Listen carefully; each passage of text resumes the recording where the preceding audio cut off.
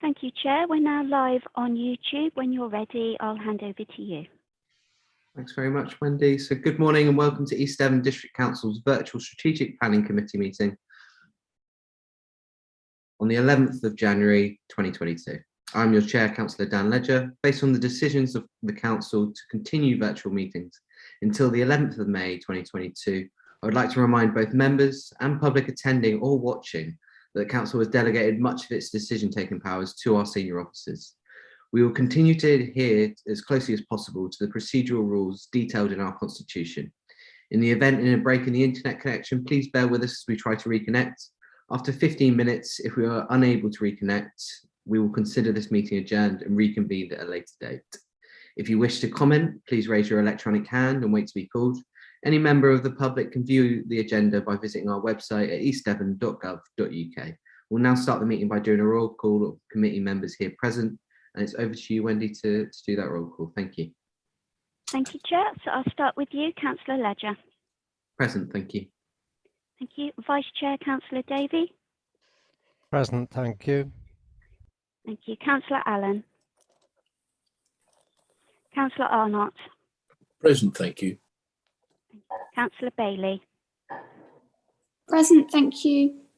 Thank you. Councillor Blakey. Present, thanks. Councillor Bonetta. Councillor Chamberlain. Present, thank you, Wendy. Councillor Hayward. Morning. Good morning, thank you. Councillor Howe. Present, thank you. Thank you. Councillor Ingham. Present, thank you. Councillor Moulding.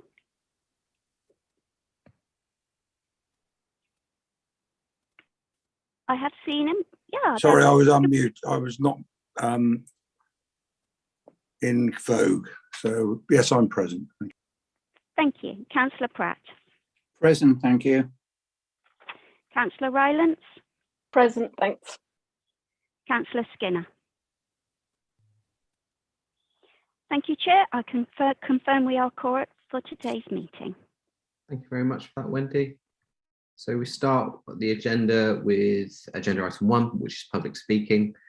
Councillor David Valentine from Gittisham Parish Council wishes to speak. Mr. Valentine, are you with us? Thank you, yes. You have 3 minutes. The floor is yours whenever you wish. Thank you very much. Good morning, councillors. I wish to draw to your attention the concerns of Gittisham Parish Council to 2 potential allocations for residential development to the west of Honiton, and which currently have an officer ranking of 3. These are to the suggested allocations with references Gitty 1 and Gitty 5. The promoted land is both a prominent and an extremely sensitive landscape, and whilst not in the area of outstanding natural beauty, any development would have a serious detrimental impact on both the setting of the AONB and the village of Gittisham. The potential development allocations would encroach into the valley within which Gittisham is located and bring development to within 400 metres of the village. There was no reference to these negative impacts in the presentation given to this committee in January by the consultant acting on behalf of the landowner, who chose only to highlight the proximity of the site to the proposed employment allocation, which lies to the north of the railway line, and suggested that the development would represent a rounding off of Honiton's westward expansion. In reality, the proposed allocation is remote and a considerable distance, some 3 kilometres, from all the town centre services, the town's education sites, the health centre and hospital facilities, and the railway station. The proposed allocation cannot support a sustainable development, and car use will inevitably be the primary form of transportation, contrary to the principles within your own existing and proposed local plan policies. Furthermore, it has been suggested that the allocation could provide in excess of 300 dwellings with vehicular and pedestrian access through the Hayne Farm residential development, currently under construction, and onto Hayne Lane and along Devonshire Road. That is, through a busy and expanding industrial estate, which will also provide access to an additional 30 hectares of employment development. As this employment allocation comes forward, together with the Hayne Farm development, the result of a 300 further dwellings will be to place severe pressure on the local highway infrastructure and access to the A30.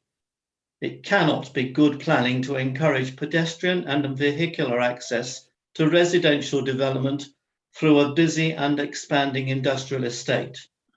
These suggested potential allocations would be contrary to good planning principles due to, firstly, the sensitivity of the landscape and the detrimental impact on the village of Gittisham and the setting of the 30 seconds AONB. Secondly, the remoteness of the site from the town centre and key services. Thirdly, the negative impact on highway infrastructure. And fourthly, the failure to meet EDDC's sustainability objectives. Thank you, Chairman. Thank you very much for that, Councillor Valentine. I think all I would say on the matter is currently through the officer's preferred approaches, it's indicated that neither of those sites should come forward in the local plan, but it is for members to decide in the coming meetings, and we'll be led by the policy, the policy intent at least, that we put forward over the next couple of meetings. So that's what we will be led by as a committee. But thank you for your contributions today. I know it is appreciated. We move on to agenda item 2, which are minutes of the previous meeting held on the 11th of January 2022. Does anyone have any comments they wish to make on the minutes, or are we happy to approve those? So I'll take those as approved. Thank you very much. We move to agenda item 3, apologies. Wendy, do we have any apologies? I haven't received any, no. Okay, thank you very much. We then move to declarations of interest, and Wendy, it's over to you. Members, can I just remind you that you need to state what type of interest, whether it's a personal or a DPI, and what item it's relating to and why you're declaring the interest. Thank you. Over to you, Wendy. Thank you, Chair. So I'll start with you. None that I'm aware of at this time. Thank you. Councillor Davey? I am an Exmouth town councillor, which would be relevant to any proposals around Exmouth, I think. And also, I'm a very minor investor in co-cars, and I'm a great believer in shared car transport. So you may hear me mention that from time to time. Thank you. Councillor Arnott? None, thank you. Councillor Bailey? I'd like to declare a personal interest as a Devon County Councillor, and that applies to all items. Thank you. Thank you. Councillor Blakey? None that I'm aware of, thanks, Ben. Councillor Chamberlain? Good morning. Just as Broadcast Parish Councillor, which might affect some of the sites and areas, and also Broadcast District Ward Councillor. That's all at this present moment. Thank you. Thank you. Councillor Hayward? Thank you, Wendy. My usual personal declaration of interest as the clerk to All Saints Parish Council, Charlestown Parish Council, and Locum Town Clerk to Axminster Town Council. But it's simply a personal interest rather than a pecuniary one. Thank you. Thank you. Councillor Howe? My usual declaration of Bishopscliff Parish Council member. Thank you. Councillor Ingham? None, thank you. Councillor Moulding? None as far as I'm aware. Thank you. Councillor Pratt? None as far as I'm aware. Councillor Rylance? Broadcast Parish Councillor, which applies to all items today, really, and the revision of the local plan. Thanks. Thank you. Back to you, Chair. Thanks very much for that, Wendy. Okay, so we move to matters of urgency, so I can confirm that there are no matters of urgency to discuss today. Then we move further to confidential and exempt items. I can again confirm that there are no confidential or exempt items. So we move into the main agenda, which is a working draft of the proposed East Devon Local Plan 2020 to 2040. And it is over to Ed Freeman to present a report. Ed, over to you.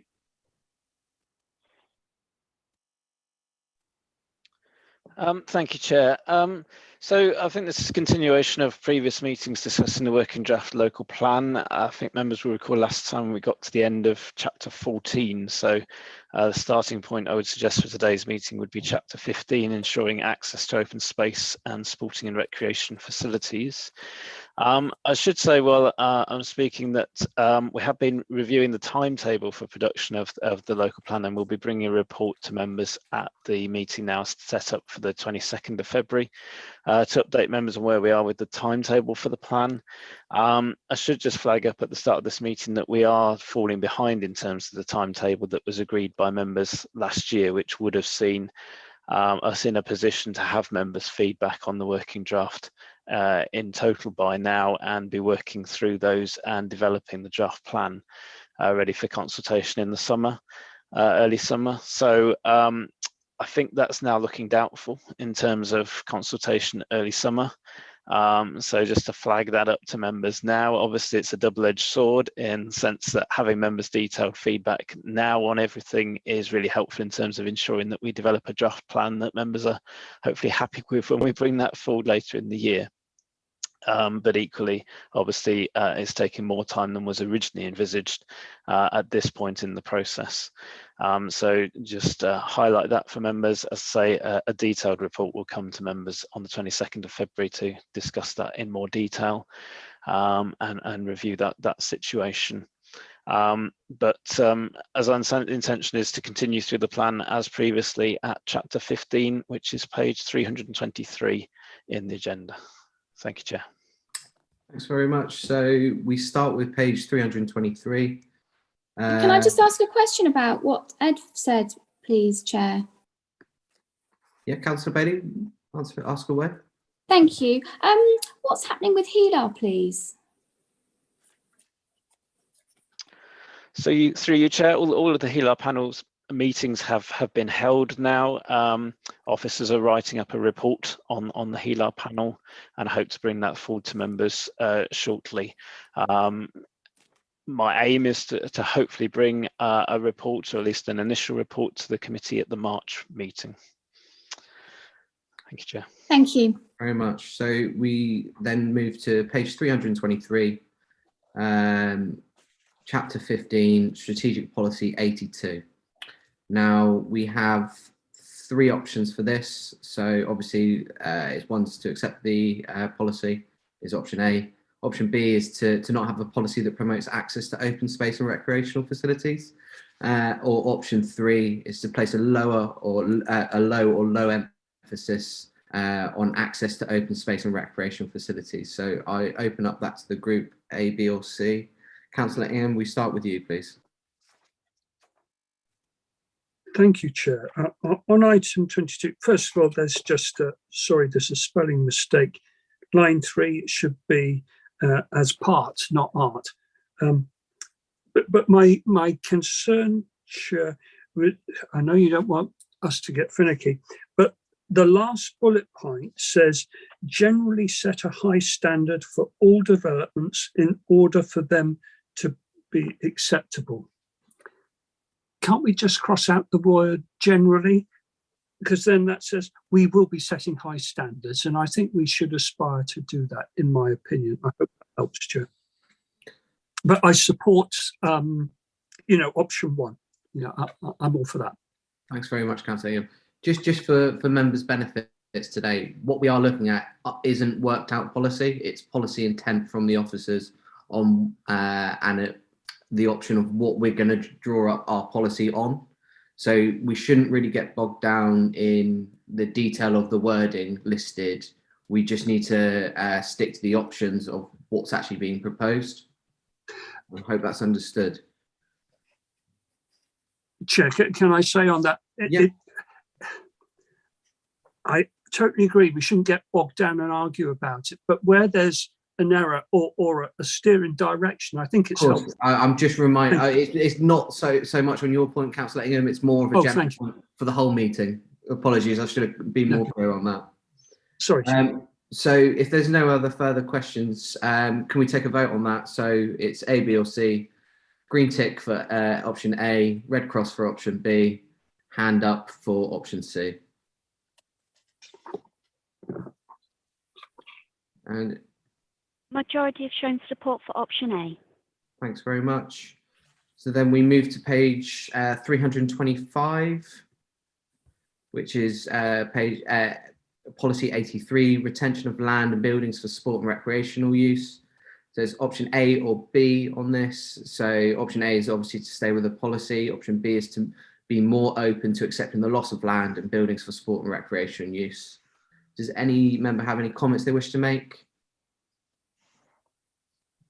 Councillor Ingham, we go to you, please. You're on mute. Oh, sorry, Chair. I want to comment. I support that in option A. But can I ask Mr. Freeman to explain a bit more? You know, the last paragraph of 83 in option A, that's the, yeah. In the local area, yes. There's an comment on that? Or we'll come back to you, Ed. Councillor Howe, we come to you, please. Thank you. I think I'm picking up probably the same query as Councillor Ingham, because this is great that we are going to keep or protect the loss of land or get it replaced, but it doesn't specify, you know, in what area we're going to keep that protected, that sports and recreation use. And I'd hate to see we lose something in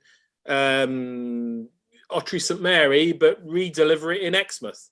We need to be quite explicit of the area we are looking to be replaced should be the community that's losing that facility. The replacement has to be back in that community. It can't be moving it miles away, if you get my meaning. And we just need to be a bit more explicit about that because it looks open-ended to me. And I'm sure I'm wrong. Mr. Freeman will have covered that, I'm positive, but nevertheless, we need to be explicit, I think. Thank you. With regards to the section 106, it usually needs to be spent in a certain area, doesn't it, Ed? So we won't be able to take it out massively outside of communities. But Ed, do you have anything you wish to add?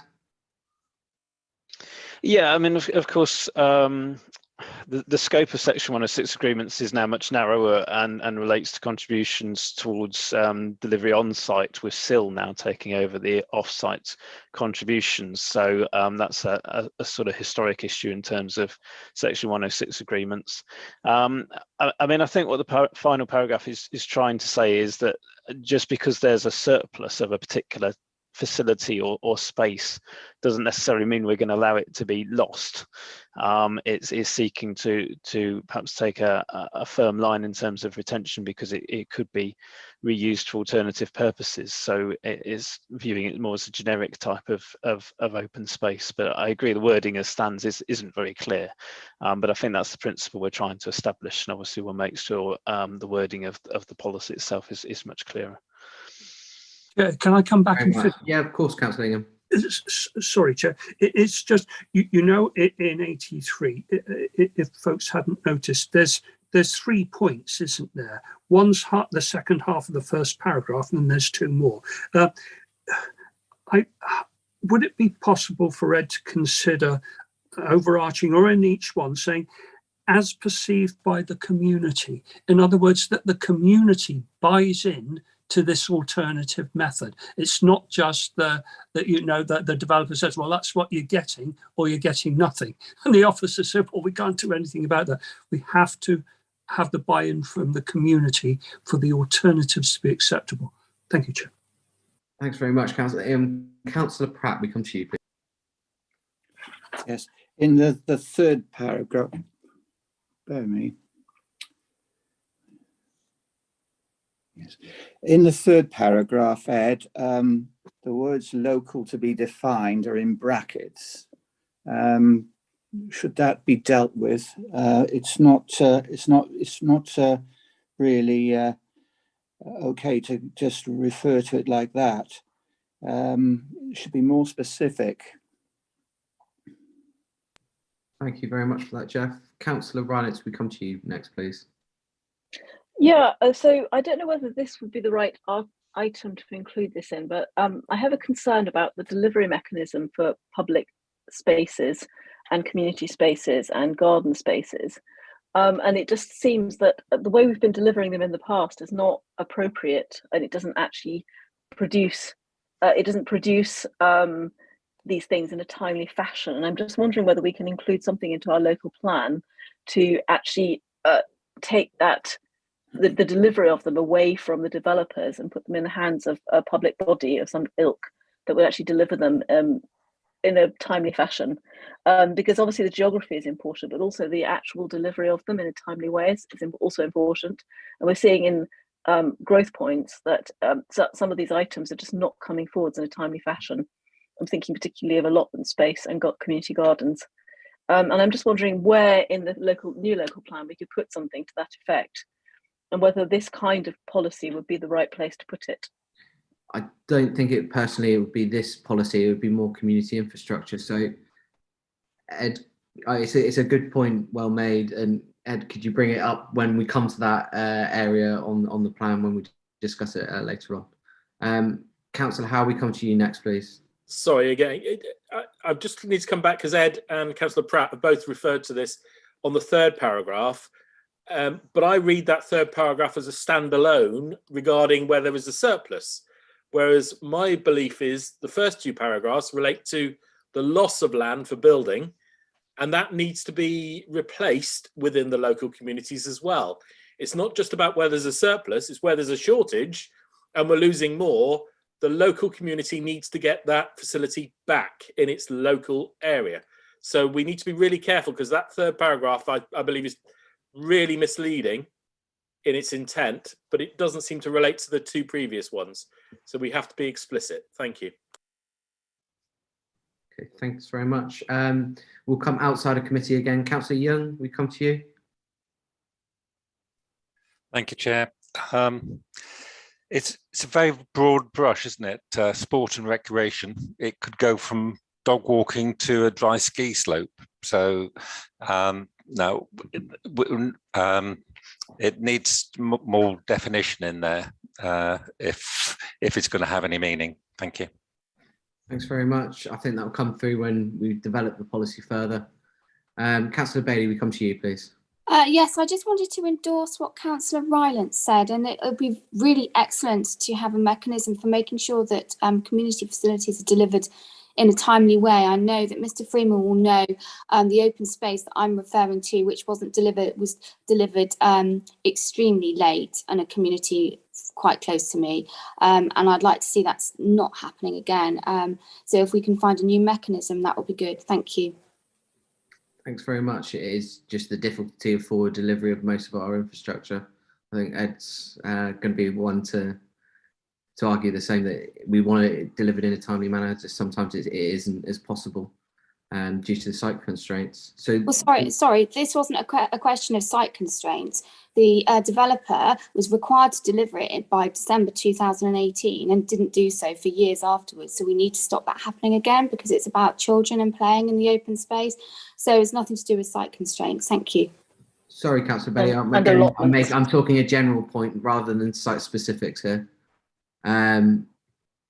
So we move back to policy 83. We've got options A or B.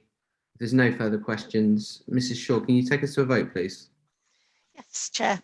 Members, if you're in favour of option A, press your green tick. If you're in favour of option B, press your red cross, please.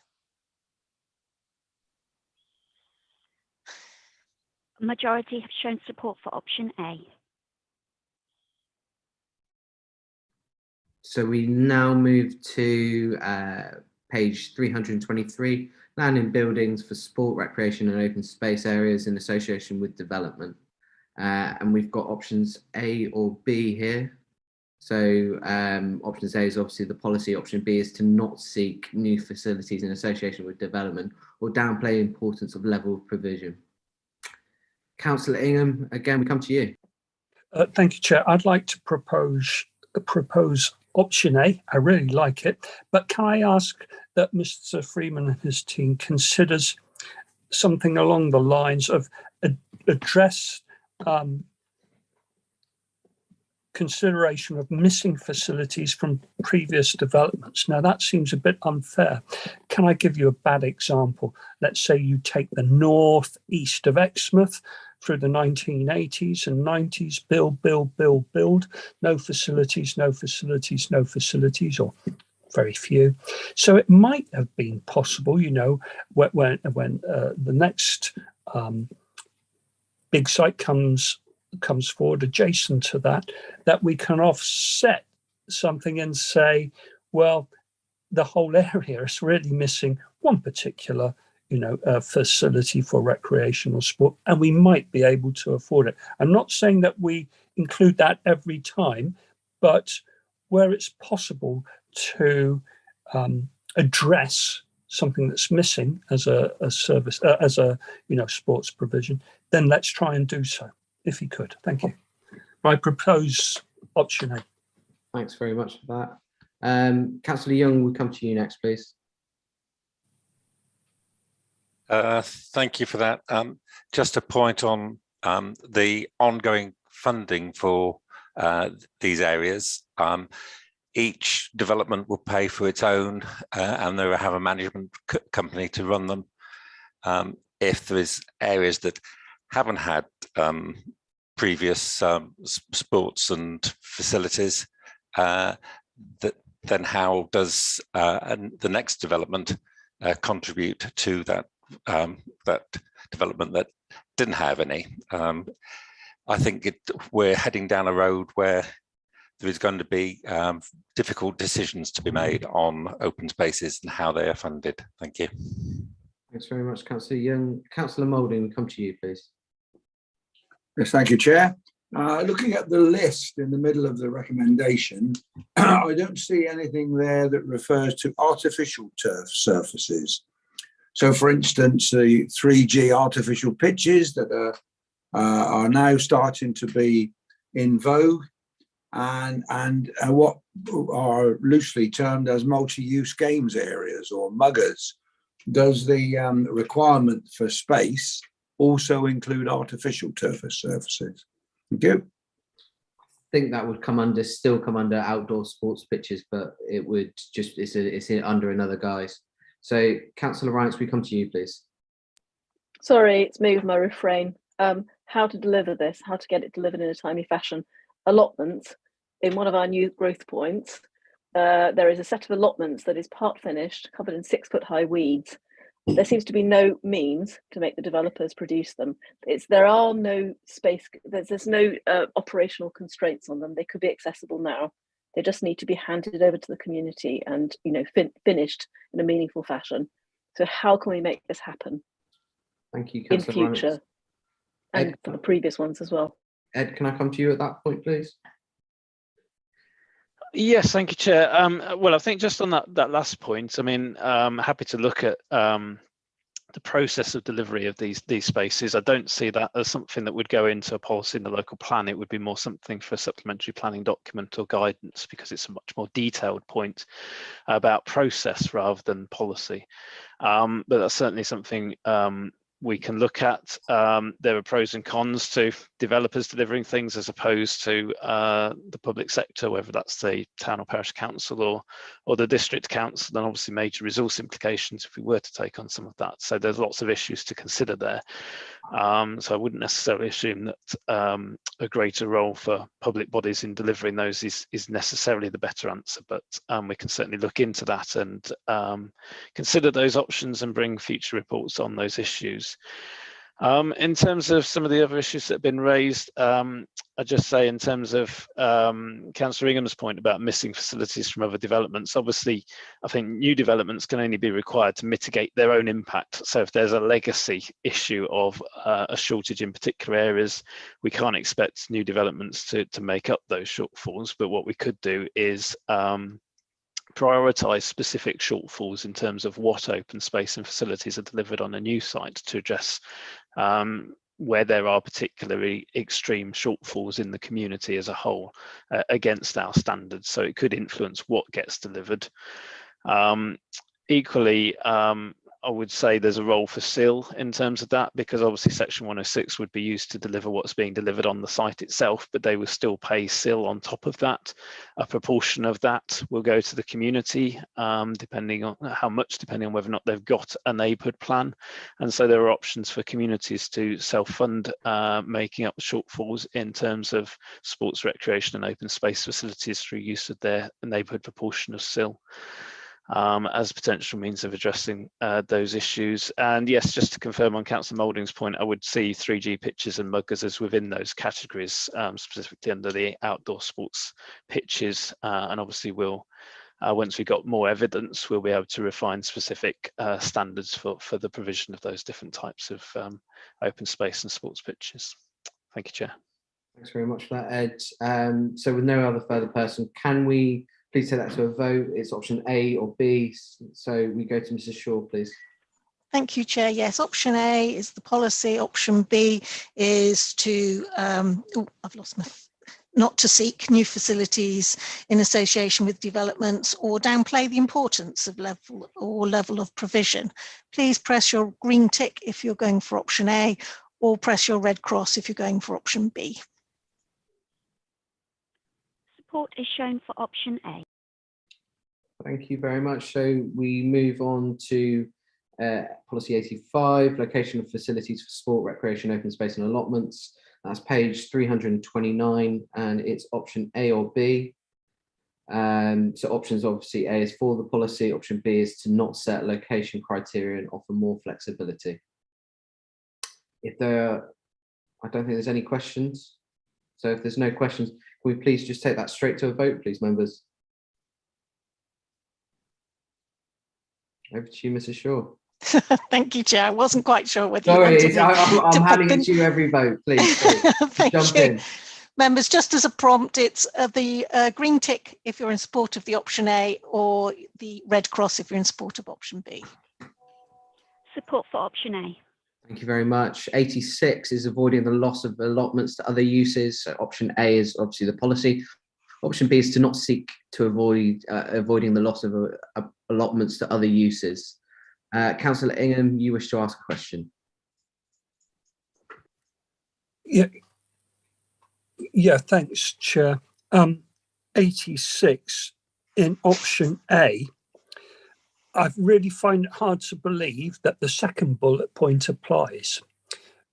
Over the next 20 years, we're going to have to hang on to every allotment we possibly can, just in case, Chair. So I would prefer, I like option A, but can we remove the second bullet point to make it quite clear that allotments will not be removed, because we need that potentially for local families to supplement their incomes and so on with their own food. Thank you, Chair. Thanks very much. Allotments are usually devolved down, so I don't believe East Devon has any in its own. Oh yes. So it won't be for us to make that decision. It will be for the local towns and parishes. If no, they, we do, if Chair. they do want to dispose, it will be. We do, Chair. We have allotments. Okay. I'd second Councillor Ingham's proposal. Okay. Councillor Howe, we go to you, please. Yeah, thank you. And it's me being a bit pedantic now about wording. The first bullet point, the development proposal would create a new provision that is equal or better than that being lost. It's the word better that I need to worry about, because if you're a new development, you actually need more. If we've got more people, you need more allotments. The word better could mean better land, if you get my meaning, as in more fertile. And we need to be really clear that the land needs to be as good as, for growing, as the one being lost. But ideally, we also need to be explicit that it needs to grow commensurate of the size of development, putting new people into the area as well. So we need to be really careful about such words where they, as we know, developers go, oh, it only says better. Well, it is better because it's slightly better land. It's a slightly better grade of land rather than better as in larger. So I think we need to be a bit more clever and a bit more explicit. Thank you. I'd like to include that in the proposal, Chair. Thank you. Okay, thank you, Councillor Ingham. Okay, Councillor Skinner, welcome to the meeting. Good morning. Do you have any declarations you wish to make at this time? Yes, I'll make my usual. I was here looking for my piece of paper. I do apologise for being late, Chair, but I shall make the declaration. I'm a member of Plymouth Parish Council still for the moment, which is temporary. I'm also, I've had land of my own interest in the healer process. I've made that declaration of those points. That's not in the paperwork coming forward this morning. So that's a personal interest. And I also have had a personal interest in land related to the Carters, FWS Carters and Stewart and Sons in the past. So I'm making those declarations of those interests. Is that clear for everybody? So we don't have any hiccups between here and moving forward. Is everybody clear? That's perfectly clear, Philip. Thank you very much. I will be coming to you later if we come to an interlude just for the whistling again. So, Councillor Davey, we come to you, please. Thanks, Chair. Yeah, well, allotments is something I'm very passionate about, and I don't think we should even refer to oversupply. There's no such thing. Allotments can always be used. And I'm not even very happy with new provision because it takes years to make ground really good for growing. And if you're presented with a bit of a field, it's going to take years to bring that into use. So I just don't think we should lose allotments, full stop, because they can always be brought back into use, even if they've fallen into disuse. And I don't see that any sign of that happening. But I just don't think we should be allowing any reuse of allotments for building. Thank you very much. Councillor Skinner, you wish to come in?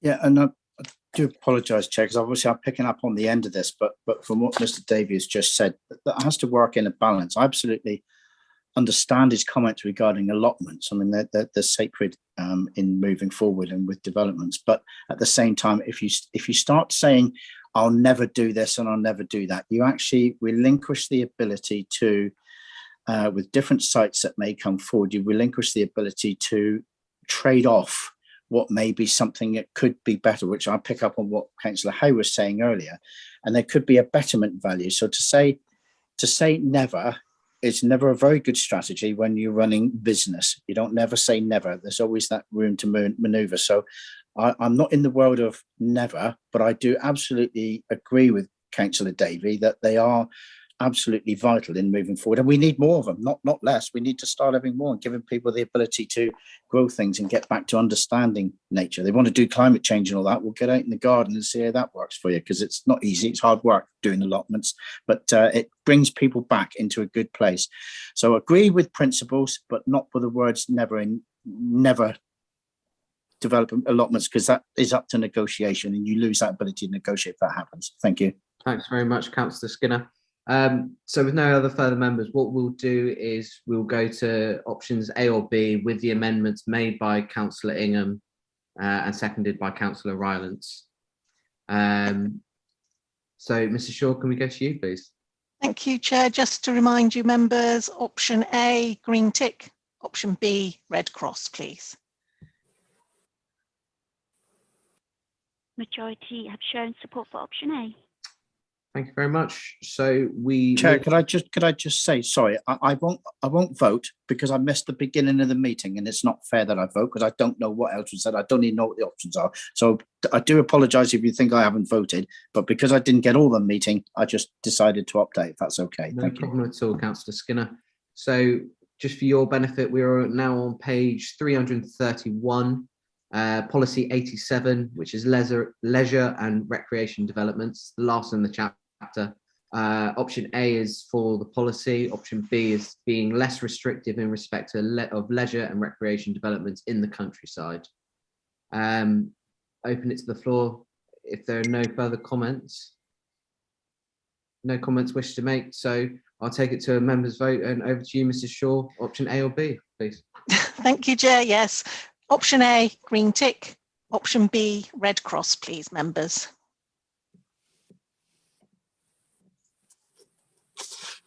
sorry, Chair, I wanted to. Sorry, Chair, I wanted to. Skinner. Yeah, Sorry. Can I speak to the chair? Yeah, of course. You can go ahead. I didn't see your hand there. Apologies. Yeah, sorry. I was desperately trying to get up because leisure facilities are absolutely vital. So I'm trying to find the page that you're on because I need to see what the options are. I'm sorry to be behind the curve slightly on this, but I need to know. 331, Phil. 331. Sorry? 331. 331. Okay. Okay. Well, we've got. Sorry, you go on with what you're doing. Thank you. That vote's passed. Option A. Yeah. We will move on. 333. It was unanimous, Phil. Yeah. Okay. Thanks for that. All right. That's we're now on 332, page 332, chapter 16, our outstanding historic environment, policy 88, which is on page 333, historic environment. So you've got option A, and that's it, really. Are members happy? Do they have any questions? Councillor Ingham, we come to you. I rather like it, Chair. The only bit it is on para 2, criteria will require new development to be sensitively designed and cause no harm to the historic environment. What is harm, you know? So, well, it's not falling down, so that's all right then, isn't it? No, I think we have to say, or have an adverse effect, just for Ed to think about that, so that no one can split hairs on that and say, well, what we've done won't make it fall down, so that's all right then, isn't it? Do you see what I'm getting at? So it's the effect. Thank you, Chair. Other than that, totally support. I think for this policy all the way up to policy 91, we'll flip it so that because there is only option A for it, we'll do it that if anyone has any issues to stick the hand up, but otherwise we'll just move on to the next item. I don't think we need to take straw vote when there's only one option. So if is anyone against the idea of it? No, so we'll move on. We then move to policy 89, which is list buildings. And again, you have the policy in front of you. Councillor Ingham. Yeah, I like it, Chair. Could we include local listings, as I've learned over the last couple of years, Ed? You know, so it's not just the national listings, you know, we do them locally, Chair. You may not realise we can do. And so can we refer to that so it has some brevity? You know, if we like it, we like it. Thank you, Chair. Thanks very much. We'll come to Ed in a second. Councillor Howe, we come to you. Terribly sorry to pick this one up. Through my life as chair of planning, we had numerous occasions when we were arguing with conservation over listed buildings. Now, I agree with what this statement says quite clearly, but we also have to be very mindful about energy efficiency and conservation of buildings in a modern world. Now, I don't want to see UPVC windows throughout a listed building, but double glazing windows, you know, needs to be right set and everything else. So we do need to be very mindful about reasons for doing work that will improve the energy efficiency and the livability and the longevity of buildings. And I'm not entirely sure we've always had that right. So we need to be very mindful of that balance. And I'm not entirely sure how we can change that. The policy's good, but we, as I say, and I'm sure you all understand where I'm coming from, because it's no point if you're paying £4,000 in electricity to heat your blooming property because the windows are falling out almost, but at the same time. So I know Ed will take it on board. Thank you. Thanks very much, Councillor Howe. Completely concur with that. Ed, can we just come to you quickly to cover off Councillor Ingham's question? Yes, thank you, Chair.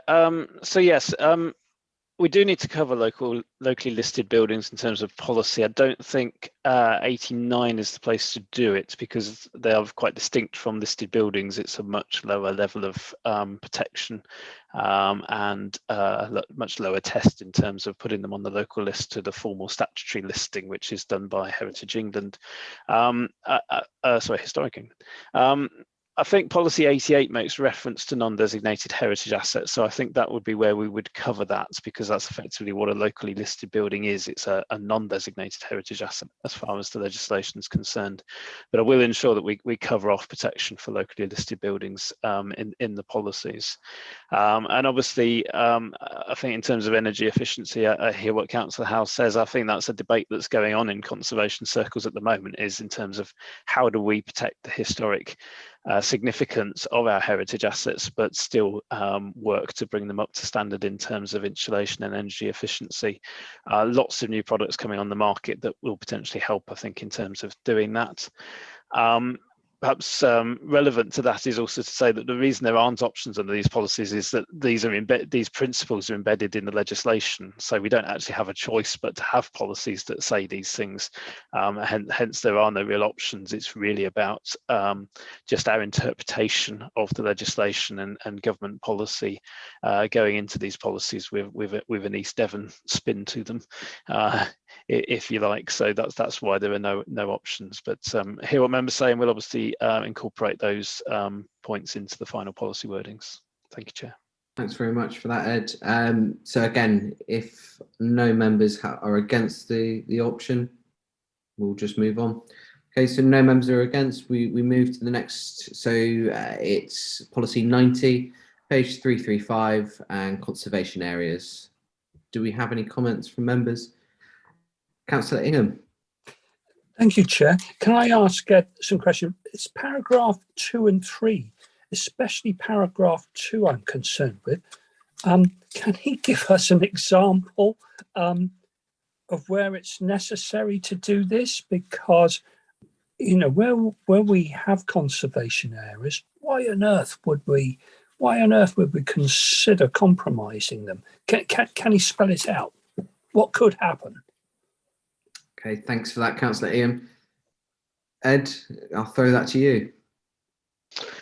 Well, thank you, Chair. I mean, I suppose I would say we're again reflecting government policy and legislation which does allow for that potential circumstance. I can't think of one in my career that I've been involved with, and certainly not in East Devon. So hopefully it's a circumstance that will never arise. But it is a circumstance that is covered in the legislation and government policy, and so we're just reflecting that in our own policy, as I say, to put our own spin on it, our own wording in place, and an East Devon interpretation. So where, you know, even if members didn't want to incorporate that into our own policy, it would still exist and would still be a circumstance that's covered by the legislation. So it's perhaps beneficial to have our own wording in place to make our position clear on those circumstances. Thanks, Chair.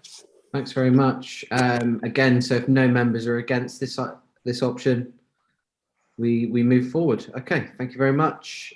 We move to policy 91, archaeology and scheduled monuments, page 336. And again, it's only one option. Does anyone have anything they wish to add, or are we just happy to note this policy and move on? I'll take that as that we note the policy. Thank you all members.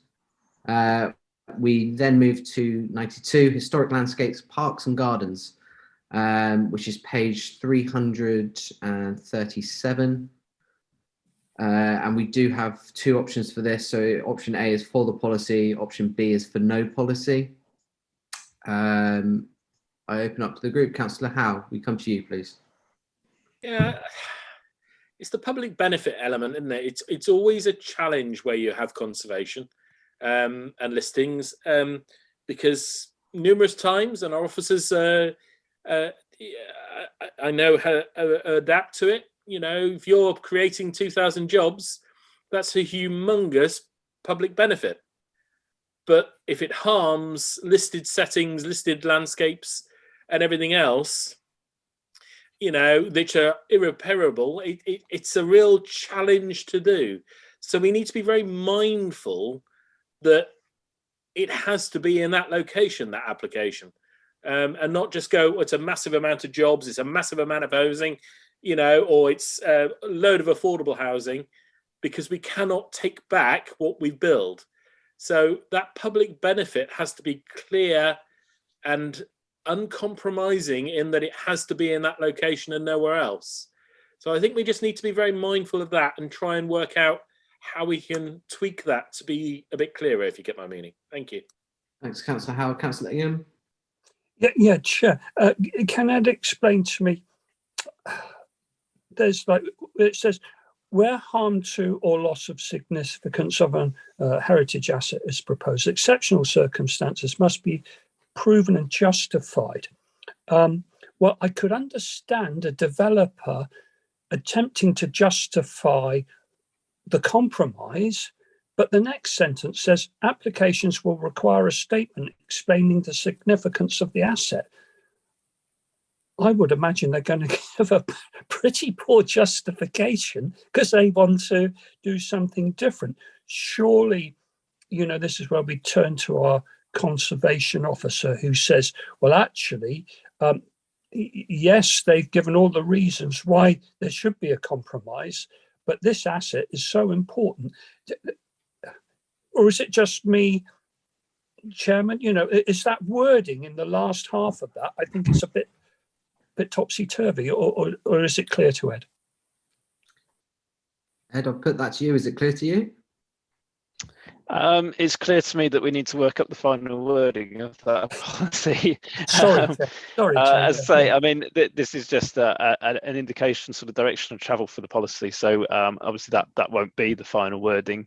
I think essentially what we're saying is that you know, a statement of significance is a common requirement for developments to heritage assets, and it's a statement of fact about what is significant about that asset, so that they can establish a baseline against which their submissions should then assess the impact of the proposal against that significance of that asset. So it's just part of the information that they need to submit with the application. It should probably be a separate paragraph from what precedes it, but we'll obviously look at the detailed wording and ensure that addresses that issue. Thanks, Chair. I like A. Thank you. Thanks very much. So, Mrs. Shaw, can you take us to a vote on that, please? Thank you, Chair. Yes, members, you've got the policy in front of you. That's option A, and option B is not to have a policy. Please press your green tick for option A or red cross for option B. Support for option A. Okay, thank you very much. So we move through to chapter 17, ensuring we have community buildings and facilities. Policy 93, which is on page 338. Policy new or extended community facilities. So option A is follow the policy. Option B, to be more restrictive on locations where community facilities are located. Option C, to be less restrictive of locations where community facilities are located. Or option D, be less restrictive of facilities serving and being proportionate to meeting a local need. A, B, C, or D. Do we have any questions we wish to ask, or are we happy just to take it to a vote?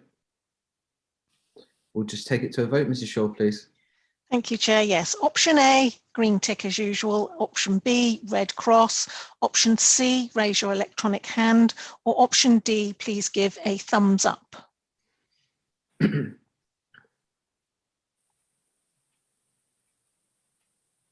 just waiting for the votes to come in. So majority support for option A. Thank you very much. We move to page 340. Policy 94, loss of community facilities. Option A is for the policy. Option B is to not seek to avoid or be less concerned about the loss of community facilities for other uses. Again, I don't see anyone wishing to speak. So can we just take that to a vote, please, Mrs. Shaw? Thank you. Option A, your green tick. Option B, your red cross, please. Support for option A. Thank you very much. So we now move to chapter 18, implementation and monitoring of the local plan. There are no options within chapter 18, but it's just giving members the ability to speak on this if they wish. Councillor Bailey, we come to you, please. Only a boring comment, I'm afraid. The numbering's not right. Thank you. Okay, thank you very much. I'm sure Ed will get that changed. No further comments from the board. We'll just take that as noted and move on. So we move to chapter 19. I've now lost my place. What happens next, which is page 344. Does anyone have any comments they wish to make on that? No. Okay, so we then move back to the start. I do. Sorry. Sorry, Councillor Bailey. Sorry, couldn't find my hand. If I can say that. What I'm not quite sure. So, are we going to be discussing 19, or are we going to whiz over 19 and go back to the start of the local plan? We're going to go back to the start now.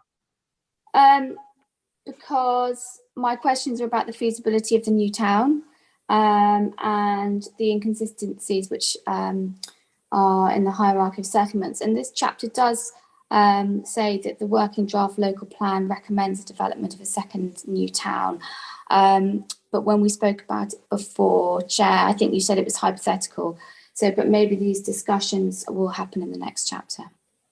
Yeah, so it is something that we do need to discuss on what the committee wishes to come forward.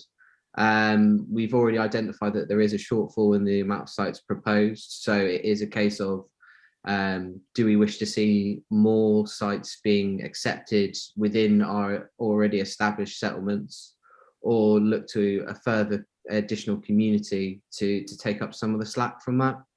I don't know the exact, Ed, is it 2,500 you wish to put into this plan period for a new community?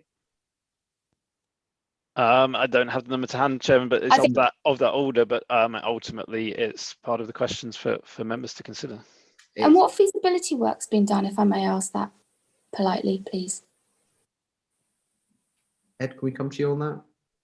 So through you, Chair, we're in the process of commissioning consultants to help us consider the feasibility of the different options, because obviously, regardless of what members decide, we still need to assess the three options going forward. So we've done some initial assessment work, which reflects in the initial site assessment work you've got in the papers, but also we particularly need consultants' help with things like understanding the infrastructure requirements of new communities and how those could be delivered, and the potential constraints and costs of doing that, and particularly the infrastructure required for transport. I think, as members highlighted in previous discussions dating back to consideration of the GESP, there was concerns about transport infrastructure in that part of the district and putting significant growth in those areas. And so we're getting consultants to have a look at that and advise us in terms of potential strategies and impacts that a new community in that area would have on those areas. So that's a piece of work currently being commissioned to help to form a part of the evidence base for the plan, and can obviously be brought to members in the coming months as information comes back. Thank you. Can I just come back on that? But what I don't understand is, if we're going to be going out to consultation, how can we do that? How can members give a steer on the new town without any of the feasibility work having completed? And I would have thought that since GESP stopped, that there would have been there were many, particularly transport and other infrastructure issues that were raised during that process. And my concern, and I may have made this kind of point before, is that without knowing the feasibility, you can't have any clarity. That we saw those sites being come forward. We haven't seen the HELA on them. We don't know about the feasibility. So you're asking members to comment on sites or on the fees without actually having the feasibility. And we've seen with Cranbrook, we've learned from Cranbrook how difficult it is to deliver infrastructure. And I would say it's probably, given the economic climate and what's happened in the intervening 10 years, much harder than then. So my concern is that work hasn't yet been done. And so we're going to be looking at going out to consultation before that essential work has been done. Because obviously, if that's not possible and it's not feasible and those sites can't be delivered, those big sites, then that radically changes the position within the local plan. So that's my concern. I think what we need to keep focus on is the fact that it is a policy-led approach. So what we want to do and get the thoughts of the committee is, what would you prefer? Would you prefer that we continue to expand our local centres, give more emphasis to tier 3, tier 4 communities, or utilise looking into a new community? And the feasibility will come out of that, but we do need to still do the work. What we're looking for right now is what our policy intent is, and do we look to our centres? If they don't become, if neither of the options are feasible, that is something that we'll look back at in the future. But we do need to give officers a steer on which direction to go down, because it's a lot of work any way to go, and we need to really thrash out all the detail as much as possible. So that's why we need to give officers a steer as quick as possible. But if I can just come back, but if those many enormous sites are not feasible for the 2,500 homes, then that means that those discussions that we're having about all the remainder of the sites are completely different from the ones. So we don't know at the moment. We don't know about there's no information, and as a council, we can control within our own powers the policies, the individual policies. But what we can't do is we don't have the expertise within our council to assess the feasibility, and that feasibility work takes time. And my concern is that we're on this local plan process without having addressed the fundamental issues about the feasibility and the work that goes. And I don't understand why it hasn't been commissioned, because that information is needed to help members inform decisions about which direction of travel we go down. So we can talk and we can have meetings with, developers who, some of those sites that we looked at were for 10 houses. Well, that's completely different from, the scale and size of those houses for the new town, for the sites for the new town. And I'm concerned that we're having discussions about those sites without knowing the fundamental policies that we're going to take. And we can talk in hypotheticals about, oh, yes, we want a new town. Oh, no, we don't want a new town.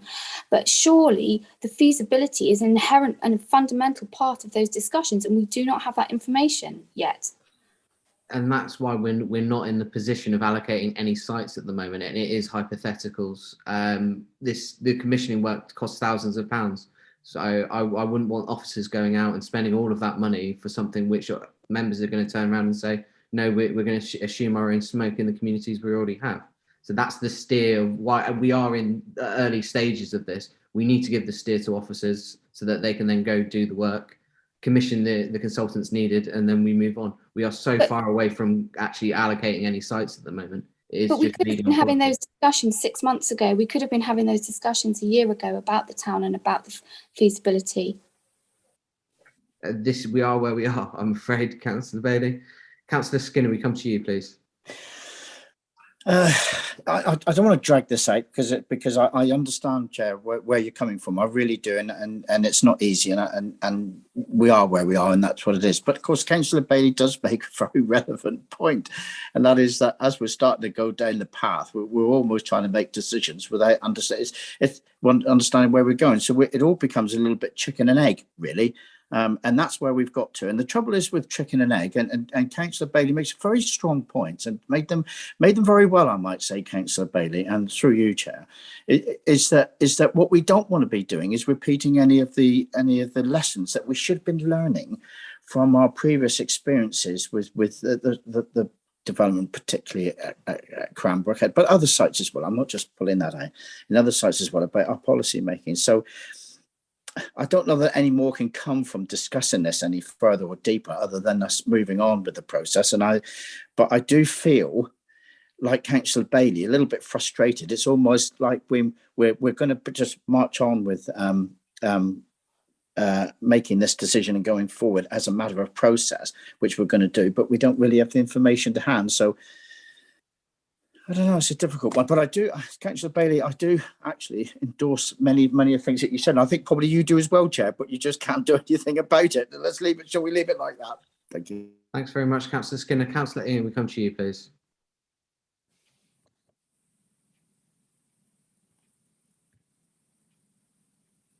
Oh, it's not on mute anyway, Chair. No, you're not on mute. It's frustrating trying to get the top bit down sometimes. I do apologise, Chair. Well, it's odd, isn't it? Because I think it's Councillor Skinner said, that you've got this chicken and egg scenario, and Councillor Bailey's quite right to be cautious. You're saying, Chair, that we can still have a peep and start on the journey. Yes, because we can't do it all because of this chicken and egg scenario. But we can slowly move forward, Chairman. So I'm with you in that we can progress. But I think we have to be cautious on how fast we do that. I do think that we can start listening to each other, considering all of the options within the big picture, as has been said, whether it's, tiers 1 and 2, 3 and 4, or a new community. I think we can start looking, Chair, because we already have this overarching Devon climate emergency strategy that we're signed up to. And that's our guiding light on everything we do within strategic planning. So I think we can start, Chair, and I think we'll realise why as we move forward today in what we look at. So yes, we've got to move forward, but we do have to be cautious, Chair. We can't do this at a rapid rate. We have to be absolutely sure what we're saying is correct. Thank you, Chair. Thanks very much. I'll bring in Ed Freeman on this, please. Ed, can you come in and comment, please?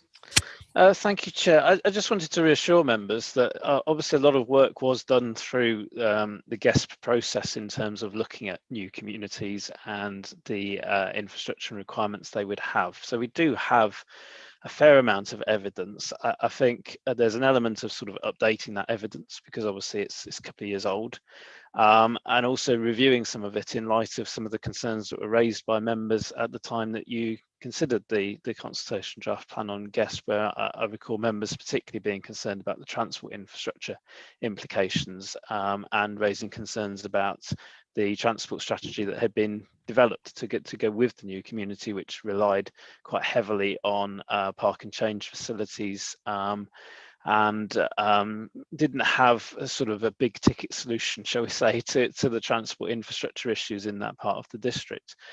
So mindful of that, we felt that additional, perhaps independent input, shall we say, outside of Devon County Council was needed to help to support the work that Devon County had done and work with them in terms of developing some alternative options to look at those issues in more detail. So that's part of the work that's been commissioned. So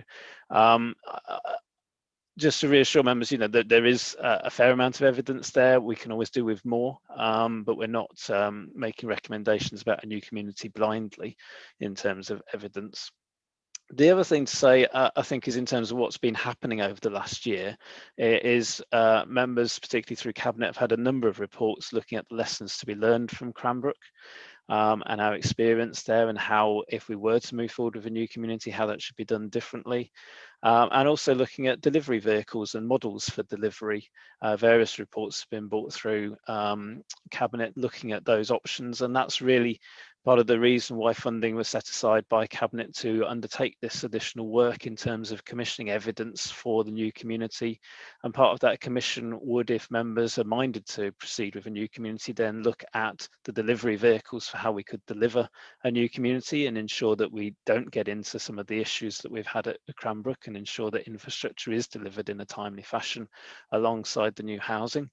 And also then that commission then leads into, if members are so minded, the master planning of that development and taking that forward, so that we're clear through the consultation that we have the evidence so that people can understand what we're talking about in terms of this new community, how it might be delivered and what it might ultimately look like. So that's all part of that commission, which is staged.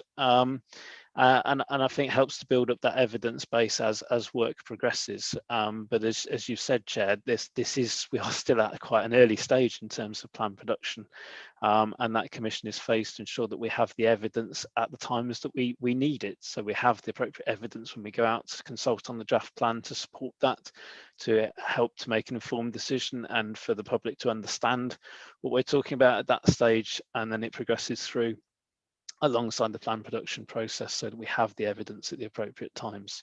What we're really just looking for at this stage is a sort of steer from members about their initial feelings about a new community proposal, so that we can factor that into the work we're doing as we build up that evidence base. Thank you, Chair. Thanks very much for that, Ed. I'm not going to take any more further speakers on this point. We are needing to get back to the agenda and moving forward. I think we've got very stuck on the new community when it's not really for this item here. So if we move into the start of the chapter, now that we've done all the in detail policy intent and given that to officers. We will move to chapter 2, which is the vision and objectives of the plan. It's a lot more, taking a higher view to it. So we've got two options here. It's, do we follow the council plan with the drawing directly from the council plan, the local plan vision, which is the three key strands of better homes and communities, a greener East Devon and a resilient economy? Or do members of the committee wish to see an alternate option for the plan vision? And Councillor Pratt, we come to you, please.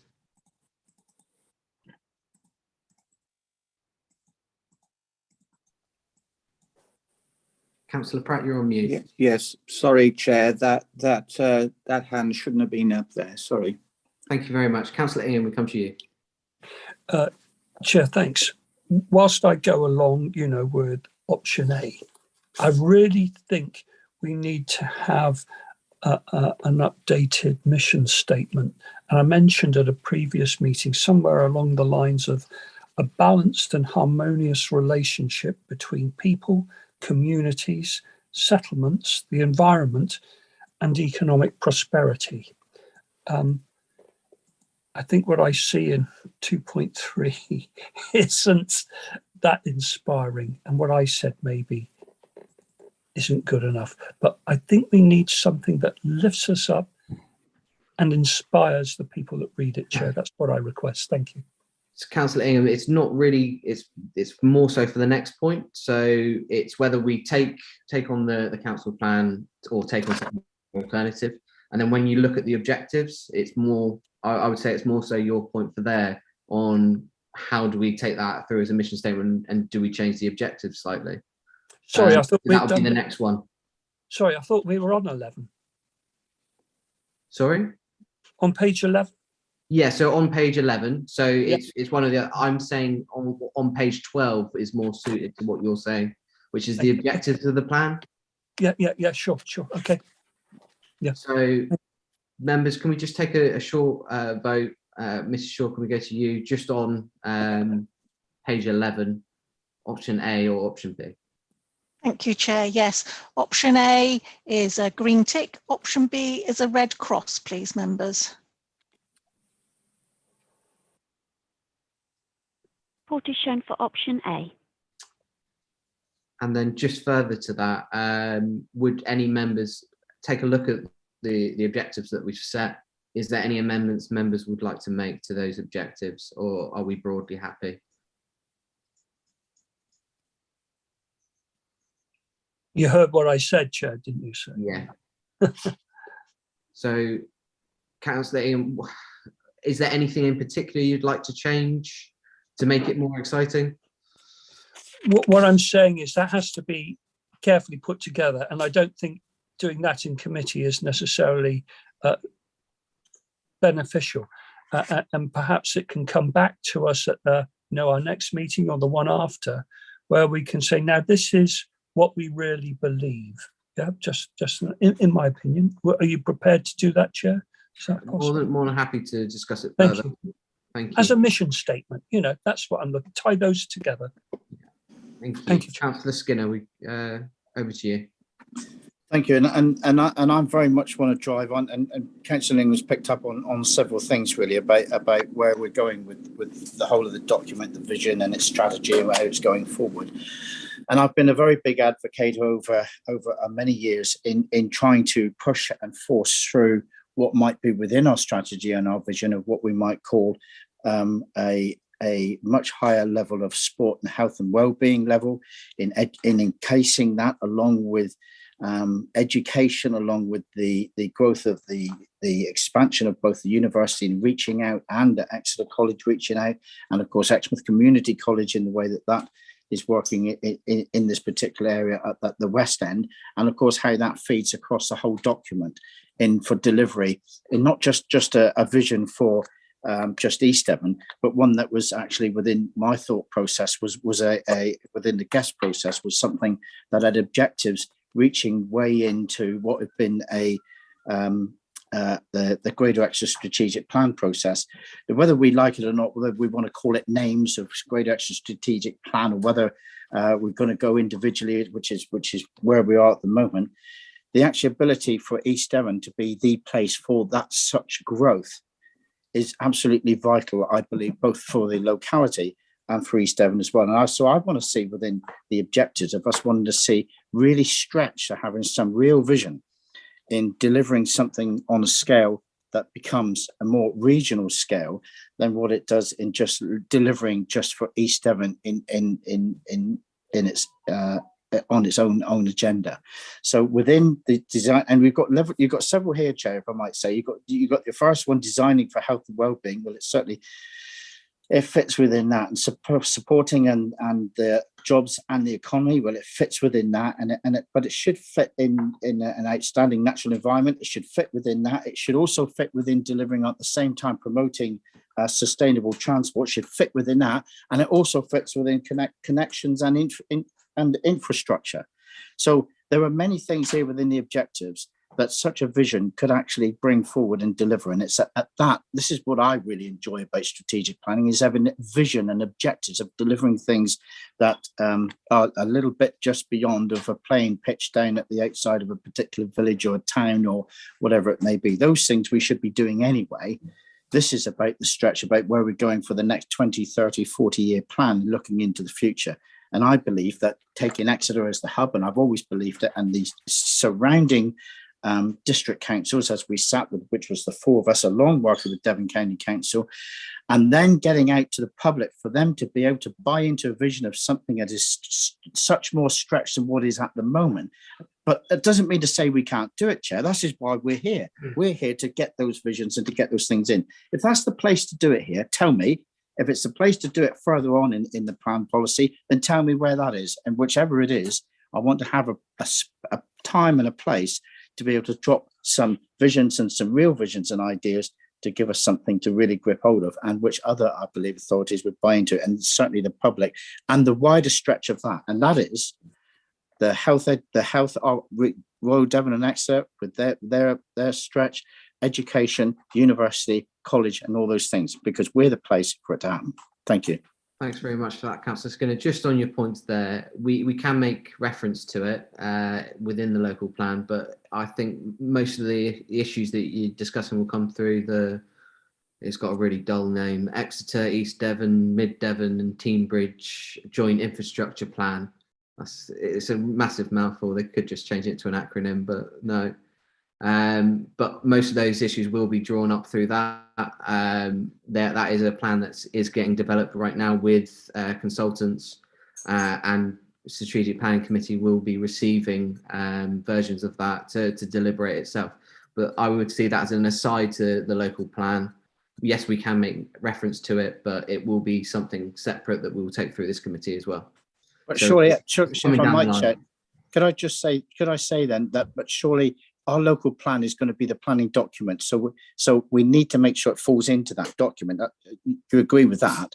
And what I might say is, I don't know what dull name you got, but why don't whatever you just read out, which is, I don't know, you lost me because I didn't even know what you were saying. So that's how dull it is. It didn't even land. But why don't we just call it the Greater Exeter Strategic Plan, which we had before? And that way it'd be much easier. Now, I know there might be some people might actually think themselves, oh, hang on, we sort of swerved a curveball, I believe, came from our leader at one point, but he certainly swerved a curveball. Right? Because we got ourselves into a real bad place. So let's all put on our grown up pants and pull them all up, and let's just get something done for delivering for the people of East Devon and the surrounding area, because that's what we need to focus on, and that's where we need to be. Thanks very much for that, Councillor Skinner. It's something that's in train, and the name was decided by the leaders of the authorities that are taking it forward. We'll bring it forward, and hopefully it might come up with something a bit more snappy. I know our leader was trying for it, but he was outvoted on the matter. Let's just try Greater Exeter Strategic Plan. That's best. Councillor Davey, we come to you, please. Thank you, Chair. 10 is such a nice round number for objectives. I hesitate to ask to add another one, but I notice we've got promoting vibrant town centres, and I think if I lived in a village, I would be going, well, where's any reference to villages in here? And I would like to see a reference to supporting sustainable and thriving villages as well, because I think we can't just concentrate on towns. And I think we have to consider that a lot of people in East Devon live in villages, and they're very desirable to a lot of people, and make sure that they are acknowledged in the plan as well. Thanks very much for that, Councillor Davey. We'll take that as one of the proposals. I'll try and mop them all up at the end after all the speakers have spoken. So Councillor Rylance, we come to you, please. Thank you. I just wanted to support what Councillor Davey just said and maybe replace town centres with communities, because that would encompass villages as well. So to my mind, a vision document has to be, it's the guiding light. It has to be simple, it has to be pared down, and has to be straightforward. And the 3 objectives that we have in green meet that, to my mind. At the moment, we're talking about a local plan to discuss strategic planning within our area. If we had remained within GESP, as Councillor Skinner will well know, our decision making would have been outsourced. So we are in the fortunate position of actually being able to decide what we build in the future within our council area, which we wouldn't have been had we still been within GESP, and would not favour going back to the name GESP. I hope a better name will emerge in time. Councillors, we need to get off the GESP topic. What we need to focus on is the objectives. So what I was about to say is I like these objectives. I like the objectives. I like the vision. Very neat, very clean. And with the small proviso of changing town centres to communities, because some of the larger villages actually do have quite vibrant community centres, like town centres, village centres, sorry, with a few shops. And it would be good to encourage people to shop local more, because for all the environmental reasons and all the economic reasons, benefits that would bring. Apart from that, I like everything in it. Thank you very much, Councillor Rylance. Councillor Howe, we come to you next, please. Thank you. I'm going to stick with objective 5 at this minute in time. No problem with including villages in that. I'm just wondering, housing should be in there, because the only way you really increase the vitality of these town centres is to put housing with the shops, the cafes, the businesses and everything else. And that makes it more sustainable and a lot greener, because people don't necessarily need their car to come out their apartment, do whatever they want to, go downstairs, have a lovely coffee, have a croissant or bagel, whatever it is, and do some shopping, do some work and everything else. So we need to put housing as well as part of that, not losing any of the shops or anything else, but we are looking at redevelopment that includes housing in these town centres. That is vital. The other thing here, and it's almost missing to me, is the very thing that makes East Devon East Devon, and that is our wonderful farming community. It goes on about vibrant economy, vibrant towns and villages now, climate emergency, etc., but nothing about our farmers and our open countryside. And one thing that worries me, and has been worrying me for a long time, is our lack of attention to our farmers and the food production they quite rightly do a great service to our local communities in. And the simple example I've got, we need to protect the Devon County Show. Councillor Skinner raised it when we were having some presentations, I know, because I wasn't there at the time, regarding a number of plots of land that have been put forward that would almost certainly ring the death knell for the Devon County Show at West Point. And probably the West Point itself would be then up for sale and everything else. So we need to be really careful about what we want and how we want it to protect those things that are important to East Devon, Devon as a whole with the Devon County Show and other such sites. So I think we need to be a bit careful and a bit clever as well with what we're doing and how we're setting those objectives. Because objectives are great for the future, but we also need to protect what we have that is precious to most of our residents. Thank you. Thank you. Councillor Faithful, come to you next. Thank you, Chair. This is about putting together our consultation, and to me, I don't know, it sounds like I'm going back to the new town thing, but it's not specifically that. It's when we were told about Cranbrook, the original house numbers were 2,900 and now it's 8,000. And then we've got a new town, they're saying 8,000. So should we be presuming, well, let's think 20,000 houses because that's the way Cranbrook went. And so it's like, how much can we, how can we be trusted? How can we show that we can be trusted, that where we're going is doing what we're saying we're doing? You know, does that make sense? Because you know where it went with Cranbrook, and I don't know where we don't want to go there again. I think Councillor Faithful, it's more of a decision of council on what direction. We do have a set number of houses that we have to deliver by the government in this plan period, and it's for us now. We can decide which numbers go to which centres. So whether we boost, we've got the preferred options by officers at the moment. Whether we boost the towns that we've already got and the main centres, and give those even further sites that some of those are score lower than others, or we look to our tier 3 and 4 settlements, the likes of Fennerton, Wimpole, those kind of areas to take on more growth, or we look to the likes of a new community to take on vast amounts of the growth for the council. It's up to us on what we decide to do, but we have that number to meet. It is suggested about 2,500 if we are to go the new community route. If we don't decide that, we just have to boost our numbers in the centres that we already have. But it's for this committee to decide which and where the growth goes across East Devon. So that's the discussions that we'll be having today. Councillor Arnott, we come to you next, please. Thank you, Chair. Apologies. Yeah, just Councillor Howe's point about Objective 5, and I don't know how we recalled this today, perhaps just in the notes rather than changing the objective, but I do think he's absolutely right. We already know, of course, that there is a government policy which does allow, at some risk, town centre sites, shops that aren't managing to sustain themselves and whatever. There is a presumption that they can convert into other types of unit. And I think we need to engage with that actively in all of our towns. And some of them have got neighbourhood plans that rightly protect their main retail spots, because perhaps there aren't that many of them. But in others, I think we do need to look at that. Whether we can capture that today within Objective 5, I'm not sure, Chair.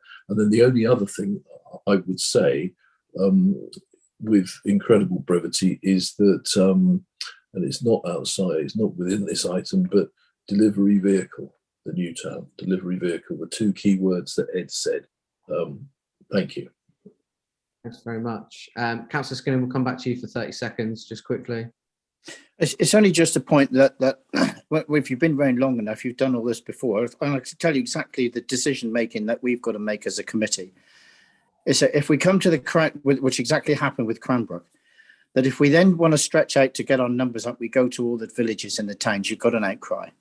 And the pressure will come from the people giving us an outcry. So what the real decision making has to be done is how we develop is the villages. Skinner, can we just keep it onto the objectives just for this point, and then we can come to that at a later point? I'm just trying to keep minds focused really at the moment on the objectives. Well, the clear objective is going to be, because what you're saying is within this document, what you were talking about earlier, so what you were saying was that we're going to have to decide as to whether or not we have a new town. That's what you said, or whether or not we actually go back to the villages and do what it is we've got to do, get our numbers in that way.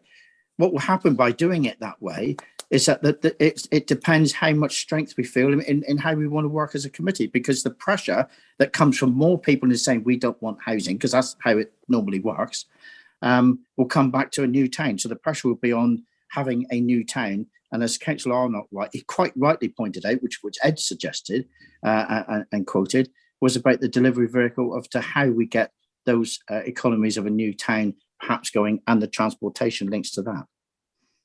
That has to be focused on. That's our focus. Thank you very much, Councillor Skinner. With the amendment made, I can't remember which, I think it was Councillor Davey made the amendment originally. Can we take that to a vote, please, Mr. Shaw? Yes, members, if you would please press your green tick if you are in support of the objectives as discussed with that amendment from Councillor Davey in relation to the extension of objective 5 to include the villages as well.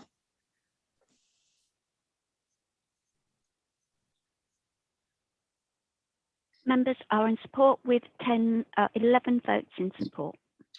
Thank you very much. I think at that time, it's 11 o'clock. We'll take a 5-minute short comfort break for members. So can you please be back in your seats 11:05. Thank you.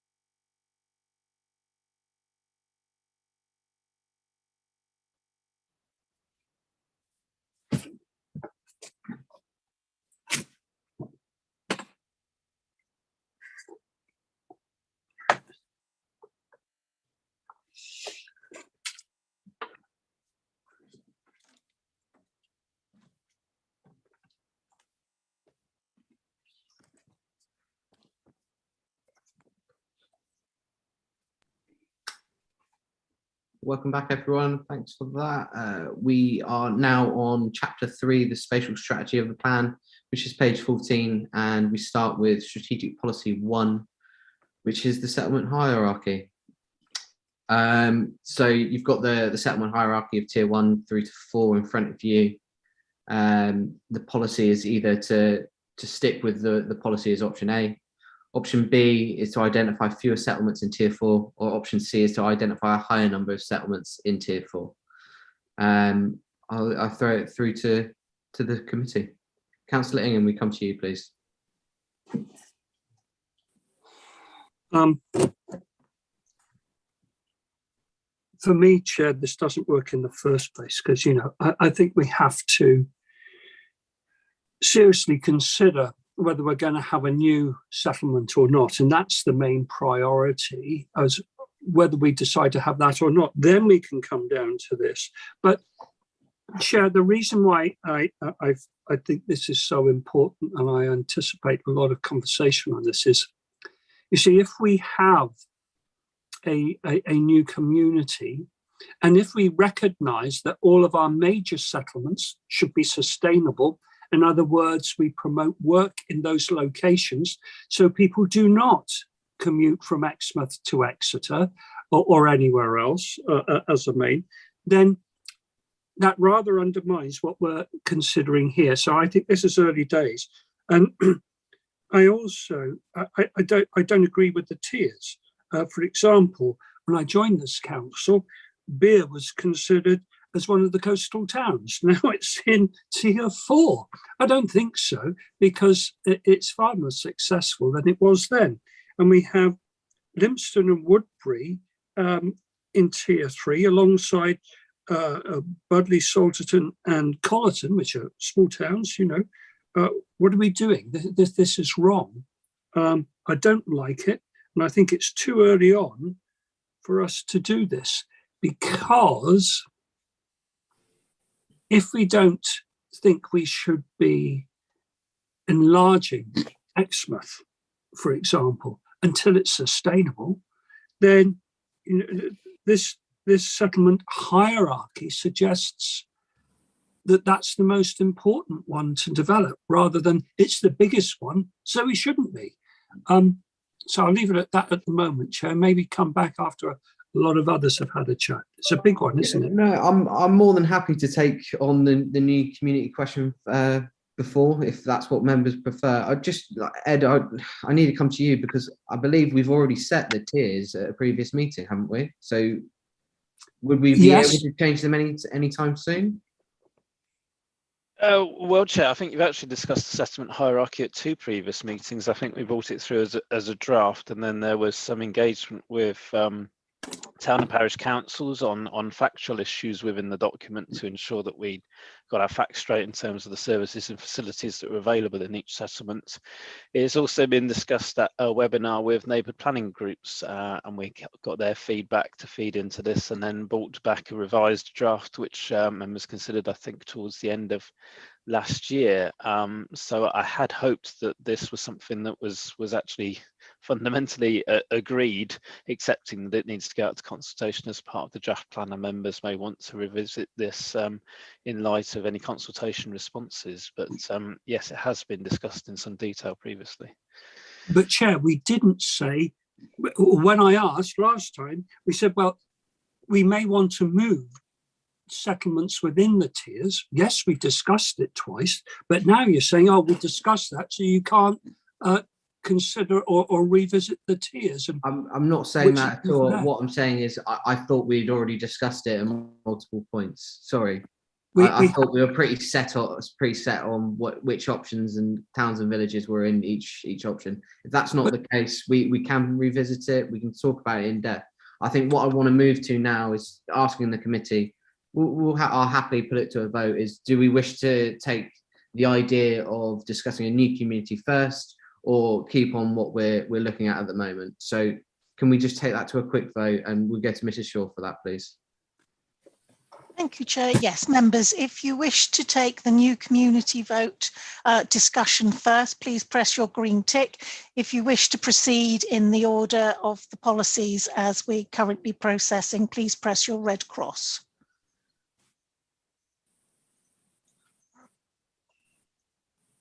Okay, I have 6 votes to discuss the new town first and 1 vote against.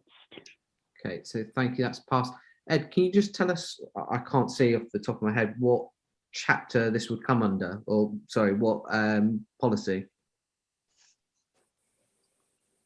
I know you're probably frantically looking yourself now. I am, yes, Chair. Number 2. Strategic Policy 9, Development of a Second New Town East of Exeter, page 70. Okay, so it's page 70, members, and I open up to you. Bear with me, I will get the page up for myself. Yeah, so it's Strategic Policy 9, and then you've got options A, which is for the policy. Option B is not to build another new town, and option C is building a series of smaller scale, though still strategically significant development schemes close to Exeter. Councillor Bailey, you've had your hand up for quite a while, so we'll come to you now. Thank you. My feeling is that we're being asked to decide on something that's fundamental to the future of the district, and we haven't been given the information. I would expect to see all the work that's been done around GESP and any work since. I would expect to see a complete report on the different options, considering all the individual reports that we've had so far on a whole range of topics. I don't remember ever, am I wrong? Have we ever had a full and proper discussion about the new town? And I'm really concerned. You know, we spent all day at various meetings with developers promising various things, and yet there's been no healer. As far as I'm aware, on those towns, we haven't had any officer recommendations on the different sites. And I feel that, you know, this is an absolutely key topic for the future of the district. And we should not be looking at it on 2 pages of a report. This should have been discussed first as part of this process, and it should have been discussed prior to this report. And I would expect to see the work that's been done, a full report on the feasibility issues, because if the work's been done, why is it not in this report? Where is it? How can we discuss the feasibility? You know, there's a new road here, there's this, there's that. You know, I want to make informed decisions, not decisions based on at the end of, you know, how many meetings have we had about the local plan? This is the key point. This is the hardest thing to get right. This is the biggest single consideration, and it merits the most work and the most attention from the committee, because until you get that right, and until you understand about those 2,500 houses, is it viable? Is it feasible? How long is it going to take? How do we avoid the mistakes that have been made before? I don't think it's right that we're talking about all the other settlements. So my feeling is that we need a lot more information to be making an informed decision. It's vital that we make an informed decision. And at the moment, we do not have that information. Thank you. I think the only point I'd come back with on that is the reason why we don't have everything at the moment is because members are having the greatest amount of involvement in the local plan that they have ever. We are bringing it back as an early point, and this is why we're looking. Councillor, please let me speak. We are bringing it back to members for them to decide the direction of the policy. What's happened previously is that officers have ran with the plan, like what happened with guests, and they have made some fundamental assumptions.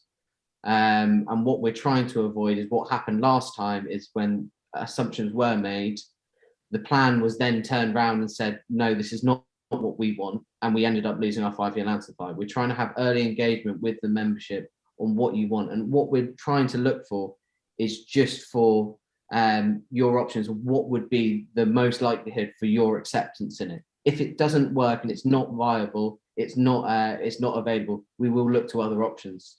But we are trying to take members through that journey from a very early inception on what you want, how we can actually make that work, and how we can take that forward.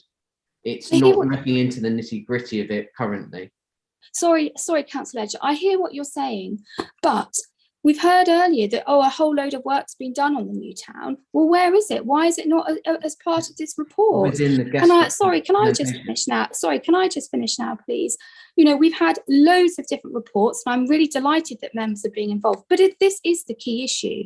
This really is the most important issue of any of the other issues, because if we can't deliver 2,500 houses through the new town, then we have to look at alternatives.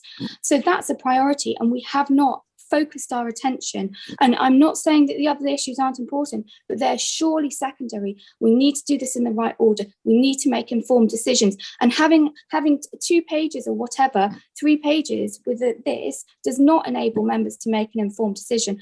And, you know, if the information's there, and I know Councillor Arnott has talked about, you know, delivery vehicles, I'd like to see a proper report. What is planned for the new town? What work has been done? I'm not suggesting that, you know, you talk about future work being done, but what about the work that's been done so far? Where is it? Thank you. The work that's already been done so far on 2 of the communities are found in the guest documentation. I think what we need to, as a membership, realise is that this will be a 10-year lead-up time. So we are going to be doing a lot of work in between this. None of this new community is going to affect our 5-year land supply. But Councillor Ledger, if it's in the, why hasn't it been brought to this committee? If it's in the guest, I wouldn't know where to find it. Or other members wouldn't know where to find it. If it's important for this decision making today, it should be in today's paperwork. It's already been brought to this community previously, and that's I can't do any more than that, I'm afraid, Councillor. But Councillor Ingham, we come to you, please. Thank you, Chair. I tend to agree with a lot of what Councillor Bailey has just said. I think it is important. And to say, oh, we discussed this a year or 2 ago is not good enough, because we need to refresh those who have joined this committee, how this committee has evolved, what we've considered in between times. And of course, she's absolutely right. This is the key decision that we have to make. Do we have an additional new village town or not? And I disagree with you, Chair. You know, it's no good putting this one on the back burner now because we don't have GESP anymore. You can't give yourself 10 years grace, I'm afraid. That's a privilege we don't deserve. And we have to decide, are we going to ensure that our towns become, because they're not, become sustainable by creating jobs within those communities, but not expanding the population greatly, also create a new centre? Or do we carry on as we were before, where we expand our existing towns and completely ignore the climate emergency strategy that we've bought into with the rest of Devon? Because that's the implication. Remember, this finishes in 2041. Our climate strategy that we've signed up to, we insisted for East Devon, it goes to 2040. I think you'll find that this is the most important local plan that we could possibly have, because this takes us towards success or failure with regards to our input and Devon-wide climate emergency strategy. It's essential we get this right. It's essential we put housing where there are jobs. It's essential we take that decision, yes or no, in the full knowledge of the ramifications and how it will be delivered and rolled out.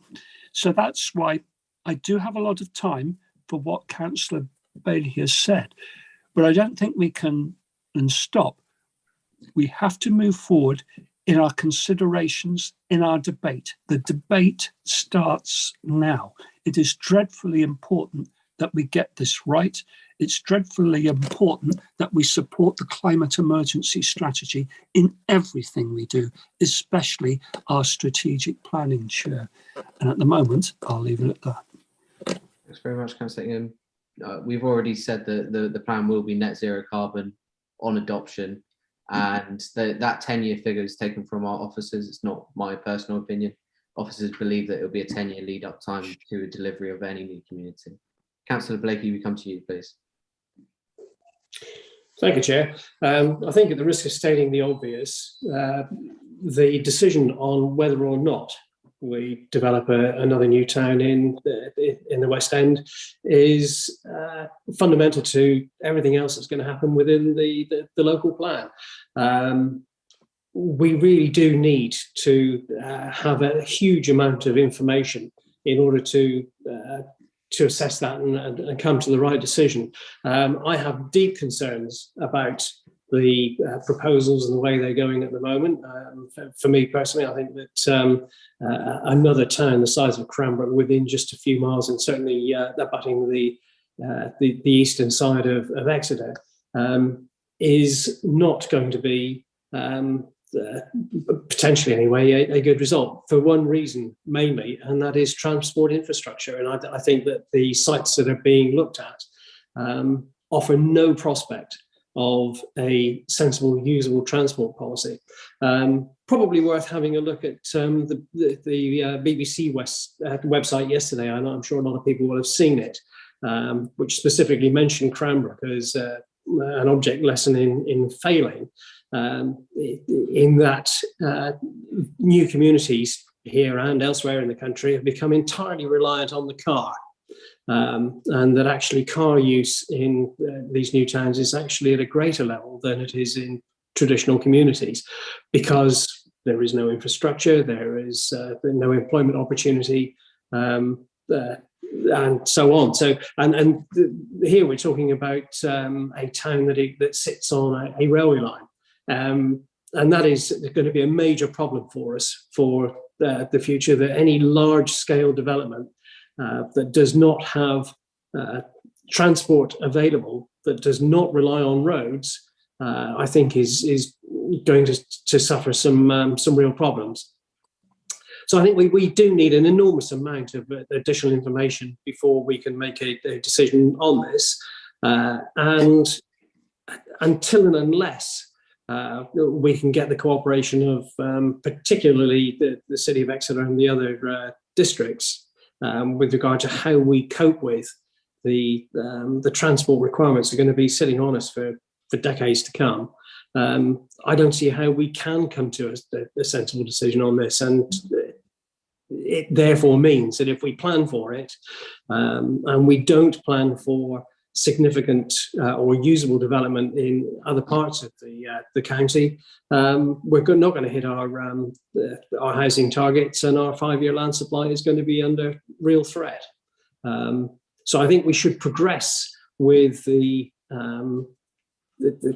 proposal, the data that we're going to get for this proposal as quickly as possible, so that we can come to a decision, the right decision, quickly, because it is the elephant in the room, and until we get this one sorted out, the rest of this plan, I think, is going to be sat there in limbo.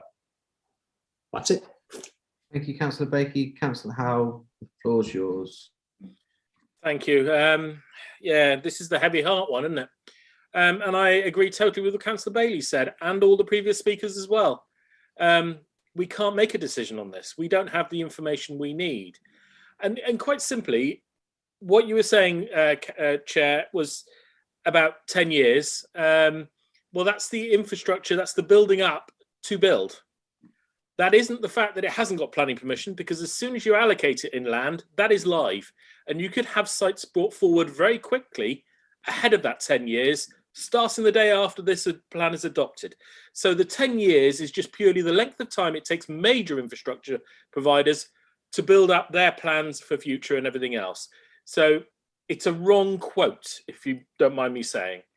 Now, I see we have three choices here. We have what we're proposed of, 2,500 odd homes in a supposed new town, and keep all the other allocations, etc., as they are, whatever. But 2,500 homes isn't going to provide any infrastructure that is needed. Pure and simple. The costs are too high. We will not link the A30 to the 3052 if that's what we're proposing, and provide other things. 2,500 homes will not do it.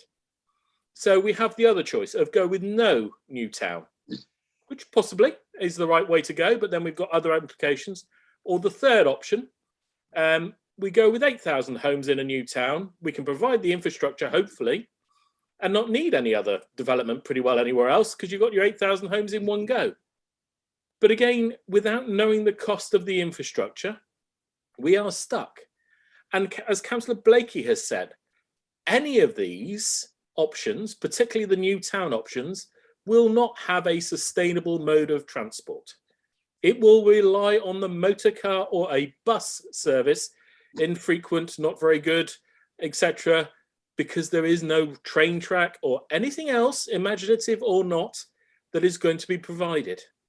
And that is the fundamental sticking point we are with. We don't have the information to make the relevant knowledge, sensible decisions at this point. We need that further information. In particular, if we are going with a new town that links the A30 with the A3052, we need the costs of that road determined. So we know the scale of the development of the new town, because I can tell you now, it will not be 2,500 homes. It'll be far in excess, you know, and we've got to have that information before we do anything. You know, it is imperative, because this is fundamental for the future of the whole of East Devon and Exeter as well, and even Mid Devon. You know, we need real assurance, real knowledge as to what we're doing, and make those decisions on sound basis, not just a back of a fag packet. No disrespect to Mr. Freeman at all. He's brilliant at what he does, but, you know, it is best guess. And I'm sure he'll admit it's a knowledgeable guess, but it is just that. It's a best guess. Thank you. Thanks very much. Sorry, Ed, can we bring you in at that point, please?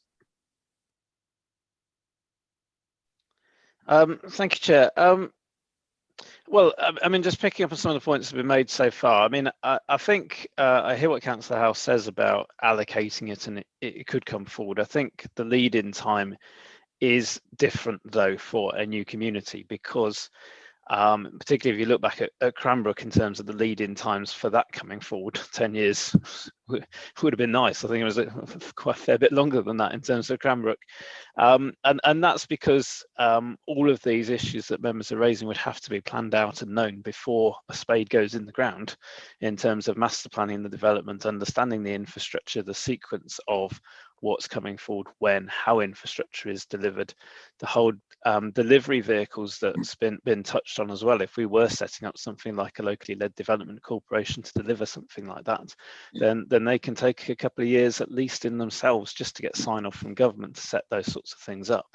And then there's all the master planning of a new community. So I think 10 years is actually realistic in terms of something starting on site. And I think one of the lessons we learned from Cranbrook and was identified in the cabinet report as a lesson from Cranbrook is to understand the scale of the new town at the start, and not start off with a town that's going to be whatever we were, I think 2,900, then 3,500, and then 5, 6, 7, 8, as we were at Cranbrook. Let's have a vision for a new town from day one, so that we know what we're planning for. Communities in that area know what's being planned for, and that makes understanding the delivery of infrastructure and when things can be delivered simpler as well. And I think that's something that we're looking to address here by saying from the outset that this would potentially be a community of up to 8,000 homes, albeit with only about 2,500 coming forward in this plan period. And it's an opportunity to look ahead at what might happen in following plan periods in terms of housing delivery in the area. The other thing, a couple of other things I would say is one, I'm not expecting by any means members to make any kind of final decision on a new community. I think what would be helpful, though, is a steer as to whether or not members think that a second new community could form part of our strategy in terms of meeting housing needs. I accept that the level of evidence is still being built up in terms of a new community, how that would be delivered, what infrastructure requirements would be needed, and how we ensure that we learn the lessons from Cranbrook. But fundamentally, I think the information in front of you, if you sort of come at this from the other end, is how else can we meet the housing needs of the district over this next plan period other than through a new community? officers' assessment of site options already shows you, even with a new community, a shortfall of housing sites amounting to about 900 homes. And we've set out elsewhere in this document options for dealing with that shortfall of 900 homes. If you look through the information that's in front of you with a mind to a shortfall of potentially 3,400 or 3,500 homes if there were no new community, I think it's going to be extraordinarily difficult to meet our housing needs without a new community. And I appreciate that that might not be the way we want to look at it. I want to look at a new community as a positive thing, making use of the assets of the West End of the district to deliver something really exciting, vibrant and exciting as a new place. But I think we have to look at this from both ends of the equation. While a lot of work needs to be done to establish what the new community would be and how it would be delivered, the other way of looking at this is how on earth are we going to meet our housing needs if we don't have a new community? And that's part of this wider issue about the spatial strategy for the plan, aside from this particular point about a new community itself. Hopefully that's helpful, Chairman. Thank you. Very much so, Ed. I think we need to get back onto what is our strategy for growth for the district and where would members like to see it. So, Councillor Faithful, we'll come to you, please. Thank you, Chair. I'm just checking, this is page 15 we're talking about, isn't it? No, page 70. Oh, doesn't matter. Okay, thank you very much. Councillor Moulding, it's over to you. Yes, thank you, Chair, and all very interesting, and I'm very much in agreement with previous speakers, particularly Councillors Bailey and Ingham and Howe, on this matter of whether we move forward with a new community, or indeed whether we retain our existing policy of building on our existing communities.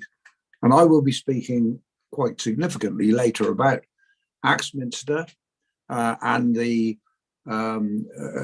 suggestion in the papers we have before us that the extension of Axminster to the northeast with an urban extension, including a relief road for Axminster, which is absolutely vital, it's now considered that that's not deliverable and we'll chuck it out of the plan.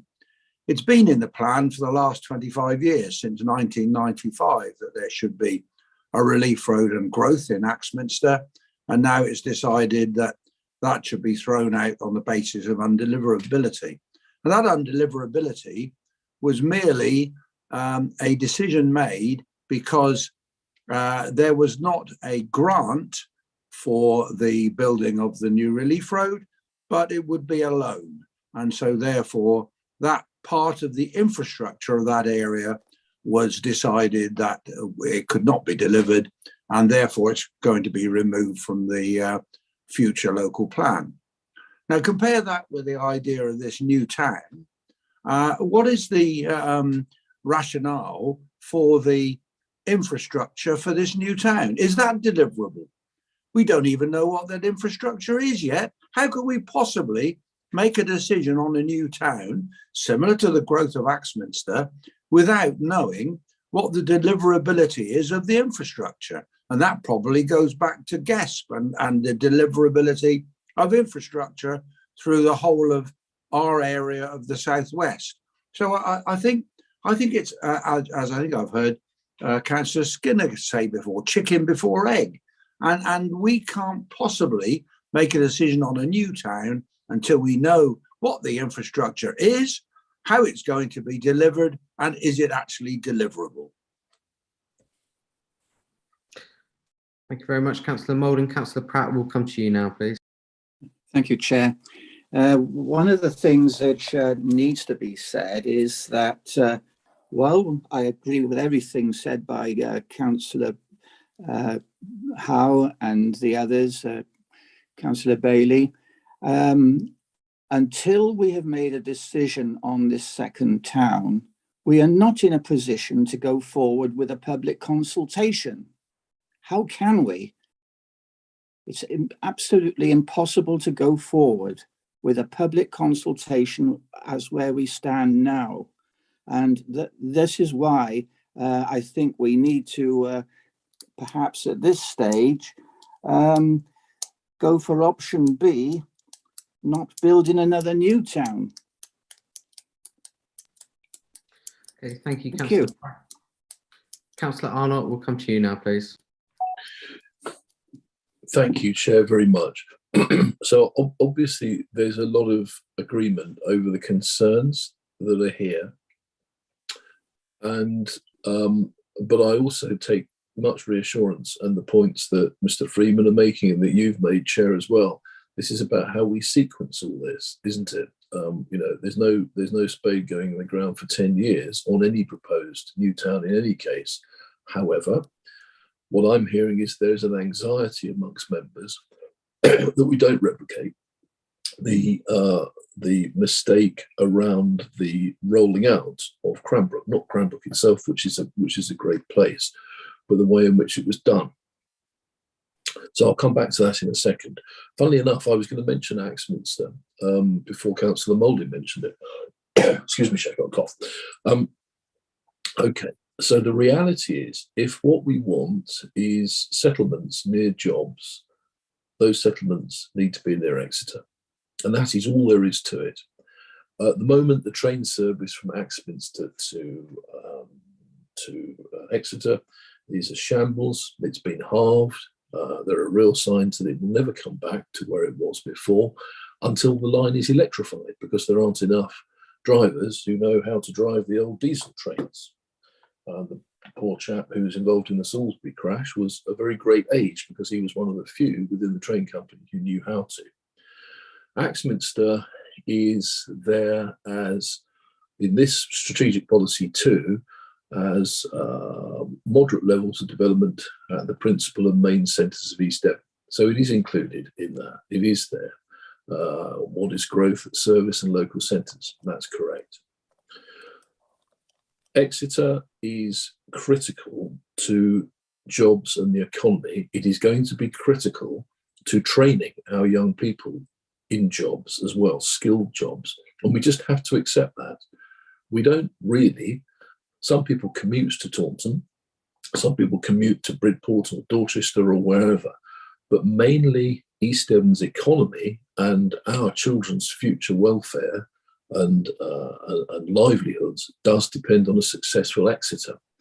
And that points towards us needing to do as much housing as we can near Exeter. Now, we get into the next set of problems, which Councillor Howes rightly and repeatedly flagged, and others agree with. The transport infrastructure, what is that going to be? Well, at the moment, I think people were saying some disobliging words about bus routes, but actually by the time any community such as this is built, the government at least has promised a national bus policy.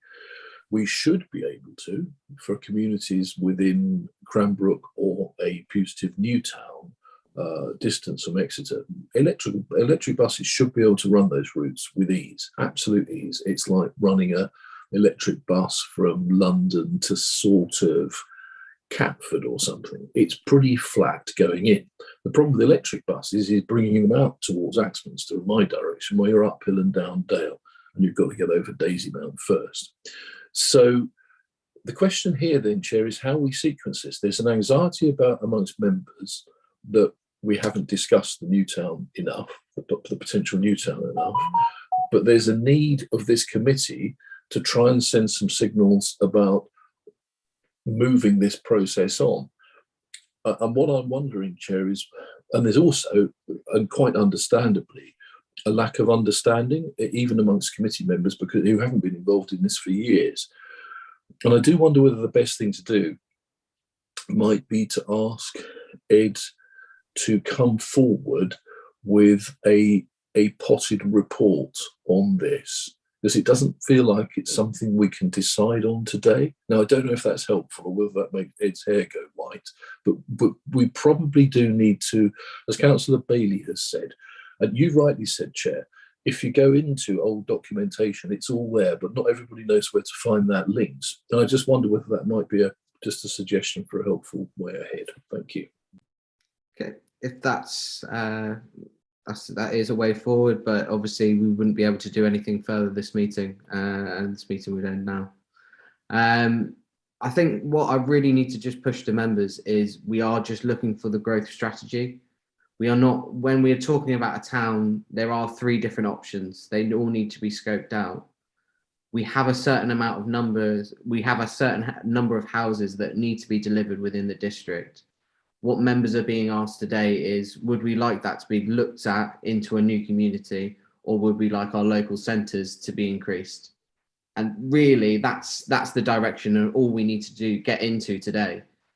All the further scoping and information will come back at a later date. We are just asking for a direction from members on where they would like to see growth. And it's got nothing to do with the infrastructure delivery or anything like that. That comes later. We do need to decide where we're looking at our growth, whether we are looking to increase the sizes of our villages, whether we're increasing the size of our towns, or we look to a new community to meet that number. But we have a set number of houses that we need to deliver in this plan period, and I need to know from the membership where you would like that to be delivered. That's all we need from today. Councillor Skinner, we come to you, please. Thank you, and it's quite well put. And it's, you see, I think the problem is, I mean, I agree with many of the speakers. I think Councillor Bailey again has spoken very well, and Councillor Howe and others and people with experience. And Councillor Arnott, actually, I think he summed it up. He summed it up really quite well about the process, how we're going forward. But what you do need from here, I don't know that I would like to leave the meeting of nothing, but it sounded like when we sort of started this journey, there was a no, please don't take any offence, but there was sort of a are we going to do one or the other, Chair? And I think that the way to go forward is to say, because of the lack of evidence that some people are feeling really unsettled about. And the trouble is, if you try to drive something like this when people aren't unsettled, what you'll find, Chair, is that will grow, and you'll get more and more unsettlement as you go on through this process. And you don't need to do that. You need to be in a place that you're bringing people with you. So I don't know that members, unless I've read it wrong, I don't know that members are saying, we don't want this or we don't want that. What they were saying are that if you're asking the question, do you want this or do you want that, that where's the evidence of whether we do or whether we don't? And that's where we are. So let's just finite it down. If there is an option whereby to give it sounded like you want the officers to have a view taken from this committee to be looking forward to a new town. If that is the process that they want to take, and they want a sort of a green light on that, then my answer to that would be gathering more evidence, looking forward to doing that without putting anything else out. Then I'm quite happy for that, because I think what Councillor Bailey was saying is, I can't make a decision on any of this because I don't know. So what we're asking is, go away and do a bit more. So go and have a look at doing a new town and bring that information back to us. At the same time, that doesn't mean we don't want you to now look at the other towns and all the rest of it. And Councillor Moulding made an excellent point, and made an excellent point about not knowing. Here we are making a processing going forward with the potential of a new town, and here we are talking about that one at the West End, and then looking at Axminster, just saying it's being thrown out because it's like a bit far away from Exeter. I don't take Councillor Arnott's view that Axminster is the other end of the universe. I actually believe that Axminster is a very connecting part of East Devon, and you can easily commute to Axminster to Exeter from Axminster as what you can whether you go to Taunton. So I think that question of putting Axminster out on the basis that it's the other end of the universe is not accurate. And Councillor Moulding makes a very good point, because the point he's making is that there's been an assumption we're not going to increase Axminster on the basis of the cost of a new road. And yet here we are going to talk about having a new town down in Exeter, but we don't even know what the cost of that road is. So those two don't line up, and we need to get those two lined up, Chair. We really do, because that's really important that comes forward. Now, on the basis that if you go back further in the report, when Councillor Ingham spoke about he wasn't particularly happy with the setup of the criteria that's come forward with the housing part, is that actually changes that part with Axminster. So what I think at this time, my personal view is to be having a look at all the options of what we've got, and the information required for us to make those decisions comes forward. And I think you'll find then, Chair, you'll get yourself into a good place, because people are not against anything per se. They're just saying, if we're going to do this, we need to know the how and the why. And that's all the questions they're asking. They're not saying no, they're saying we need the how and the why. And there's the same thing for Axminster, the how and the why. Because if one can work in Exeter, down in the Exeter end, why can't the same thing work for Axminster if that's a real need? And we've got to look at East Devon, as well as I'm big on the Greater Exeter strategic plan and working with our other authorities, of course, but we do also have to look after East Devon, and Axminster is a crucial, very important part to what we're doing. And they've been wanting a bypass road for that. So if the delivery of housing, we all know, Chair, and all the members on this committee, we all know that the delivery of a road is going to come through housing numbers in where that's going to be, and it's going to come off that as a project process.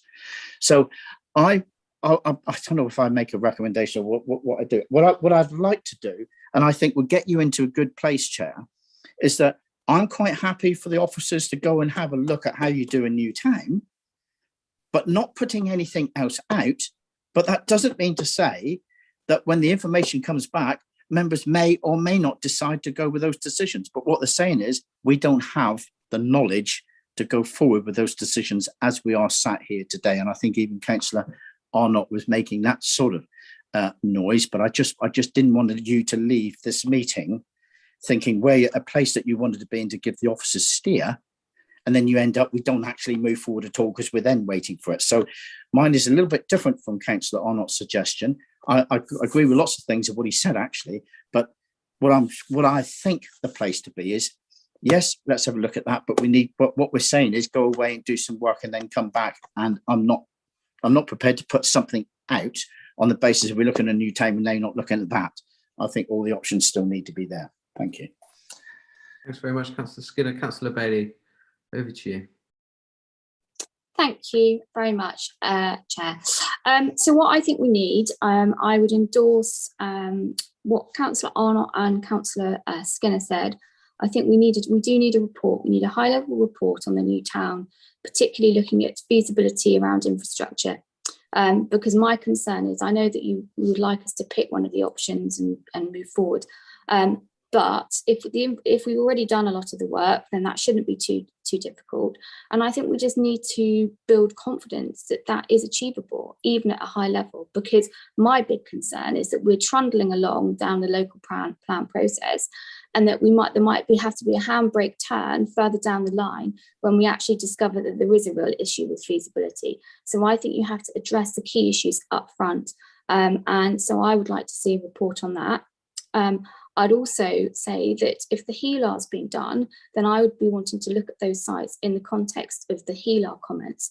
Great though the officers are, it has to go through HELAR, and I think we should be considering those sites with the HELAR comments, because I'm not sure what the purpose is of, if that's what we're planning on doing, is going through all of them and then having to go back over them once the HELAR has been shown to us. So that's the second thing. I'd want the report to be amended so that it actually reflects what's in the HELAR. And the third piece of work that I think needs to be done and is around the hierarchy of settlements, because I know that we've talked about hierarchy of settlements, but there is a massive issue because the hierarchy of settlements does not at all match up with the sites that have come forward. And we can all just shrug our shoulders and say, hey ho, all the developers around Ottery and West Hill want to put their sites forward. But actually what that's doing is promoting unsustainable development, which goes against the spatial strategy. So we need to address that, and that takes time. So we need to do more work around that. So I would suggest we have a report on the high level stuff around the feasibility of the new town. We adjust the sites according to HELAR, and we do a further call for sites, which is specifically targeting those tiers so that our spatial strategy actually matches up, the sites actually match up. And I think we personally, and this is a general comment and not meant to be critical, I think we've got far too in down into the detail of the plan without taking a step back at the really key issues which should be decided up front. And we need to do things that take the longest, finding sites in sustainable locations and the new town. So I think there's more work that can be done. I thank you for your chairing, but I'll put that forward as a proposal, because I think that, you know, it's a mistake to be surging forward without getting the groundwork done first. Thank you. Thanks very much for that, Councillor Bailey. Can I get a seconder for that just quickly? Councillor Skinner's already jumping straight in. Yeah, I will, Chair, only because it actually emulates the same thing as what I said anyway. So it'd be silly for me not to, because Councillor Bailey almost said the same thing. So I will do that. And it's just, I know it's so frustrating. I know how frustrating you must be and the officers must be, but this is a plan for take us to 2040, and it's going to be, you know, how that's set out and beyond. So we've got to get this right, and we need the information to get it right. We can't just, anyway, enough said. Thank you. Can I just further tease out some detail from the membership on what they would like to see come forward that would help you make these decisions? Because I think what we need to realise is that no decision has been made on the location of the new community. There are 3 separate locations that have come forward. I completely concur that there is a need to do another call for sites. We are, my personal opinion is we don't have enough sites. We have a shortfall currently, and we need to do another call for sites. I'm well in favour of that. I need to know, though, and the officers will need to know, what information will need to come forward for you to make an informed decision when we don't know the actual location. We're trying to just take a policy view of, okay, if we don't want further growth, we're trying to work up a growth strategy at the moment, not an infrastructure strategy. And that's where I need to focus the attention today is, do we want our growth in a new community, or do we want it in our local centres? It's one or the other, and that's a decision that members can make today. It's not about whether one location is getting the correct infrastructure over another. There's 3 different new community locations. What we do need to make a decision on is where the growth is going to be situated. And I think that can be made ahead of time. So, Councillor Bailey, can you just further, I just want to tease out a bit more detail of what you would need to make an informed decision. I mean, I just want to have confidence. I'm not proposing any of those 3 sites. I just want to have confidence that whichever one we choose, that the infrastructure can be delivered or can be forthcoming. Because what I'm really worried about is that we go, oh yes, this is fine, we'll have a new town. Oh gosh, the road's going to cost, if the, you know, what is the ascent for any of these settlements? What is the infrastructure, ballpark figures, and how are we going to deliver it? Is it deliverable? That's the kind of thing that I'm looking at. And I would totally agree with you, Councillor Ledger, sorry, I lost my train of thought there, about the call for sites. But I think we need to do a targeted call for sites, because what we don't want is yet more sites coming forward where we don't want them. We need to have a specific, because I think previously when we've done a call for sites, we've put it on our website and we've probably put it in the newspaper, but I think we need to do a more targeted approach.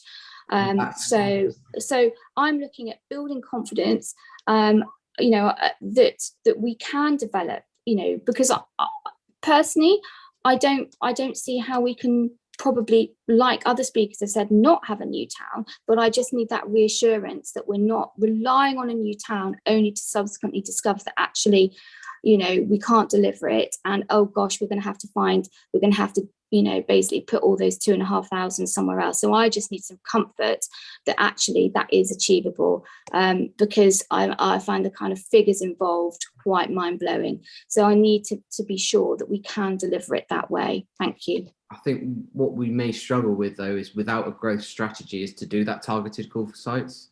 And that's the juxtaposition that we're currently in.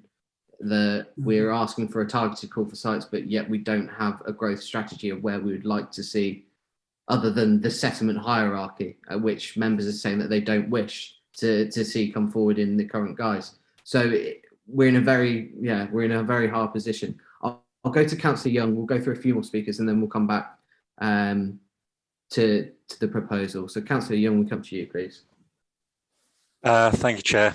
Well, my portfolio is supposed to look after the countryside, and the countryside around my village is potentially going to be affected by any new town.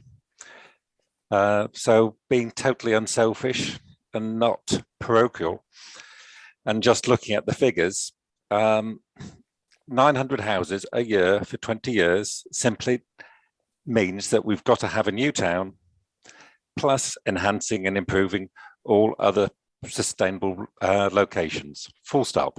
Now, there's no question, we have to have a new town. If we're going to put all those 900 houses a year into the existing localities, we're going to spoil them all. There's only one way to do it, and that is to have a new town. And to say that you need to do a feasibility on a new town, the bigger the town is, the more feasibility and the more successful it will be. We know we're not going down the same route as Cranbrook and how it went, but now we've got to improve and build up on the sustainable locations that we've got, but we've got to have a new town, full stop. Thank you. Thank you, Councillor Young. Councillor Faithful, over to you. Thank you, Chair. To me, this subject connects directly with page 15 and the tiers, because to me, the thing I've been crying out for is more affordable homes in rural communities.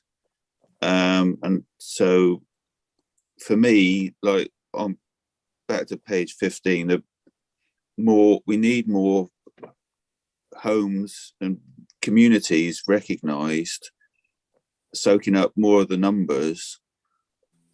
How that comes out, I think that the rural communities should come first, and then the town then soaks up what's left. So, you know, that to me is the way around the priorities should go. Because we're losing schools, we're losing pubs, we're losing so much, and we end up with a bunch of houses in the middle of nowhere that's doing nothing, and you have to commute to somewhere else. You should have the jobs, you should have the village school, the village pub, all that, and you need to have affordable homes for the young families to be able to live in them. Otherwise, they just become, you know, retirement enclaves and things like that out in the middle of nowhere. So, there, Chair. Thanks very much. So when we get back to strategy 1, you'll be voting for additional housing in tier 4 settlements, I believe, Councillor Faithful. Councillor Howe, we come to you, please. Thank you. Oh dear. I suppose I need to start with why most of us are concerned. We still have Cranbrook, who's what, 3,000 homes currently, going up to 8,000 homes, and we're already talking about a new town. So let's go another 15 years down the track, and oh look, we need another new town. Where's that going to go? This is the problem we have with our current planning system. We're choosing greenfield sites over anything else. You know, whereas you've got Exeter, our neighbour, who is land constrained, and they're more imaginative in how they allocate their housing allocations and how they develop their housing. More in tower blocks, yes, more in town centres. Guess what? It's a city, you know, and they do it a lot more imaginative. We, every time, choose to do it the easy way out, which is greenfield sites. We have to stop this. I'm not saying we can stop it with this local plan, but we need to start the groundwork now for future to stop a third local town coming up in 10 years' time again, because we can't go on with our communities and our citizens in East Devon with, let's do another new town, another 8,000 homes, oh, another one, another 8,000 homes. It's wrong, it's unsustainable, and it's just eating up everything that is totally wrong with the planning system at present. And I want to come back to one of the previous points about the point you were making, Chair. about what we need to allow this to go forward. And that's the problem, because you wanted to pull apart the infrastructure from the housing. And I get why you want to pull it apart, but the two have to go hand in hand, because without the infrastructure, you've got a housing estate, not like Cranbrook particularly, because Cranbrook's at least got a train track as well as all the buses and an airport right beside it. So you've got pretty well everything. But without that infrastructure, and that infrastructure includes, not limited to, obviously, a major highway network improvement somewhere to take some of the stress off the West End's highway capacities. But we also have, when we look at Exmouth, a secondary school that is, well, it's massive, largest in Europe still, possibly. Can't expand much more. So we've got to have a secondary school built somewhere as well. These costs have to be included and made possible with any such allocation of a new town we do deliver. And that's not ignoring the wildlife and everything else we've got to put in with it. Those are the facts and figures we have to have before we can go ahead and say, of course we can do it. Yeah, 2,500 homes, no problem at all. 2008, and I get what Ed was saying when he was having a dig at me about it's 10 years, 15 years down the track. It is, yes, quite rightly. By the time you've got everything planned and put in place, the first houses won't be built for 15 plus years. But day one of a local plan being adopted, that site is allocated. It doesn't make a blind bit of difference whether all the work goes on behind it, it has an allocation. And from that point onwards, the delivery vehicle, whatever it is we choose, is under stress from the developers because they've got the holding card saying, you need housing, you've got a 5-year housing land supplied you need to deliver. Here's the way we want to do it. And guess what? You know, this is what we'll give you, not what we'll take, sort of thing. So you're tied with one hand behind your back. And I'm not having to go at any political spectrum at all across this. This is universal, whatever we do. But we need these answers. We need to make sure we know what we're doing, and we need to know what the physical improvements are for the communities of East Devon, in particular, the West End communities where they're going to take the brunt of this development. And we need to give some highlights to the future to say, this is it. This is the last one. We're not doing this again. Our planners will work hard to make sure the towns that are developed are fully sustainable and remain sustainable by constantly evolving in the ways they need to, not just using up greenfield space because it's the cheap and easy way. So I'm sorry about this lecture, but you know, we've got to stop somewhere and we've got to do what our residents want, which is develop a sustainable future that works for everybody, not just a few large developers and landowners. So I hope we can come with those answers. Thanks very much, Councillor Howe. And I think you and I completely agree on all of this topic. I think the only issue moving forward is, and it is almost chicken and egg. So if we are looking towards our growth strategy and we're looking towards a new community, we will then do the infrastructure requirements for that, work it out and actually scale it before we look to allocations. Whereas if we then look towards our actual main centres, the likes of Ottery, Seaton, Axminster, to increase growth there, we will then need to do infrastructure plans for every single one new community. So we need to know from this meeting where our growth strategy is and what we would like to see happen. So then we can then go to officers where they need to then do the infrastructure development plans and how much we need to include into that. But without knowing what our growth strategy is, we can't then do the infrastructure plans to a serious degree, or we're basically doubling up work where we're doing it for a new community and all our towns and then redoing it for one or the other once we've made a decision. I think, Chair, you try and sum it up perfectly, but none of us have the answer to that because we haven't got the facts and figures in front of us.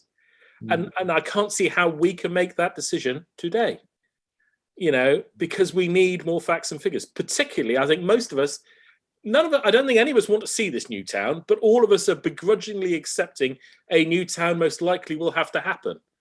But we need the certainty with that new town that it will deliver every single piece of infrastructure. And I'm not talking hospitals and everything else, that's separate again, because we're not going to have a new hospital in a, you know, the RD&E and Exeter is going to have to deal with that and all the rest of it. But We need to make sure the critical infrastructure, the highways, whatever it is, the transport and a secondary school are covered along with everything else before we even start laying. And there's no way in hell, and Mr. Freeman, he knows, he'll give you a good judge how many homes we got to deliver to do a major infrastructure improvement, whatever it is, whichever road we choose, and obviously a secondary school. Devon County will give them the figures.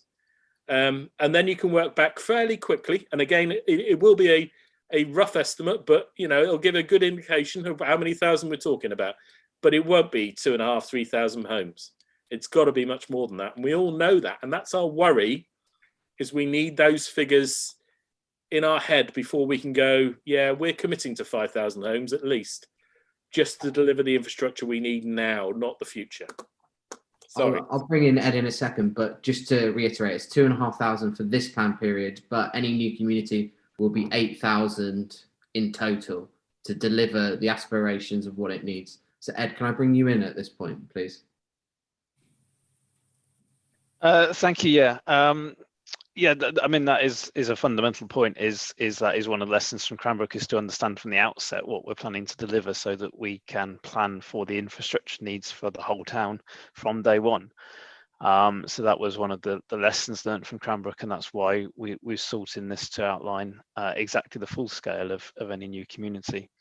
I mean, one of the key points I want to make is sort of the sequence of events here, because I was under no expectations that I was going to get any kind of definitive decision about a new town in this meeting.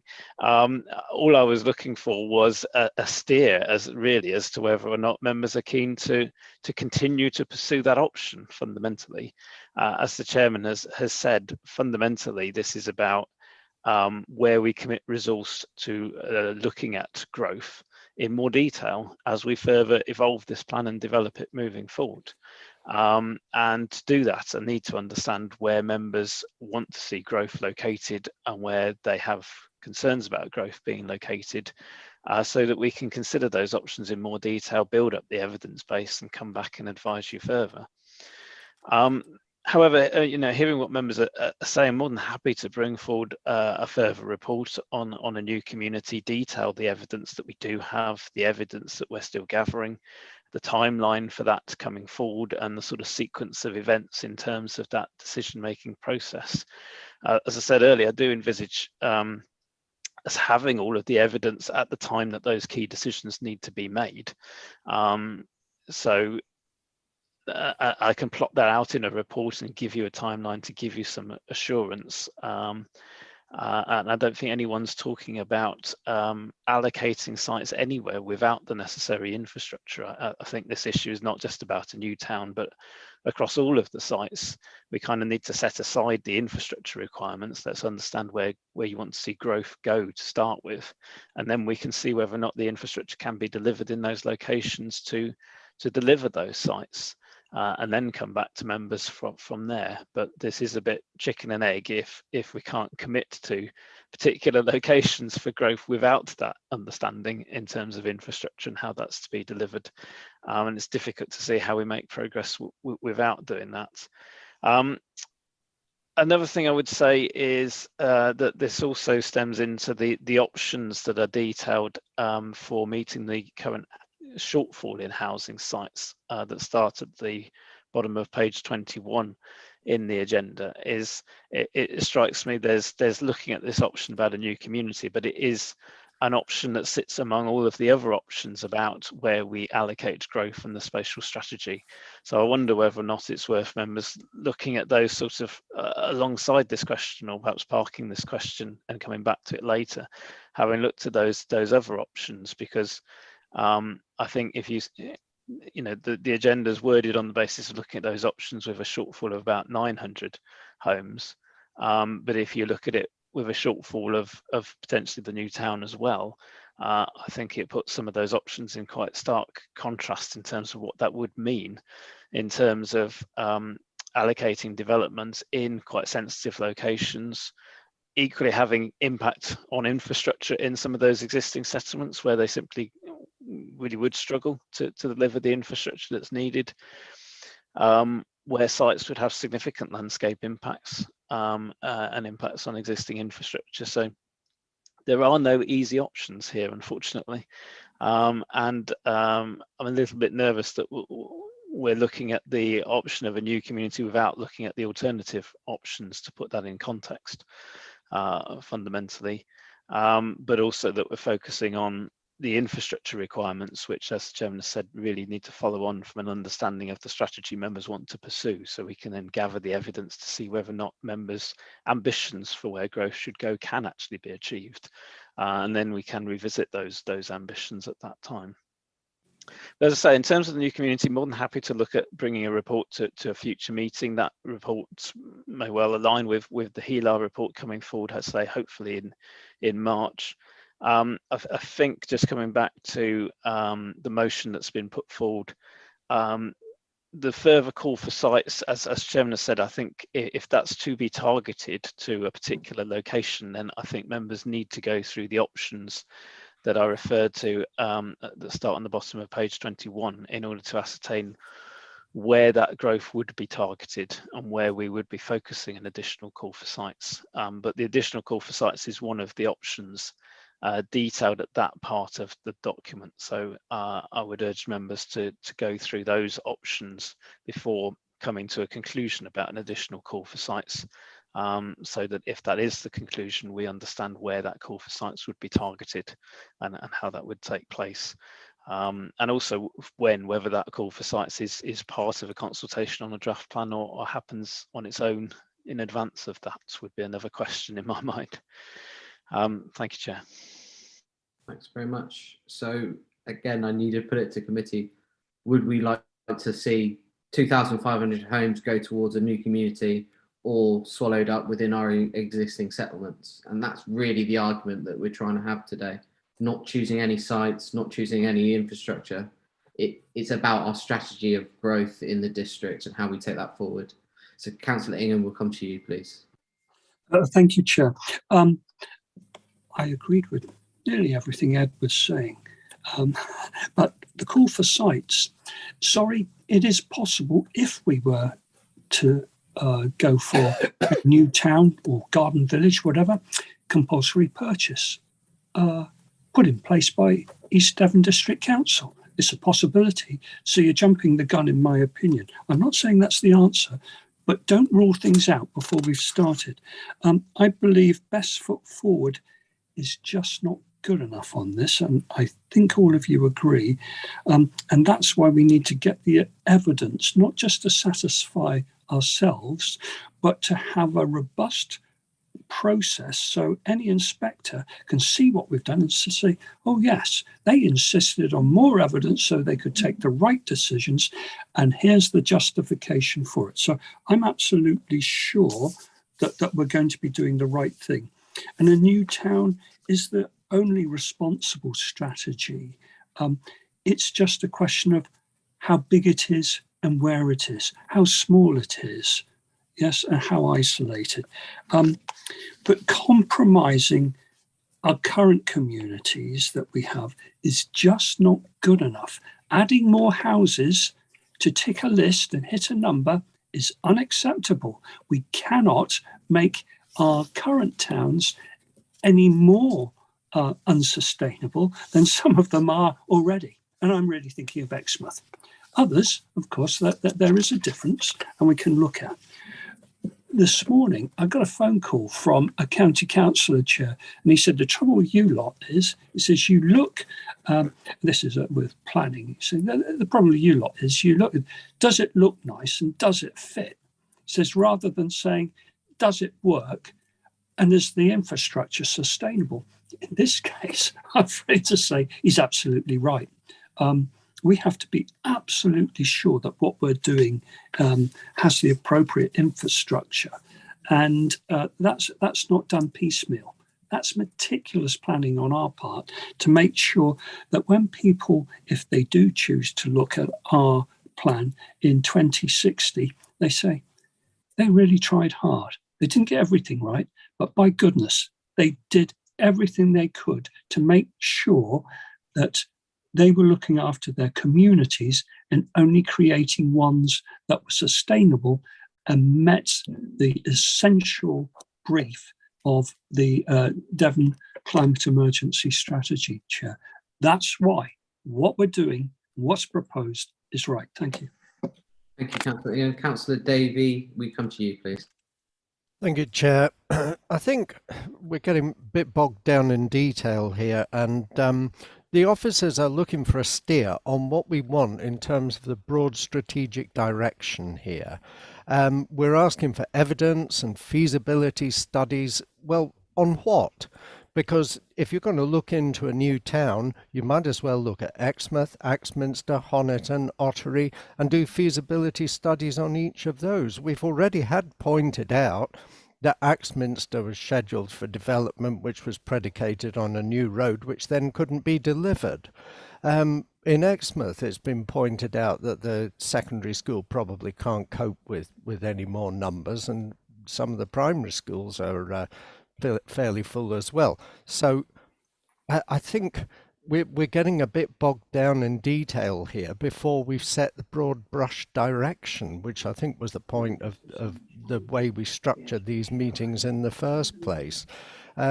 So I think we just need to set a direction here and ask our officers what we want them to investigate, not ask them to come back with plans for every town in the district, and then try and make a decision based on that.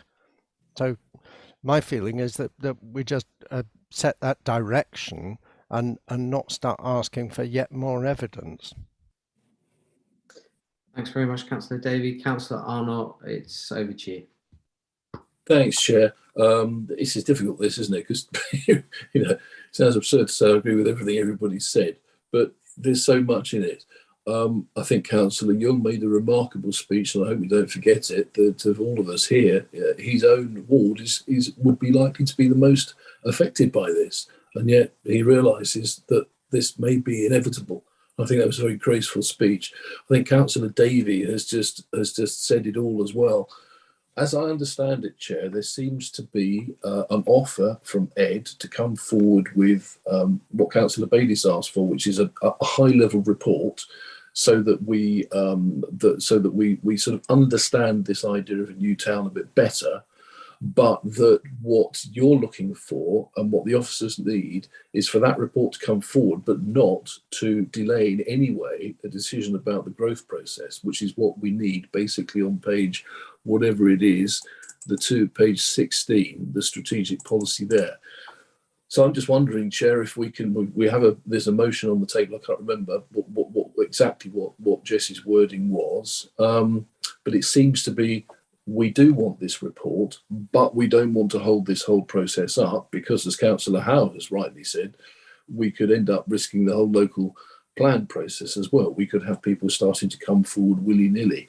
Councillor Ingham has made an absolutely excellent point, and that comes back to what I think is the thing we must decide, and this must be something for Cabinet and Council. What is going to be the delivery entity for this proposed new town, so that we don't repeat mistakes of the past? That is absolutely critical. But again, to me, that is a subject for another day. I would say as a general comment, Chair, and I think we should remember this, I think it's fantastic we're having these conversations, because if we had still been within the GESP, we wouldn't have been able to. So what we've done is we've given ourselves a problem, but by coming out so openly and so early to discuss these problems, we're at least having the discussion. It doesn't feel as if it's imposed. So to me, Chair, the crucial things are going to be what the delivery vehicle is. And I don't know how as a council we decide that. It's going to be what our growth strategy is. And I think it's before us today. And I think it's about the offer, I think, that Mr. Freeman has made to bring us a high-level report to satisfy Councillor Bailey and others. So to me, we're nearly there, Chair. But how you round that off, I'm not quite sure. Thank you. Thanks very much, Councillor Arnott. Councillor Bailey, over to you. Thank you very much, Chair. Yes, I completely agree with what Councillor Arnott said. That's exactly what I would like as a high-level report. I think the issue for going through those options to allocate the shortfall, I personally don't think we should do that at this stage, because I think that what we need to do is, and we talk about the growth strategy, but I don't really call it that. I call it the hierarchy of settlements, because I think, you know, I'm not sure that we all want loads of growth. That generally, and I know Councillor Ingham has expressed some reservations, but I think generally we have talked about that settlement hierarchy, and there is broad acceptance that that is how we have to deliver our houses, where, you know, the most houses are the most development, where there's most jobs and facilities. So I would suggest that our call for sites focuses on that hierarchy of settlements, because actually the risk is that if we carry on looking at those options A to G, they're all based on what we all know is not a great call for sites, because actually it doesn't tie up with our hierarchy of settlements. Because actually, if you look at tier 4, and that's one obviously in my ward, there's way more houses, even though it's an unsustainable location. So potentially the community is going to grow by 50%. And I think that, you know, that is a scary prospect. And I think that we should be looking at trying to encourage more people from the more sustainable locations to consider putting forward their land, rather than just, you know, carrying on with, you know, and I think you agree, Chair, that actually we really do need a call for sites. And I don't know how long a call for sites takes, possibly, you know, we're not talking 6 months, maybe 6 weeks, and see what we can do. And in the meantime, you know, that we make sure that we're all up to scratch with our HELA, because again, this is all based on officers, and I don't know because I haven't seen it, but all the work so far has been around sites, has been based on officers' comments. So I'd be really interested to see all the HELA comments before we start going down the route of actually picking out, you know, are we going to do this or are we going to do that? And I'm worried that we're getting too set in stone before we actually do that further targeted call for sites. So my proposal, I think, would be, you know, to have a high level report, to do a call for sites based on the hierarchy of settlements that we've talked about before, and generally, although just generally agreed, that we want the most houses where there's most jobs and facilities, and at the same time be bringing forward the HELA on the sites that have been done. So what I'm worried about is getting too kind of constrained at an early stage before that work has been done. Thank you. Thank you very much for that, Councillor Bailey. I think just from members' benefit of how I kind of envisaged moving forward was that if there were, and it was accepted by committee to do a further call for sites, we'd do that alongside the draft consultation that we put out. Now, as members, we've already agreed a lot of the in-depth policy vision. We do need to agree that the more high-level stuff. But then at least if we did it that way, then obviously we can come through with further plans, further sites that could then feed into that, but we're not making any decisions. Allocations come so far down the line. We need to basically, for the officers to go away now that we've made all of those policy decisions, to then reassess the sites upon the policy's intent that we've put forward. And then we will have a new set of sites that come forward as proposed by officers when we go out for an actual draft itself. That's the way that I envisage it moving forward. It's obviously subject to change though. Sorry, may I just come back on? Sorry. Yeah, Councillor Bailey. Sorry. I just think that if you look seriously, if you look at where the sites are allocated, they are totally and utterly mismatched between the hierarchy of settlements. I mean, I'm not saying you're always going to get exactly, 5% in tier 4 and 10% in tier 3, or, I'm not saying that every site, every settlement is going to have an identical number, but there really, really is a terrible mismatch at the moment. And I think that we shouldn't go out to consultation until we've at least tried to rectify that, because I think that's setting in train difficulties later on. And I know that, I'm sure Ed would advise about local plans not being found sound. But if you're starting from a position where, you know, there's just a fundamental mismatch, that's going to be perpetuated the more you go down. And if you don't get that right from the start, I think that's really, really difficult. So my suggestion would be that basically we don't have to stop the discussions, but we're not ready to go out to consultation yet anyway. There's no reason, I don't think, why we can't do a twin track approach and get another call for sites going, because realistically we've got other stuff to be doing anyway. So we're not holding everything up, but we could do a targeted call for sites at the moment. Totally agree, and we're saying the same thing there, I think, Councillor Bailey. Councillor Ryan, we come to you, please. Thank you, Chair. So I find myself musing about what a community is. We talk a lot about, you know, community being a bunch of houses and some infrastructure and some schools, but actually community is also the people within it. It's, you know, whether you can drop a meal off to a sick relative, whether you can do the shopping for somebody, or, you know, if you run out of flour, you can nip round to somebody's house to borrow some flour. So instead of, you know, that would take the place of a trip to the shops. So what we're doing to our villages, you know, which have been deemed unsustainable, is essentially stripping out that human community, because we're making it impossible for young people to stay living in those communities, and we're also making it impossible for older people who need single floor living or, you know, more help to stay living in those communities. We could reduce a lot of traffic. We could obviate the need for an awful lot of one-wheel, you know, four-wheel transport, and we could also save some village schools by allowing very limited development within every village in this district. So what do I mean by that? So having spoken to lots and lots of people across the district and, you know, across the constituency mostly, people are especially worried with development when they don't have any control over it. So they don't want large scale developers coming in and building all over their community, things that they don't have any say over and that they don't know who's going to be living there. What they do want, however, is places for their children and grandchildren to live, and they want places for themselves to live when they can't live in a house with stairs anymore. And we are just not delivering those at the moment. At the moment, we are stripping the soul out of entire villages.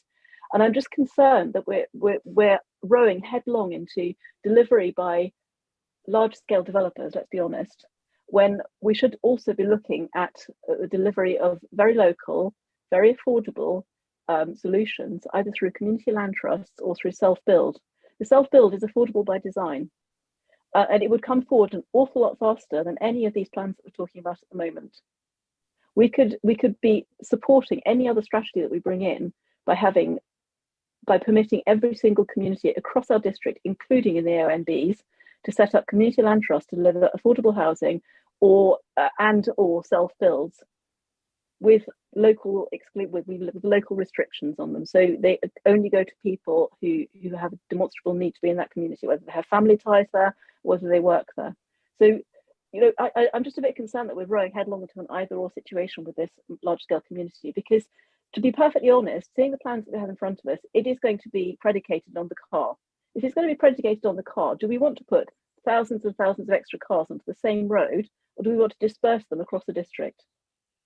Because we have no certainty that any of this infrastructure will come ahead in advance of the 8,000 houses, or, you know, finality of the community. We have no certainty that we will get actually completion on any new community, because it seems to be a big struggle every single time with every single development to actually get these damn things finished and to get the infrastructure that's promised delivered and to tipping points to be reached. You know, ever being dragged away tipping points just don't ever seem to get reached. Why don't we just disperse people throughout the village, throughout the district, and allow them to stay in their villages and their communities by permitting them to build truly affordable houses for themselves and their family, and also stay within their community groups and their support systems. That should be part of our strategy, and I'm distressed that it seems to be like the Cinderella of our strategy. Thanks very much for that, Councillor Rylance. They obviously can come through rural exception sites, but we can do more through policy. Councillor Skinner, we'll come to you, please. It's just to finish up, really, Chair. I mean, there was a proposal put forward, which I seconded earlier, and I thought that actually gave you the gateway to for the officers, the steer, to have a look at the report coming forward and gave them that steer without closing anything else down. That was my main points, and I thought we sort of got there. And I wonder if we could. So I just shut up at this point. Should we just move on with that, or is that a proposal that went? Yeah, it's a proposal that's been seconded. I'm just going to go to Ed Freeman, and then we'll take it to a vote. Yeah, I just need to clarify afterwards just one thing with Councillor Bailey, but we'll go to Ed Freeman first. If you could just be sure that whatever you clarify with Councillor Bailey will also have to be clarified by me. Of course, as seconder, that's the procedure. Thank you. Ed, can I bring you in at this point, please? Yes, thank you, Chair. I'm just not clear in terms of the call for sites part of the motion. So I hear what's been said about the sort of mismatch between the sites and the hierarchy of settlements. I should stress that, I mean, the call for sites, we didn't put any constraints. It was an open invitation for sites to come forward across the whole of the district. So sites have come forward at all of those settlements in the settlement hierarchy. In fact, I think very few sites came forward that were outside of that settlement hierarchy, because landowners know that there's really no point putting forward a site that's in the middle of nowhere in the AONB. You know, people use their common sense and do an initial assessment of, well, what's the prospect here? So I'm a little concerned that an additional call for sites, without it being targeted in some way and without members giving some kind of steer to landowners in the development industry about where they do want to see growth, how it's going to deliver any different kind of result than the call for sites that we've already done. And that concerns me because partly I don't want to waste time doing a call for sites that doesn't yield additional sites and that are going to be acceptable, but also there is a huge amount of work involved in doing that in terms of the call itself, assessing those additional sites. They would also need to go through the HELAR process. So we would have to reconvene the HELAR panel to then consider those sites and comments on them.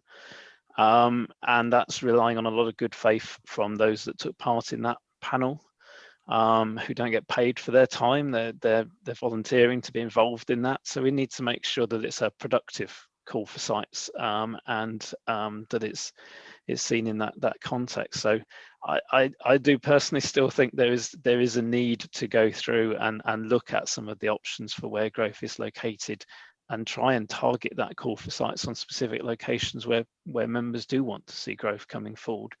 And that way we can try and publicise that call for sites and target specific landowners in that location, and try and do something different through this call for sites. Otherwise, I fear it's just a repeat of the call for sites we've already done, and isn't going to actually deliver anything different. We could be taking up a lot of time and resource without getting the outcomes that members are seeking. Thank you, Chair. Thanks very much for that, Ed. I just further to that, and I just want to clarify with Councillor Bailey what she's proposing. Are you suggesting that we don't make a decision today on any of the growth strategy moving forward on any of the settlements with your proposal? Well, I think it's difficult because at the moment, you know, so if you look at tier 4, there's loads of settlements that don't have any houses at all. And then in tier 3, there are some that have very few. So I think it is difficult without, you know, you need to try and, I don't know how, because at the moment, I'll tell you what the plan feels to me like. It feels like, oh, well, this developer's come forward, that developer's come forward. Oh, well, we'll rate the sites, they're yellow. Okay, fine. You know, so we're kind of pursuing the path of least resistance, you know, the easiest path, I think. Now, I don't know. I don't really think that that's kind of planning in accordance with our hierarchy. So I'd be really interested to know how we can be more directive to get sites into better locations and more evenly spread. And I don't know how other local authorities do this, but it seems to me that it's the same people that any general call for sites we do, it's the same people who are in the know, who are in the system, that always come forward. So how do we get beyond that? How can we get a spatial strategy that we know basically how we want the houses to be in accordance with the hierarchy of settlements. How do we get the sites in those settlements? I agree that just doing another call for sites may not in itself yield you know, any great benefit. But how do we, and it's a question for Ed, how do other local authorities do it so that we don't just end up building houses in the countryside because that's where the various landowners particularly want those houses to be? We've got a strategy. How do we deliver it? That's the question. Yeah, I think just on that as well, though, we are using the hierarchy itself. If I'll just take two examples. For instance, you take Seaton. There are less desirable sites that are being allocated within Seaton as it's a local centre, compared to the likes of Fennerton, which has, I think, 8, 9, 10 sites that are all 5, 6s, but they've only got 40 houses allocated. And it is about using that settlement hierarchy of where we'd like to see growth go. But if you look at tier 4, there's 8 settlements that have no dwellings, and West Hill has 101 or possibly 470. So that's not, if we generally look at, modest growth in tier 4, say 5%, that's what we should be looking at. Not, oh, there's 8 settlements that don't have any. There's a landowner here. We'll just, we'll put it in the green wedge and that's all fine, because that's what's happening at the moment. There is no equality. And I think that also applies to tier 3. And as I said earlier, I know you're never going to get exact numbers, but we do have tier 4 is not particularly sustainable. So you shouldn't be trying to lump loads of houses into one settlement. We should be trying to reach out to those other settlements. And I'm not saying I don't want anywhere inundated with houses. Of course I don't. But everywhere needs to have a reasonable, it has to be a bit of equity amongst those. And it's about how we reach out to those other settlements so that everybody has a reasonable amount. And we can go to an inspection and say, well, yes, we have got a spatial strategy, and we have got, we have complied with that with our site allocations. Not, oh, we had a spatial strategy, but nobody bothered to come forward, so we put them all in Ottery St Mary. So that's what I'm sure that in other local authorities, they maybe do their call for sites differently. They have different techniques. They work in a different way. And I think I'd like to know what we can do so that we don't just have the same old people come back again, and try a different approach. Completely agree. And this is exactly the kind of conversations that we want to be having when we are discussing the growth strategy and how we would like to see it across the piece, whether they are tier 1 or tier 4.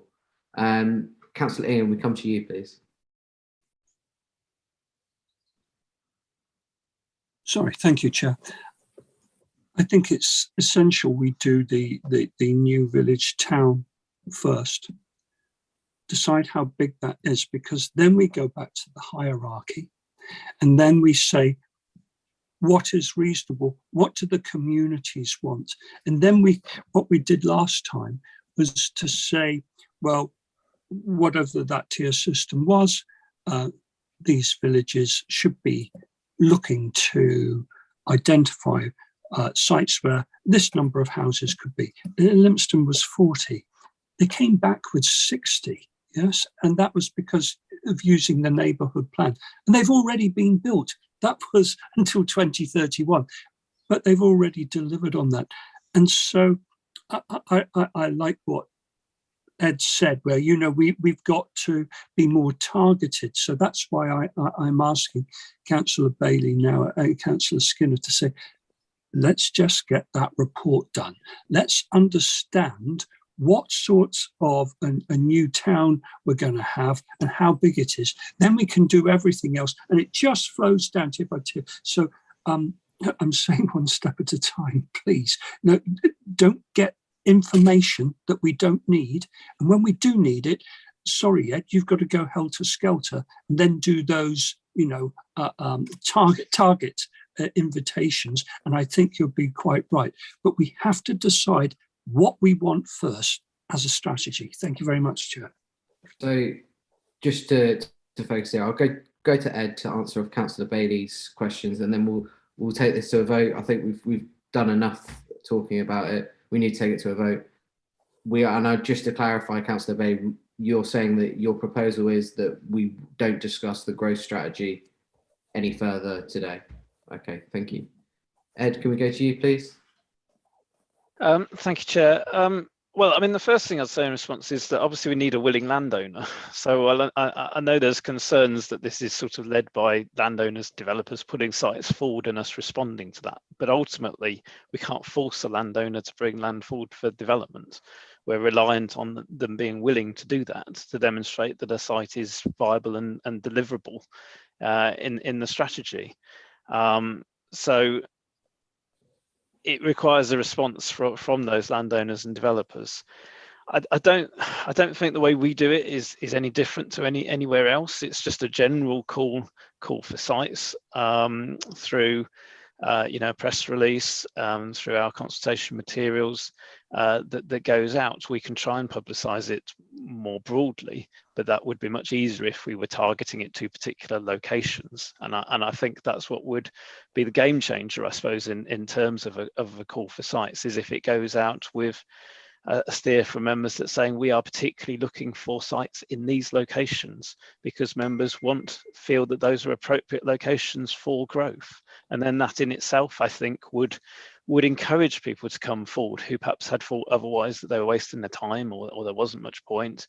And so that's why I sort of say I think it needs to be more targeted, and then that would potentially deliver a different result.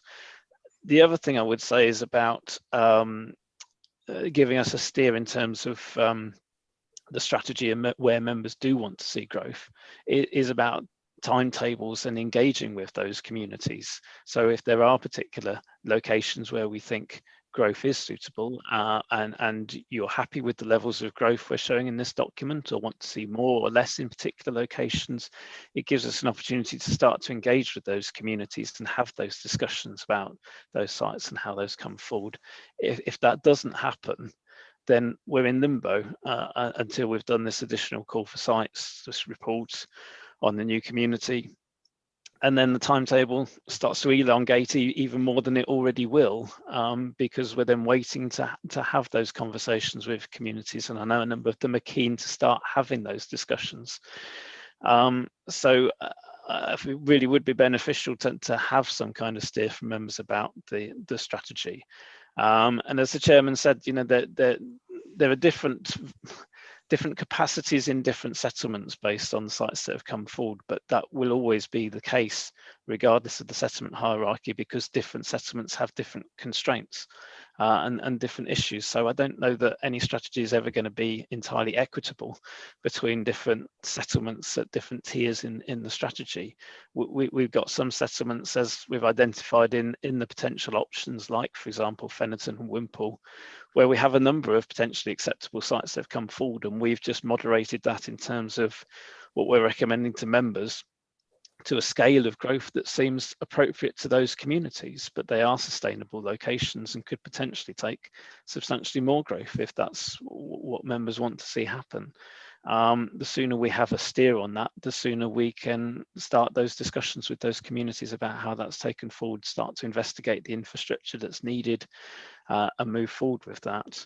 And then in the locations where members might want to see growth, but there aren't sufficient sites coming forward or suitable sites coming forward, we can do that targeted call for sites and try and redress that. But I'm fearful of the implications of where we're going in terms of the timetable if we're not start running those things in parallel, I suppose. Thank you, Chair. Great, thank you very much. Mrs. Shaw, do you think you could just sum up for us and take us to a vote, please? Yes, Chair.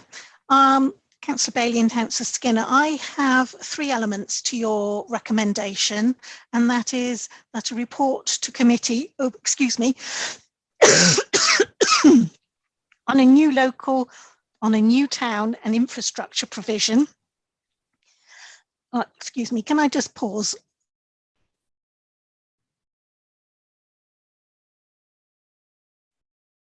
Bill, this is where you're meant to be whistling. Sorry, members, I will go back to the beginning again. I do apologise. Your recommendation is that a report is given to committee on a new town and the infrastructure provision. If a HELAR has been done, then to consider the proposed sites in light of the HELAR, And thirdly, more work is required on the hierarchy of settlements and a need for a targeted further call for sites as the hierarchy doesn't match with sites currently put forward. If Councillor Bailey and Councillor Skinner can just confirm that I've got that correct. I wouldn't say that more work needs to be done on the hierarchy of settlements. I would say the second limb of what you said is correct, that sites need to be, targeted sites need to be identified which accord with the hierarchy of settlements. Thank you very much for the clarification. Is that your understanding, Councillor Skinner, of what you were seconding? Yes, I'm quite happy with that. I just want us to, yes, we need to move on, and that's quite a defined set of structure, which I think you could work with. Hope you can as well, Chair and Ed. So yes, I'm going to run with that. We can move on. Thank you. Members, please press your green tick if you're in support. Sorry, 2 seconds. Councillor Arnott, you wish to clarify something? Yes. Oh, thank you, Chair. Yes, I'm just trying to understand, Chair. Does this, with those, I think, potentially helpful ideas, does that allow us to move on and continue with the committee having essentially said it doesn't? I'm going to have a conversation with Ed during the lunch break, but I don't believe that we'd be able to discuss many more topics, if any, today without an actual agreed growth strategy to move forward. We can't, if we don't set our growth strategy for obviously a new town, we then can't do it for tier 4 settlements, tier 3, tier 1. It's basically fundamental to the rest of the discussions for today. Can I seek an amendment then, Chair, please, to Councillor Bailey's and Councillor Skinner's motion, which is to essentially to take the, it's not a motion, is it? But to take it as it is. So I'm not on the right page. So strategy to take strategy 2 as is.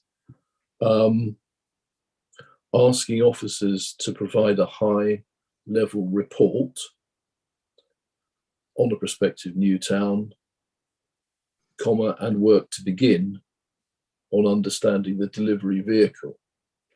So I suppose my one is the same as Jess's, it's report on the new town, but I would delete her 2 and put in there work to begin on understanding the delivery vehicle, something like that. But I wouldn't want that, either of those things, to obstruct us moving ahead with the growth strategy. Okay. Can I get a seconder for that from anyone? Oh, I was going to ask, I didn't quite understand what it's been quite a long morning. This will be the last item. Well, it might be the last item of the day, but it will be the last item. I'm a bit confused about what Councillor Arnott meant, and I'm also just wanted to get really real clarity on how we can deliver a better. And I think Ed will be want clarity on limb number 3 and the call for sites. Okay, so my first question is Councillor Arnott crossing out the healer? Yes. So your 2 and 3, Jess, would go at this stage, because I'm reassured by what's been said that that will happen anyway. And so we accept the request for a report, and we also ask for work to begin or a report on the delivery vehicle, because I do think that's right. I think that's going to be the critical thing, and I'd rather agree with everything Councillor Ingham said last time round as well. We sort of need to get on with this, but there are so many points at which we can yank this back in, I believe. So those would be my amendments. Yeah. So you'd be saying that we want to keep the growth strategy. So we're for the growth strategy for a new community. You'd like to keep the call for sites in place. Targeted call for sites. Sorry. Yes, that's important. And you're happy in the knowledge that the other reports will come forward through the next available strategic plan committee. We're hopeful for March. Is that what you're saying, Councillor Arnott? Just to try and clarify. I'm happy with that. If Councillor Bailey and Councillor Skinner might be once more, can Councillor Arnott just say it once more, please? Okay, well, Councillor Ledger, I think you put it better, Clerk Ledger, than I did just now. If you can remember what you just said. I can't remember at all. It's basically that we move forward with the assumption that committee are happy to pursue the growth strategy of a new community. That we then do a targeted call for sites, and that obviously we're well aware that the HELAR process and other reports, the more detailed reports on a new community will come forward, where members will have ample opportunities to retract it if necessary. Chair, could I just ask, please? Yes, this if we go forward with this, which I'm quite happy with, by the way, if we go forward with this, we can still crack on with the report. I don't see that it's holding us up, and I certainly didn't want to be holding it up. I wanted us. I thought we were getting ourselves into a good place, pressing on and getting on with the report. And I think this does that. Does it not? Am I wrong? No, Chair, can I come in, please, Chair? Yeah. Oh, the cavalry. Thank God for that. Might I suggest, because from what I've heard and also from understanding what Ed has said, I think officers need to be very clear about the implications of both the proposal and the suggested amendments. So could those both be written down, and then can we adjourn for lunch, and then can we actually understand and analyse what is being proposed, both, as I say, in the main proposal and the amendment, and then reconvene at whatever, 1:30, and then we can actually be very, very clear about the implications of what the proposal is and the acceptance of the proposal if it's voted through. Fantastic. Do you want me to email somebody? Yes, please. If you could email Shelley and obviously CC and Ed and Mark, that would be fantastic. You might need to do me as well. I'll copy. And the second, Mr. Councillor Skinner. And please. everybody. Yeah. Councillor Ingham, you wish to just make a comment? Yeah, yes, Chair. I just wanted to ask Councillor Bailey and Councillor Skinner to reconsider in that what Shirley put forward, I fully, what she said were the recommendations, I fully supported. And Councillor Bailey, you said, oh, I don't think we need to review that. I please ask you to follow what Shirley said, and you've got my full support. Okay. Can we, Chair? We'll just for Shirley to say that again just before we adjourn, if she's one of us who remembers what she's actually written down. Phil, can we come to you just to reiterate, and then we'll have a short adjournment for lunch. If I can get through it without coughing. The recommendation I had as a note was a report to committee that be brought forward on a new town and infrastructure provision. If the HELAR has been done, consider the proposed site in light of the HELAR. And thirdly, there was more work required on the hierarchy of settlements and the need for a targeted further call for sites as the hierarchy doesn't match with sites currently put forward. And that final one was then amended by Councillor Bailey and Councillor Skinner, that they need to remove the more work required on the hierarchy of settlements. Okay, so we'll come back to that after lunch. We'll have a short adjournment. We'll come back at 1:30.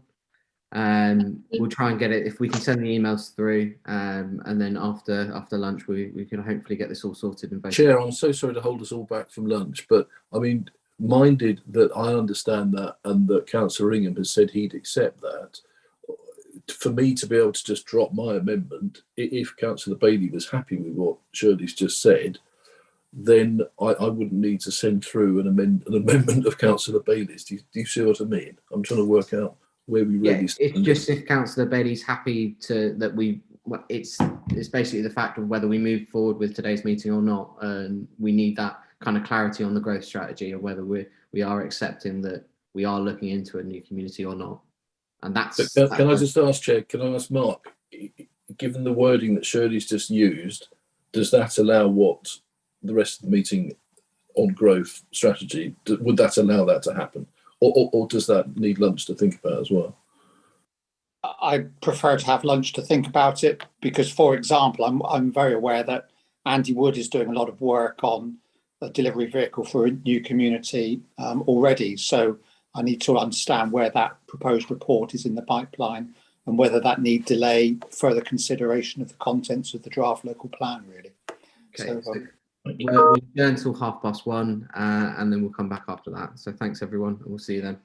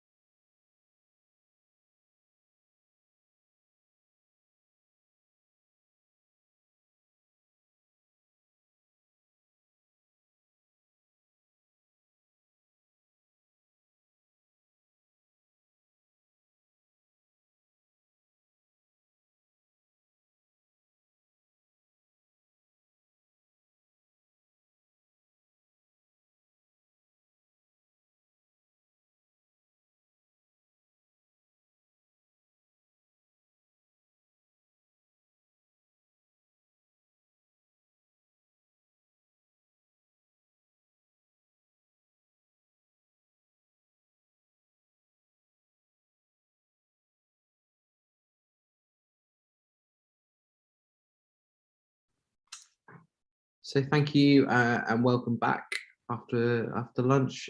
Can we start the meeting by doing a roll call of all committee members here present, please? Okay, Chair, I'll start with you, Councillor Ledger. Present, thank you. Thank you. Vice Chair, Councillor Davey. Present, thank you. Thank you. Councillor Allen, I'm guessing we still haven't. No, okay. Councillor Arnott. Present, thank you. Thank you. Councillor Bailey. Present. Thank you. Councillor Blakey. He's indicated that he'll be late. Okay, thank you. Have we got Councillor Bonetta? No. Councillor Chamberlain. Present, but unfortunately I'm going to have to leave due to unforeseen circumstances. I just wanted to wait to let you know. I'm very sorry, but I won't be able to do this afternoon session. Thank you. Thank you. I've just let Councillor Hayward in, so I'll just wait for him. Good afternoon, Councillor Hayward. I'm just doing a roll call. I'll come back to Councillor Hayward. Councillor Howe. Yes, thank you. Thank you. Councillor Ingham. Present. Thank you. Councillor Moulding.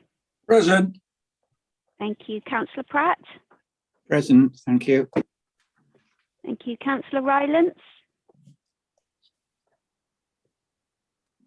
No. Councillor Skinner. Present. Thank you. I'll go back to Councillor Hayward. Present. Thank you, Wendy. Thank you. Thank you, Chair. We are quorate for this afternoon's meeting. Thank you very much. Mark, could I bring you in at this point just to cover off the motion in question?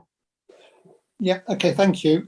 So I've had the opportunity of discussing this with Ed during the lunch break. And I guess without wanting to downplay the importance of the proposal that you currently have on the table, if you like, there is a sense of deja vu about this in terms of council's previous considerations of local plans. Our understanding of the implications of the motion as it stands is that there'll be something like a delay of 6 months in further consideration of the local plan whilst we do the work that is required by this motion. And I think in particular, my concern relates to item 3 of the motion, which is a request that there's a targeted further call for sites, as in the opinion of the proposer and the seconder, the hierarchy doesn't match with the sites currently put forward. I would say there's an obligation on the part of the proposer and the seconder to this motion to actually identify where growth and development should happen within the district so that as officers, we can take forward a targeted further call for sites. So as it stands, we've taken committee through a process of steps where we have considered matters, in terms of, what the draft local plan and the strategy for growth should involve. But in terms of where we are, I think it's 3, which is the problem fundamentally. 1 and 2, a report to committee on a new town and infrastructure. Okay, yeah, I mean, that's work in hand anyway. We've got a budget of £300,000, which the council has authorised, so we can give committee an update with regard to that. 2, well, the HELAR will be coming through to you probably in about April time, and all sites, the 360 odd sites that have come forward, will be considered in the light of the HELAR report. But 3 is the fundamental problem, really. Thanks very much for that, Mark. Ed, do you have anything further you wish to add at this time? Or do you think Mark's covered most of it? No, as Mark said, we discussed it over lunch. So thanks. Perfect, thank you. Councillor Skinner, you wish to make a comment before we go to? I think probably it would be best if I let Councillor Bailey. I know what I'm going to say. I'll let Councillor Bailey go first. She is the proposer, and I don't want to jump in front of what Councillor Bailey may suggest. If we do have a difference of opinion, then I shall speak after. So if you don't mind, through you, Chad, let Councillor Bailey go first. Councillor Bailey, over to you. Thank you. I'm not sure why it would cause a delay of 6 months, because I thought that we could discuss doing a call for sites in tandem with the other ongoing work.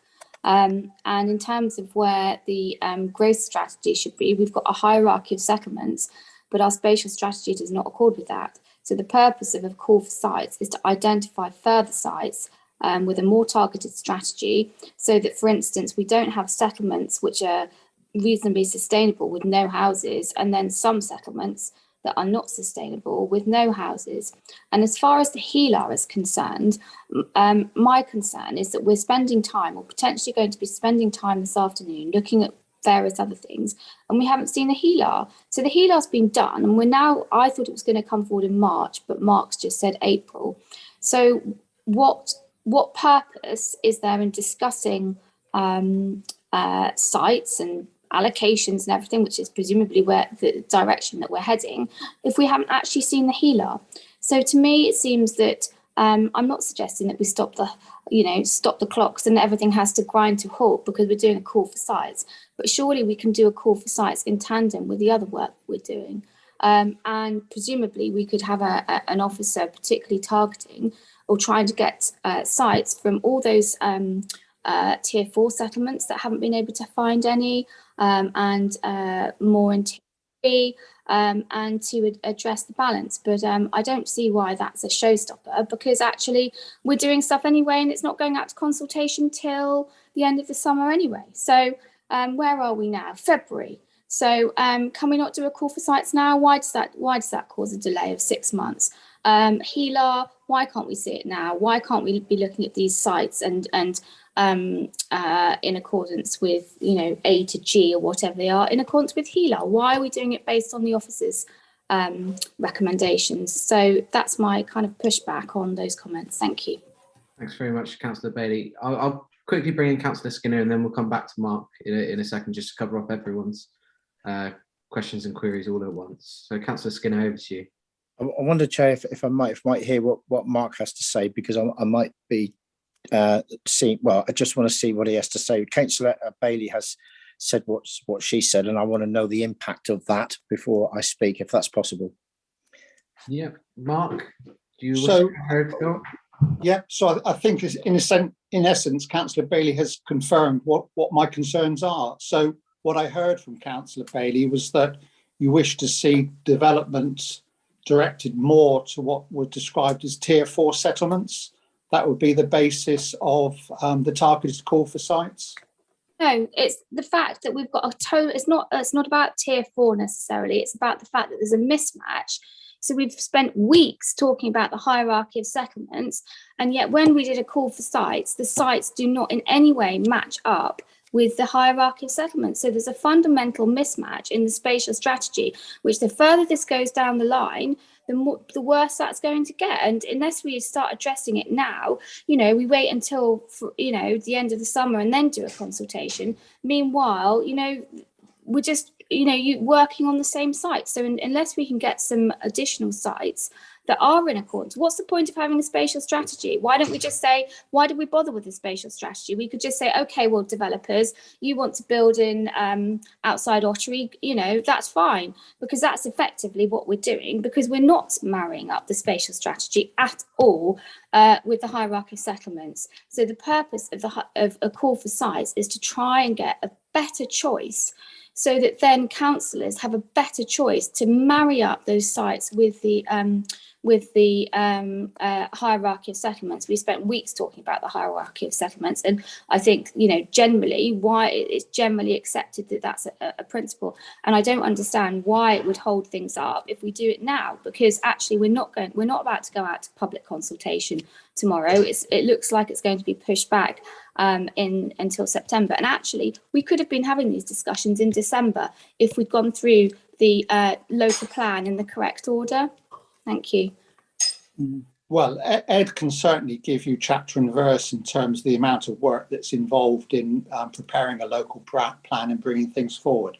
But fundamentally, what I'm advising the committee, councillor, is that the obligation on the part of the proposer is to ensure that there is a clear resolution, that the committee understands the implications of what it is doing.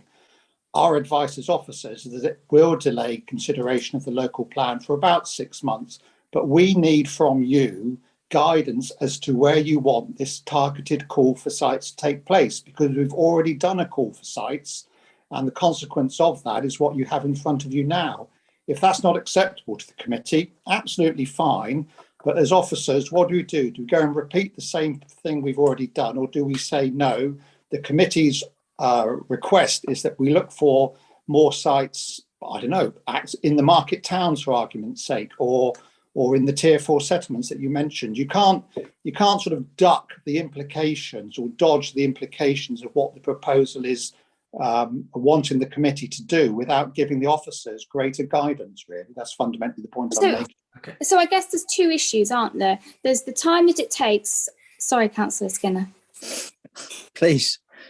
Please Listen. come back, Councillor Bailey. We'll do it this way. Councillor Bailey, come back, and then I'll bring in Councillor Skinner in a second. Oh, okay. So there's two issues, aren't there? There's the time that it takes, and it still hasn't been established to me clearly why it's going to delay things for 6 months.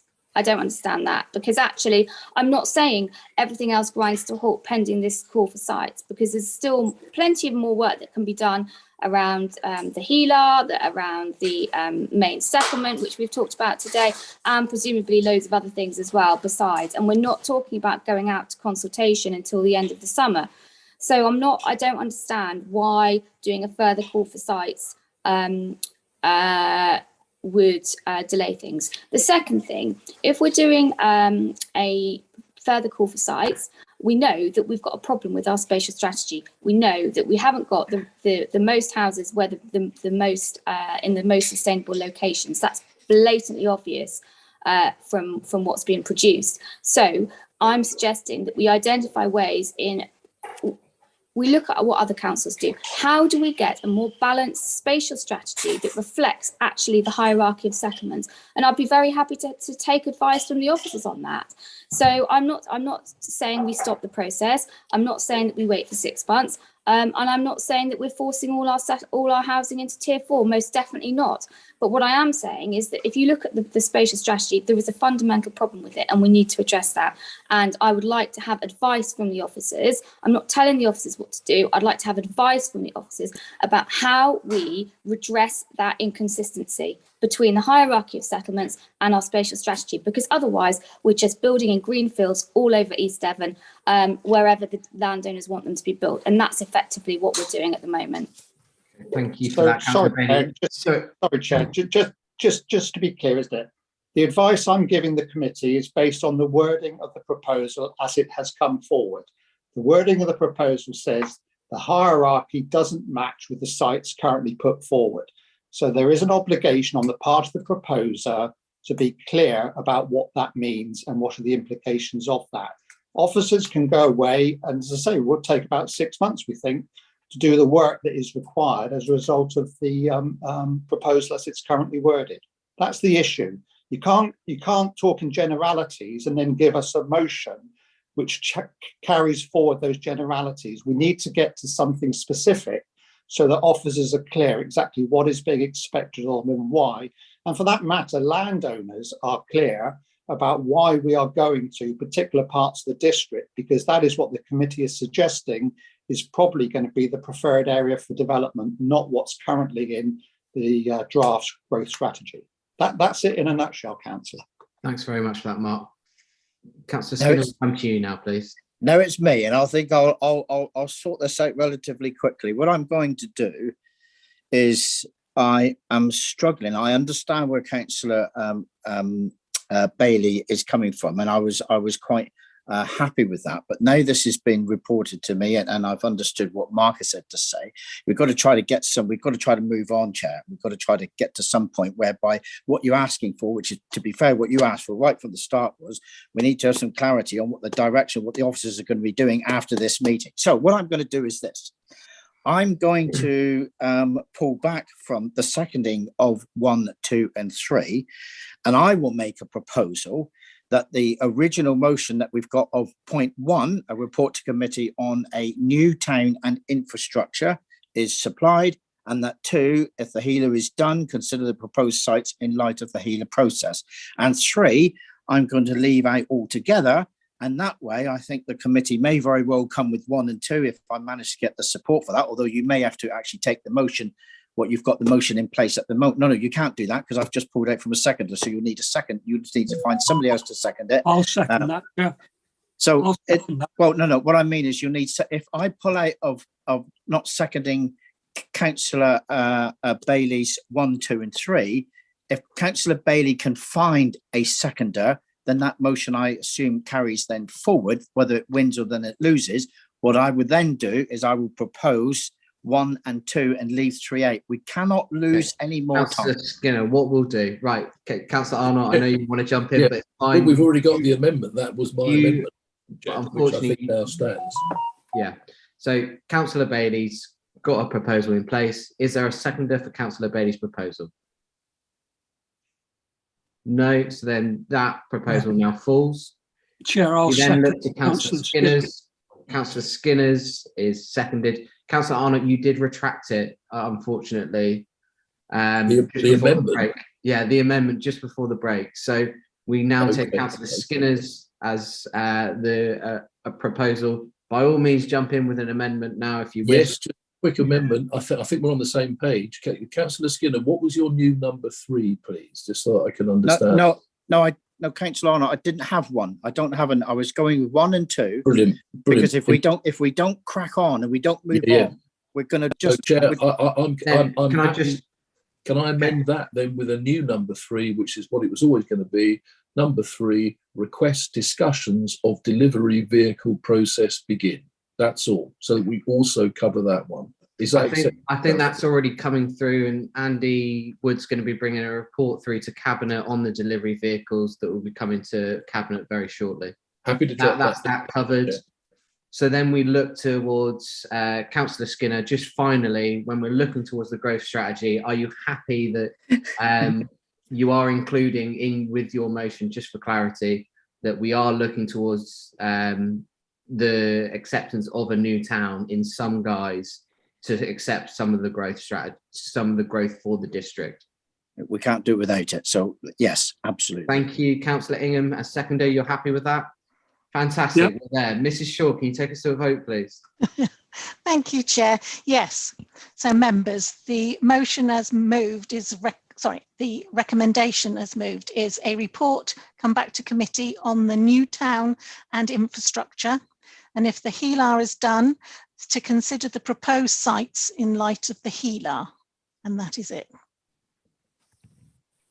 I do beg your pardon.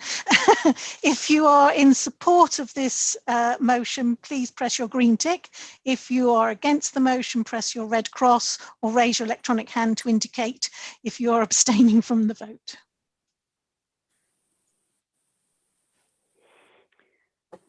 Okay, just waiting for the votes to come in.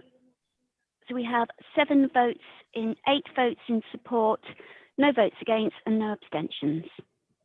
Fantastic. I know that was very long, and thank you for that committee. I know it's very much appreciated. Let's go back. Can I just say, Chair, very quickly, how important it is that members are engaging at this level. And please, Councillor Bailey, what the work that you've done and what you've said, absolutely superb, brilliant. Please, absolutely important that we have these discussions and these debates. This is what it's all about. Thank you. And we wouldn't be having them if we were still in guest, Phil. Thank you, Chair. Well, right. Let's not go there. Sorry, members, can we not go back and forward? Come on. We then move back to page 14, which is the spatial strategy of the plan. It's strategic policy 1, settlement hierarchy, tiers 1 through 2, 3, and 4. We have 3 options before us. So it's either A is for the policy, option B is identify fewer settlements in tier 4, or option C is identify a higher number of settlements in tier 4. I'll open it up to the group of what you wish to see happen. We are, just for your reference again, page 14 and 15 of the report. So I'll just let members get to it for a second. Councillor Rylance, we'll come to you, please. Thank you. I just wanted to repeat my perennial gripe that Westclist is not a village. This is not it's part of Broadclist. And I acknowledge it's not within Broadcliffe village centre, but it's not a separate settlement. It's part of Broadcliffe still. It still comes under our jurisdiction. It doesn't have its own parish council, so it can't manage its own affairs. So why is it listed there in Tier 4? And it's also a massive growth point already. Thanks very much for that, Councillor Rylance. I know it's taken on by Ed and the team. Councillor Faithful, we go to you, please. Thank you, Chair. Something I wanted to say previously, but I'll say it now. A lot of the potential sites in rural communities can be below the minimum house numbers for the whole HELA process, aren't they? So, there's a potential to make up a lot of the house numbers in rural communities on much smaller plots. Because to me, I'm not pull away from affordable homes in rural communities, but they don't necessarily fit into the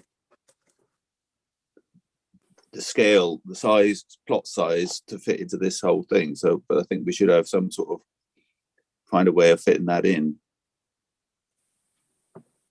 Okay, thanks very much. Councillor Davey, we go to you, please.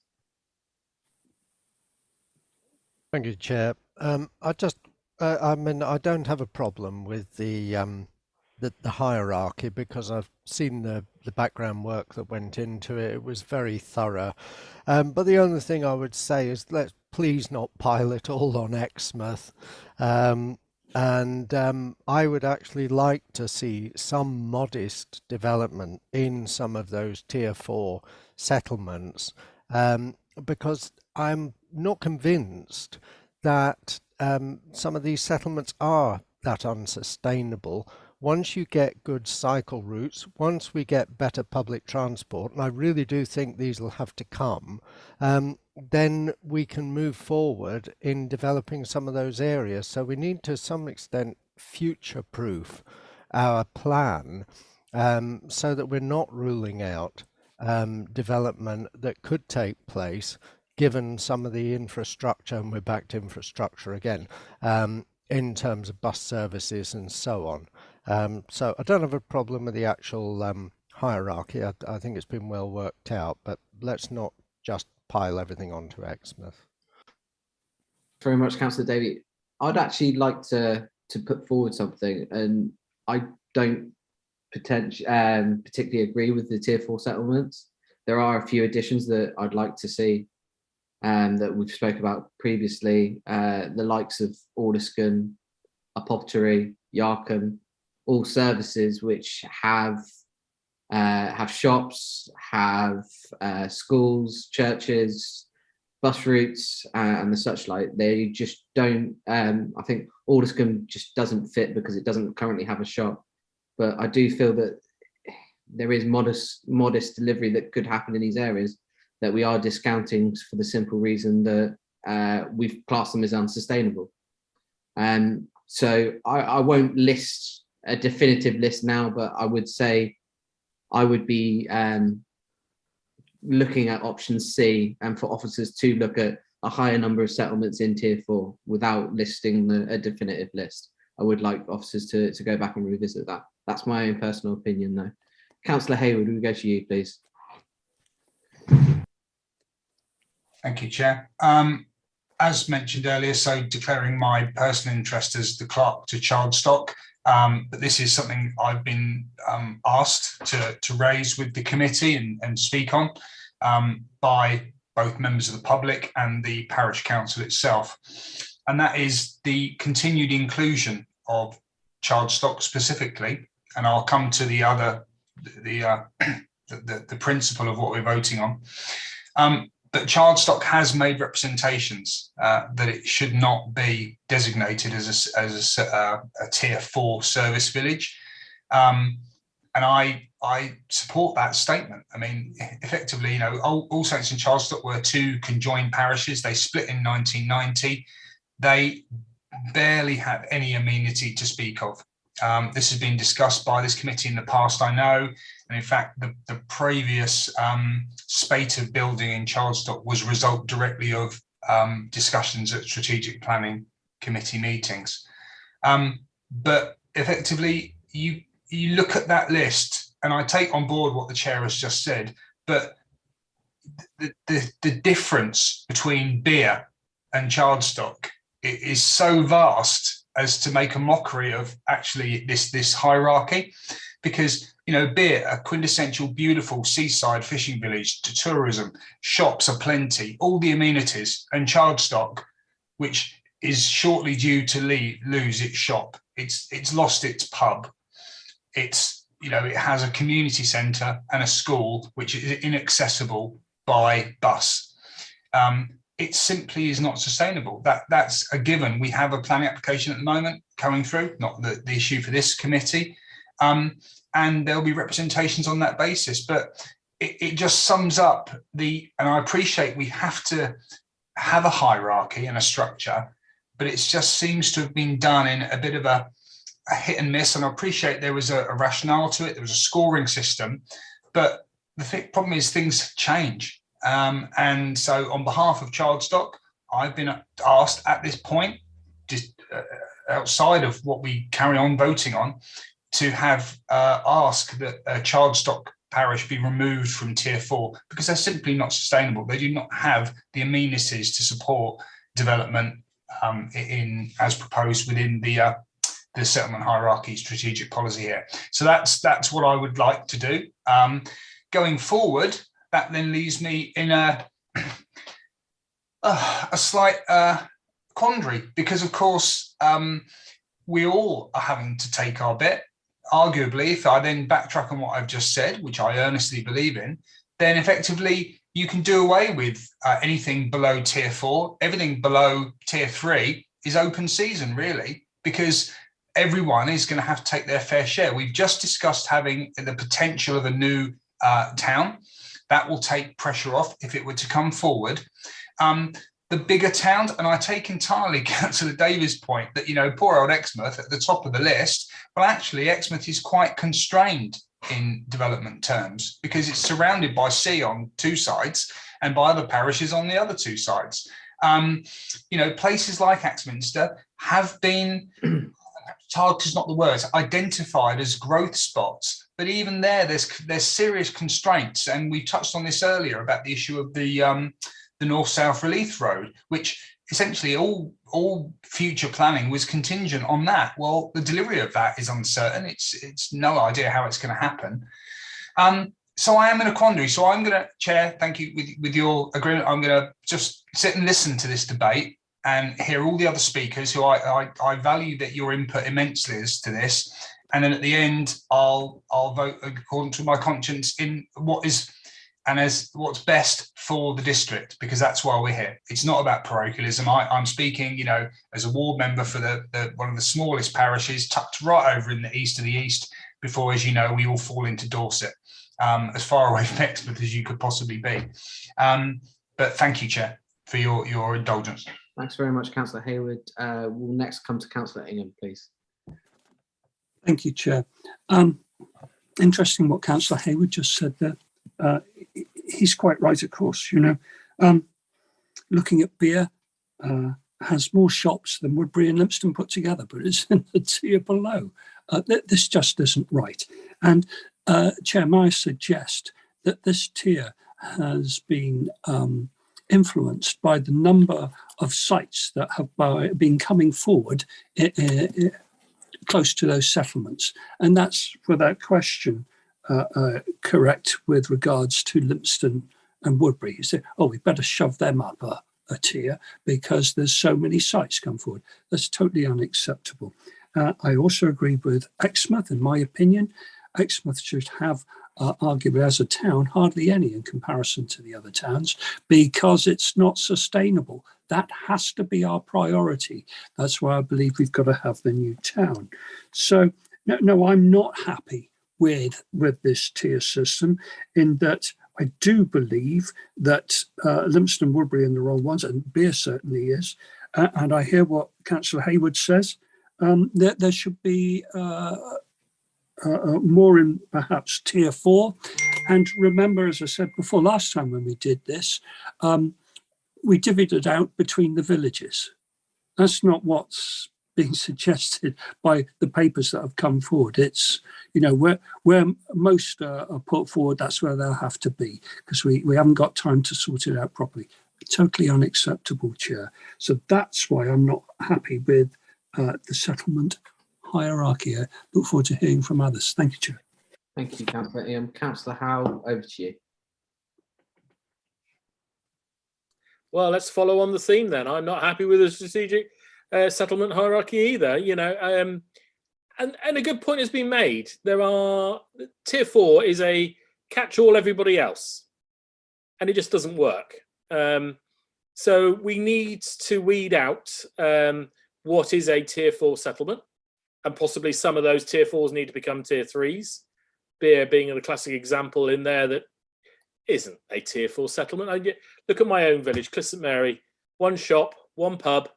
You know, we've got a garage, well, repair garage, not a fuel garage, and that's it. We've got plenty of other employment, but nothing else. You know, you've got Fennerton, similar again, a pub, a shop, and not a lot else. Hawkchurch, God knows what Hawkchurch has got these days. Not a great deal, but it's got a few things. Beer, on the other hand, has a town centre.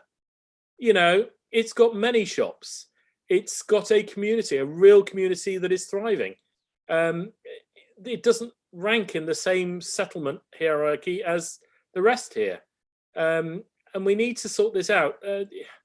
As you go through this, West Hill, you know, the old Councillor Bailey's area, you know, you've got a secondary, you know, you've got a primary school, you've got a shop, and I'm sitting here thinking, I'm trying to think what else you've got. I can't even think of a pub in West Hill. No pub. You've got a garage down the bottom that does repairs. I think it might even sell fuel still, but that's it. You know, they're not the same, and we need to pull these out more. And I do think some of these villages in tier 4 have been picked on to take more development than others, and we need to balance that equation. But I need to come back to Exmouth because it's been mentioned a few times Exmouth is not sustainable. I'm sorry, guys. Exmouth, being the largest community we have, is eminently sustainable. It's got to be sustainable. But I get the point I think you're making in that there's nowhere else it can go outwards. Quite right. So we need to look inwards, and we need to look at the town centre to make that town centre in Exmouth even better than it already is. There's a great community in Exmouth. I've got great friends down there and everything else. But, you know, there is a heart missing in Exmouth, and it needs development and housing in the centre, along with the shops and cafes and everything else that goes along with it, to put the development right in Exmouth in a fully sustainable way, not out on the outskirts on green fields. And that is a longer term process that we need to work on. But we need to follow this tier. If we're having this settlement hierarchy, we need to work with it so that Exmouth takes the most. Axminster, Cranbrook, Hudderston, Ottery and Seaton, Sidmouth, etc. take the next lot, working downwards. Not, oh, where is it easiest to go? You're in one of the 4, you'll take the lot. Because that's how a number of our communities now feel, is they're being picked on compared to the rest. So we need to balance this out, and we need to do something about it. And I'll probably support Jess and whatever she's going to say next. So over to you, shall we say. You've been teed up quite nicely there, Councillor Bailey. Over to you. Thank you very much.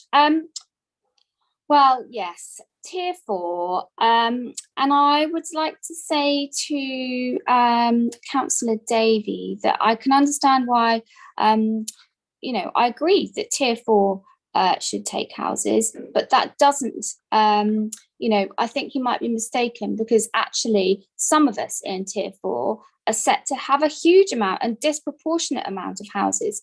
So if I can just pick up on Beer as an example, Beer is in the same tier as West Hill. Beer is allocated no houses. West Hill's allocated 101. So how does that fit with our spatial strategy? And I think that we should be, you know, trying to be consistent. And as far as what the chief executive said earlier about doing a call for sites would delay matters by 6 months, our own report advises a call for sites in early 2022. So how does that fit in? So I think it's hugely problematic, Tier 4. A combination of the criteria that are used, which means that you have thriving communities with loads of shops still sitting in with other communities with very few. And then you have the issue of the spatial strategy, which within Tier 4 then sets to give some of those with very few facilities, loads of houses, and yet the ones that have loads of facilities, no houses. So I think we're in danger of getting into a real kind of mismatch. And I think more work needs to be done, because I think, you know, we're trying to be sustainable and it's just not, it's just really not, you know, I was just absolutely staggered that a report could be brought forward that could even contemplate 470 houses coming to West Hill, a Tier 4 settlement, a 50% growth. I mean, you know, so yeah, more work does need to be done. And I'll be interested on Mark coming back, please, because the report advises a call for sites on page 29 in early 2022. Thank you. Fortunately, the chief exec's now left the meeting. What I will do is bring Ed in. I think the fact that beer is in Tier 4, and Ed can correct me here, is because of how constrained it presently is. That it wasn't, it's not put into a local centre, it's put into Tier 4 due to the amount that it is constrained and how limited it is for future growth. So Ed, over to you. Thank you, Chair. I think I need to remind members of the methodology that was used in the production of the settlement hierarchy, which seems to be missing from this conversation at the moment. Because we brought the role and function study to members on 2 occasions last year. I mean, it's broken down the assessment into strategic facilities and services and local facilities and services. And above that was all a whole level of work about what actually exists in each of those settlements as well, in terms of employment, out commuting and things like that. But the thing that tends to get focused on is the facilities and services. And the hierarchy is fundamentally influenced by that. So there's been lots of reference to beer that it should be in a high. It's not so much to do with the constraints, it's to do with the facilities that are available. There are no strategic level facilities and services in beer. There is no train station, no hourly bus service, no secondary school, no supermarket, no hospital, no leisure centre, no swimming pool, and no emergency services facilities.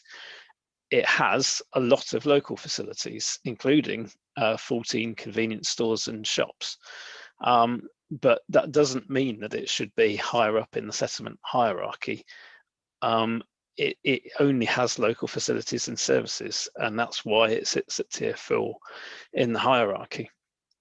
I could go on with other examples, but I won't. I'm somewhat confused because members have considered this before, particularly at your October meeting last year, in which the committee resolved that strategic planning, this is a quote from the minutes, that strategic planning committee endorsed the findings of the role and function settlements final draft and endorsed its use as evidence, which will be updated as further data and evidence comes forward.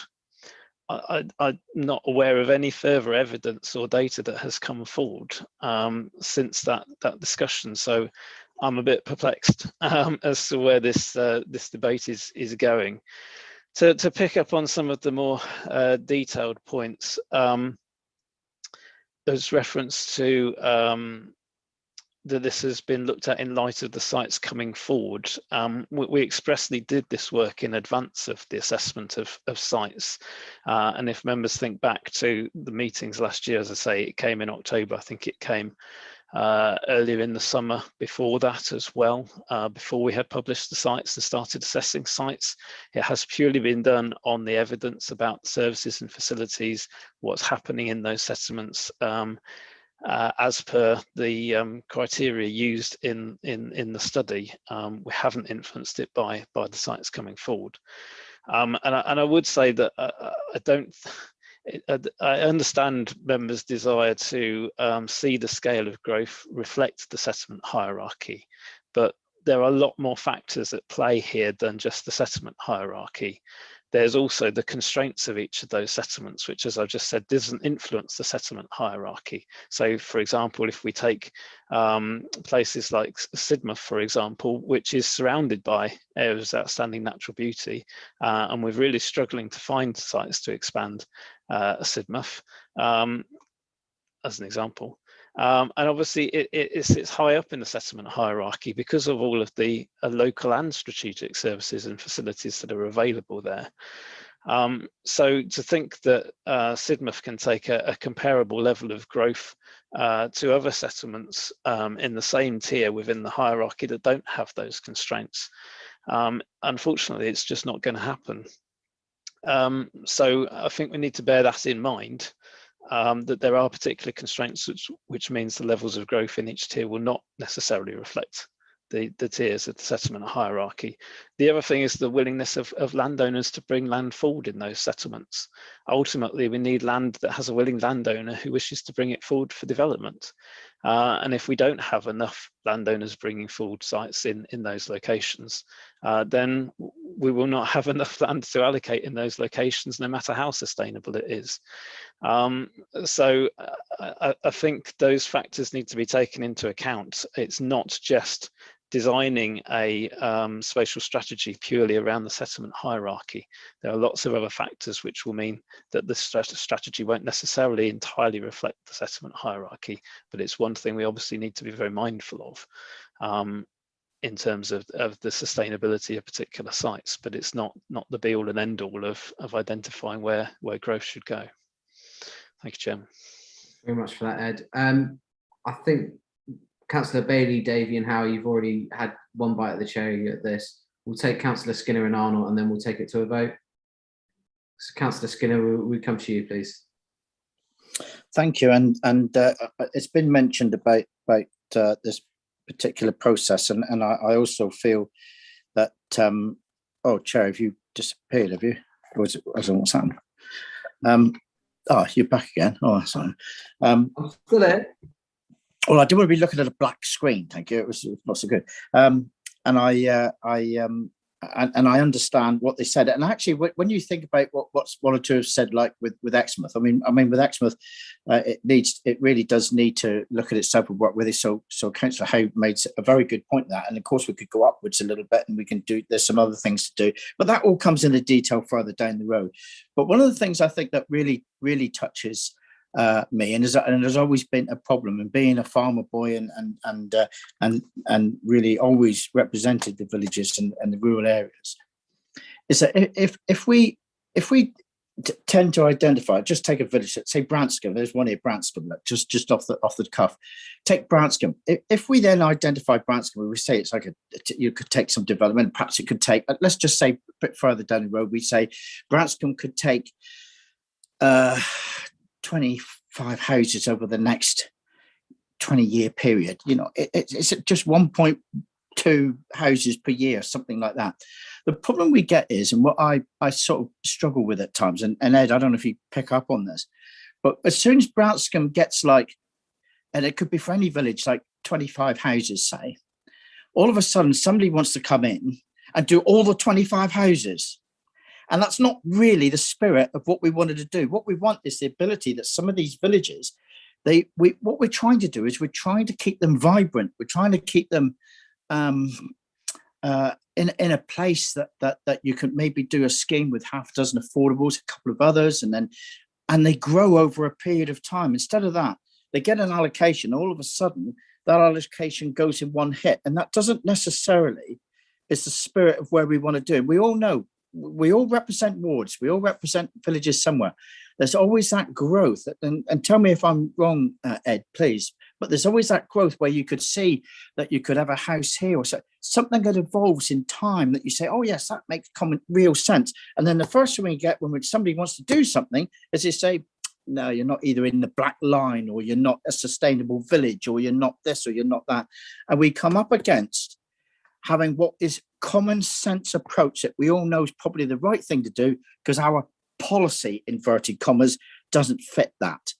And as much as I want to talk about looking at the villages, I think there'd be a lot of comfort in villages wanting to accept development of say, and the small villages, like 20 houses in 20 years is something I think they would feel comfortable with. What they won't feel comfortable with, and Councillor Bailey is talking about West Hill coming up there. I get the denominations of the numbers of 100 houses, and it's all too much. And that's, Ed, you're quite right to point out the process, because that's quite right. I didn't quite like that. But it's about, when we talk about strategic planning, it's about, we all want to do the right thing. We all know some good things that need to be done. And we need a process in this policy that allows us to have a little bit of growth incrementally over time. And I don't know, Ed, I don't know, through you, Chair, I don't know how we do that, because if you did that, this tier system could change, because we want a little bit of growth, but we don't want big amounts of growth in some of the villages. But the villages are different. One village, and Councillor Chair, you pointed out Alliscombe. I used to be the ward member for Alliscombe, and Alliscombe has got a wonderful opportunity of a parish council and a village that really would like to see a real sort of centre, because if anybody who knows Alliscombe, it stretches over a long period, a long way, and it doesn't feel it has a centre. And it is desperate for a centre, desperate. And when we tried to do, and I tried to work with them for many years to put the plan together, and then it doesn't fit sustainability. It doesn't this, it done that. Yeah, everybody's crying out for it. Everybody. And so for me, I just think how planning is such a failure at so many levels. And perhaps we have an opportunity to try to correct that in some way. And a village like Alliscombe, to me, is absolutely crying out for. And the people there would love to see it and create some facilities that would make it more sustainable. So I've made my point. So I'm going on a rant. I'll just stop ranting. That's enough. Thank you. You made my point. Councillor Skinner. Well, obviously, as I said before, we'll take Councillor Arnott, and then we are going to vote members. Councillor Arnott, over to you. Thank you very much, Chair. I've just want to help some hopeful information on Exmouth. So I had the privilege of meeting our new officer, effectively for Exmouth, Jerry, down in Exmouth last Thursday. So this is a post that we've been looking to fill for about a year and a half now, and Jerry will appear before the next meeting of the Queen's Drive Delivery Group soon. And with him and Simon David, Tim Child and Nick Hookway, because we were looking at the cultural side of things as well, we walked Exmouth and we looked at all of the land assets, as one would call them, that even we as a council own in Exmouth. There is so much that we can do there ourselves, bringing forward. I'm not sure if you call it brownfield land, but it is there. And I would agree with Councillor Ingham. I don't think what you want is to see Exmouth sprawling out even more, so that eventually sort of has a Boris-style bridge to Dawlish or joins up with Livingston. I think the concentration should be in the middle, and there's plenty of opportunities there.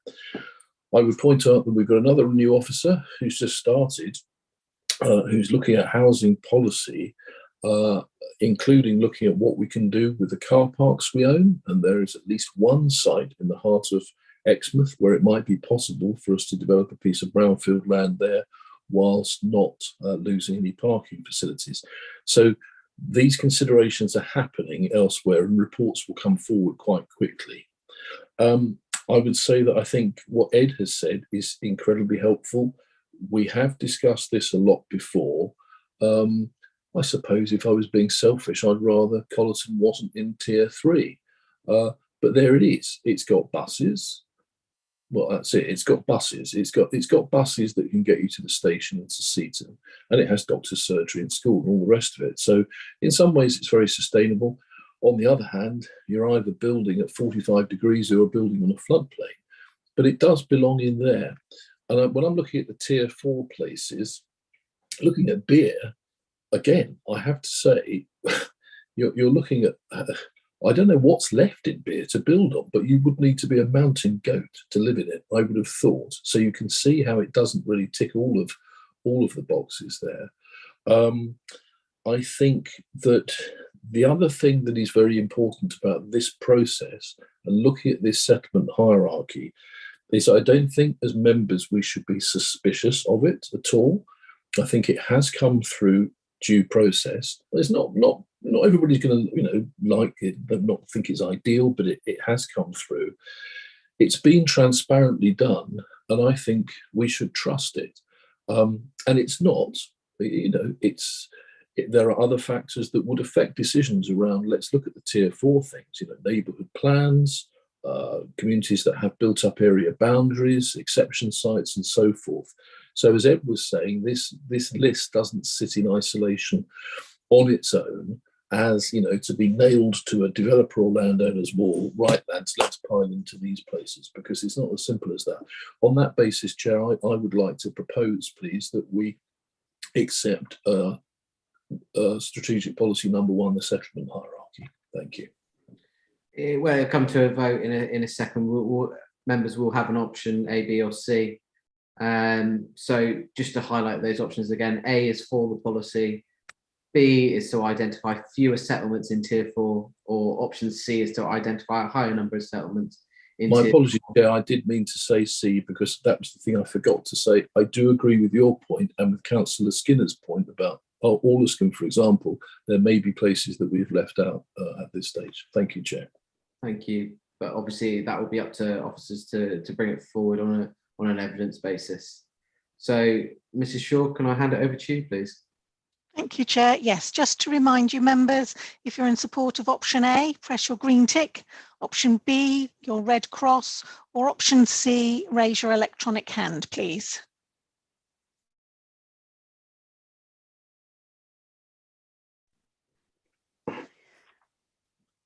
Just waiting for the votes to come in. Okay, we have 7 votes for the raised hand, which is option C. Thank you very much for that, Wendy. Thank you, Ms. Shaw. So we move to strategic policy 2, which is the overarching strategy for the distribution of development for the local plan. So obviously you got option A is for the policy. Option B is a greater concentration of development on the western side of East Devon. This approach could take advantage of locational benefits of the western side of East Devon, but may not meet the needs of the wider East Devon area. Or option C, a lower level concentration of development on the western side of East Devon. This approach could meet wider East Devon needs, but in doing so could lead to adverse impacts, particularly in respect to environmental assets.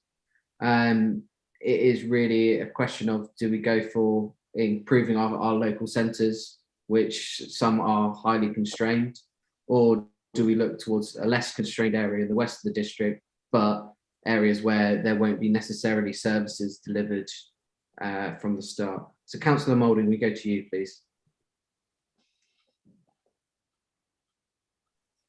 Just quickly, Chair, I don't see how we can make a decision on this until we've had the report on the that we discussed earlier. Okay, thank you very much, Councillor Moulding. Councillor Bailey, come to you, please. Just looking, I want to say something in a minute, but I was just looking for where B and C are. Did you say there was a B and C? Because I'm looking at page 16. Page 20, Jess. I did the same. I was struggling to find it. Oh, you've got to tittle on a little bit. So we're talking about, sorry to forgive me, we're talking about strategic policy 2, are we not? Yes. Yes. So what I would like to say is we've got in there moderate growth at service and local centres, but I think that we should have a percentage so that it's no more than a certain percent, because actually that's more meaningful, because we're saying modest growth, but in some circumstances it's not modest growth. So I would have thought that modest would be 5% perhaps, and moderate in the next category up, maybe 10%, for instance.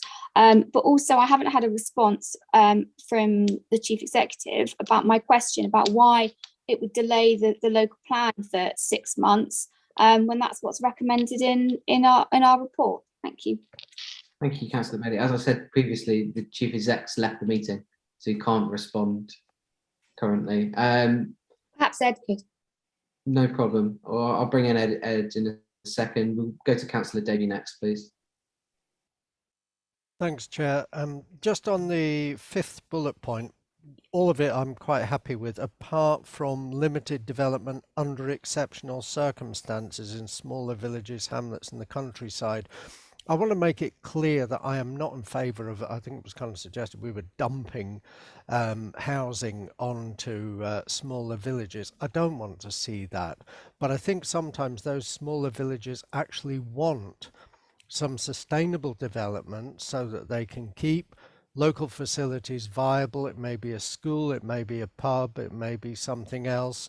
And I obviously the devil is in the detail. It depends what those exceptional circumstances are and just how exceptional they are. But I just want to make it clear that I would like to see some limited development in those smaller villages where there is some possibility that they can be made sustainable and can cut down on car usage. There may be situations where they have a good bus service or where they have cycle links to another bigger settlement. So I just want to be clear that the exceptional circumstances, it depends what that means really. Maybe Ed could clarify. Okay, well, I'll bring Ed in towards the end. So Councillor Skinner, will come to you next, please. I'm going to concur with what Councillor Davey has said, and I'm trying to pitch a little bit on what that was the point I was trying to get over earlier. There is a need and some need for some villages to grow, but it's not big development, and I you know, smaller, but I don't quite agree with Councillor Bailey wondering what modest is and leaving that open. I think that needs to be open, because I think what will happen with that is that we would have discussions around that for a village, and there may be villages who want to see a bit more. So modest gives us the ability to have the scope to work with that, and I think that's quite a good thing. I quite like that. So I'm tending to go with the first one, but like Councillor Davey, are we in a position that we could possibly alter, make amendment to is it A? Do you call it A? The it chair, would be A, yes. Is it A? Is it possible to make it say limited development on the last bullet point? So you've got 1, 2, 3, 4, 5. Limited development under exceptional circumstances in smaller villages, hamlets and the countryside. The problem with exceptional circumstances, it's almost saying no, but give us a real good reason why, because it's quite exceptional. And what exceptional then means is, exceptional is just affordable housing. Well, that's not growth, that's not strategic planning. I think it needs to be more open than that, but at the same time, there has to be some sort of limit. That doesn't mean to say a village is going to take 60 houses on. It would be catastrophic for most villages to take on that sort of number. I know Councillor Ingham spoke about Limpstone, described as a village, and they had 60 houses and all that. Limpstone's a little bit different. I'm thinking of the little smaller villages that are out in the rural areas more. So I'd like to perhaps listen to some others about how, if members agree 1, 2, 3, 4, when we talk about the villages and that, about how we open that up, but also at the same time how we maintain, whether we do it, Chair, through scale of that. If a village has got 80 houses, we work, perhaps what Councillor Bailey said might have some relevance, we work on a maximum of 10% or something, but we can't leave the door just open, because that would be quite wrong. So I'll leave my point there, but I'm struggling. I'm happy with A, but I'm struggling with the last bit about the rural areas. I like to hear what other people have to say about how we open it up, at the same time we keep that constraint. How do we manage that? Perhaps Ed might have some ideas better than me.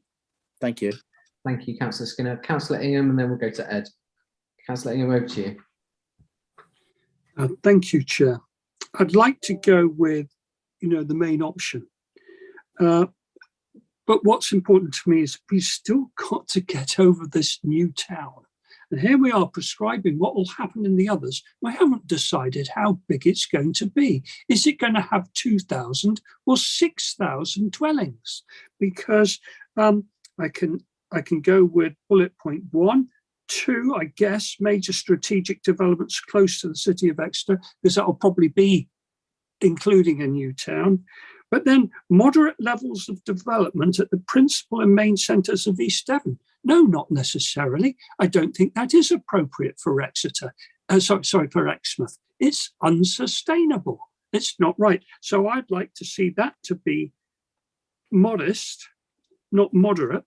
I go along with modest growth at service and local centres.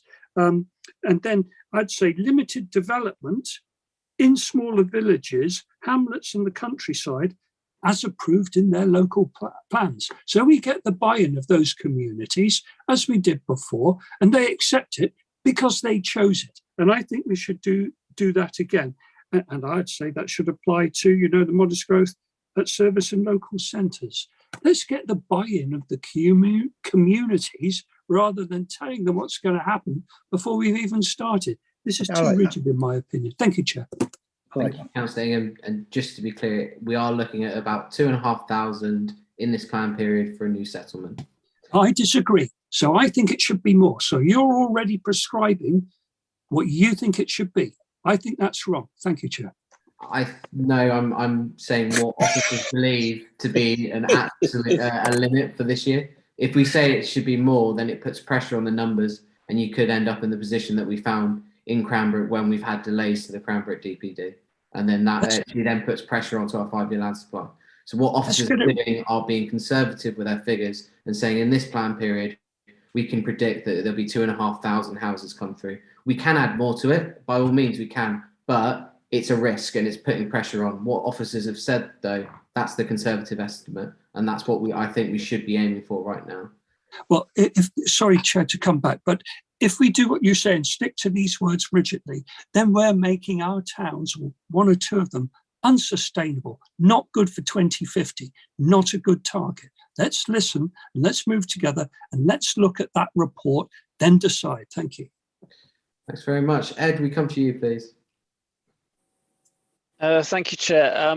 Well, if I start at the limited development under exceptional circumstances in smaller villages, I think the issue we've always had in terms of local plans is how do we facilitate growth in smaller villages and hamlets where they don't have a built-up area boundary. We had this problem with the previous local plan. We then had the villages plan.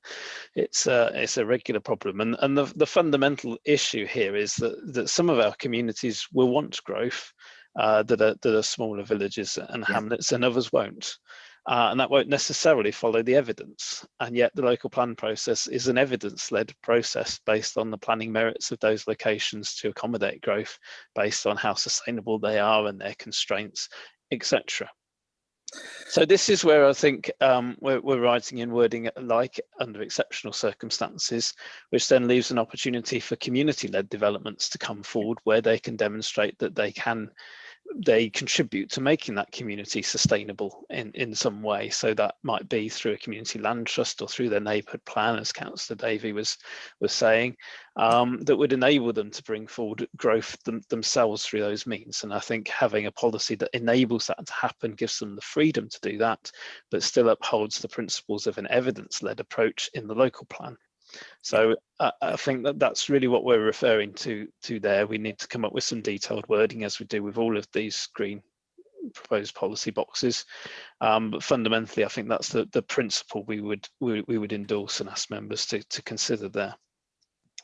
In terms of the issue of percentage growth, I understand the principle and this kind of issue of kind of parity, I suppose, in terms of each level and trying to define what we mean by moderate or modest growth. But I come back to the point I made earlier, is that unfortunately it's not that simple, because some settlements will have more constraints than others, some will have more available land than others. So it may not be possible to have an approach that says that every settlement at tier 2, for example, in the settlement hierarchy has a proportionately similar level of growth, because we just might not have the available sites to do that. And as I said, some settlements are more constrained than others. So yeah, if I used the example of Sidmouth earlier, I mean, clearly Sidmouth is far more constrained in terms of landscape constraints than, for example, Ottery St Mary or Axminster is. So to say that it could take the same level of growth proportionately as those other settlements, unfortunately, the evidence simply doesn't support that approach. So I couldn't recommend that to you as members. I think the other point I was asked to respond to was this suggestion of a 6-month delay. I think the point there was about our understanding of the motion that was put forward at that time, which was fundamentally that we do this call for sites, and that there wouldn't be progression in terms of the development strategy while that was going on. So that's one point. The other point is the resources that would be needed to do that. Members may recall that we did the initial call for sites at the start of last year. And okay, we had 360, I think, approximately sites come forward. There's been a huge amount of work in assessing all of those sites, taking them through the HELAR panel. And you know, we're still trying to complete the HELAR report, which, as Mark said, is likely to be April now. Because you know, I checked over the lunch break and it's just not going to be ready for the March meeting, unfortunately. So there is a huge amount of work involved in all of that. Okay, we won't get 360 sites again, but I don't know how many sites we will get back in. But there is still, you know, assuming we get a good number of additional sites, which is obviously the hope, then there would be a lot of work involved in assessing those, reconvening the HELAR panel and going through that, not to mention the sort of 6 to 8 week period for those sites to be submitted. There's also a whole system that has to be set up in terms of those submissions coming in to the system. Members may be aware we had an online system where people could go in and submit their sites on a GIS base, so that we understood the boundaries of those sites. That would all need resetting up and everything. So there's an awful lot of work involved in doing that. We had recommended, I think, in the document about doing an additional call for sites as one of the options for addressing the shortfall. We had envisaged that running, I think, alongside consultation on the draft plan as a way of saving time in terms of that process, bearing in mind that we can add additional sites in after that stage if we're minded to do that. So I think Mark was referring fundamentally to the delay. There'll be an overall delay, but fundamentally a delay to progression of the development strategy. There would obviously still be some work that could continue in terms of the detailed policies that members have been through at previous meetings, but fundamentally there would potentially be quite a significant delay, potentially around the 6-month mark, to the development of the strategy. Given the resources and everything that would be involved in doing that. And ultimately, you don't have a local plan without a development strategy within it, because that's the core of the document. So I would stand by that as a realistic assessment of the likely implications of that. Thank you, Chair. Thanks very much. I think we'll go to Councillor Moulding. He's the only member yet to speak, and then we will go to a vote on this. I want to get to the options on page 22 that I know Councillor Bailey would be very interested in getting onto. I want to get that onto that just before our next break. So Councillor Moulding, we'll go to you, and then we'll take this one to a vote. Yes, thank you, Chair. I'm presuming that if we vote now on section 2, the strategic policy, that all includes all the successive pages on the various options. And I'm looking now at page 26, which does refer Councillor to... Moulding, we'll take those as separate. We're taking them separately. Yeah, I'm coming through to it in a second. So okay. We'll start from page 22 after this vote. So just to concentrate members' minds on what we're voting on now, it is either the policy or option B or C, which is a greater concentration of development on the western side of East Devon This approach could take advantage of the locational benefits of the western side of East Devon, but may not meet the needs of the wider East Devon area. Or option C, a lower level concentration of development on the western side of East Devon. This approach could meet the wider East Devon needs, but in doing so could lead to adverse effects, impacts, particularly in respect of environmental assets. So it's A, B, or C from members, and it's over to Mrs. Shaw just to take us through that, please. Thank you, Chair. Yes, members, if you're in support of option A, please press your green tick. Option B, your red cross, or option C, raise your electronic hand, please.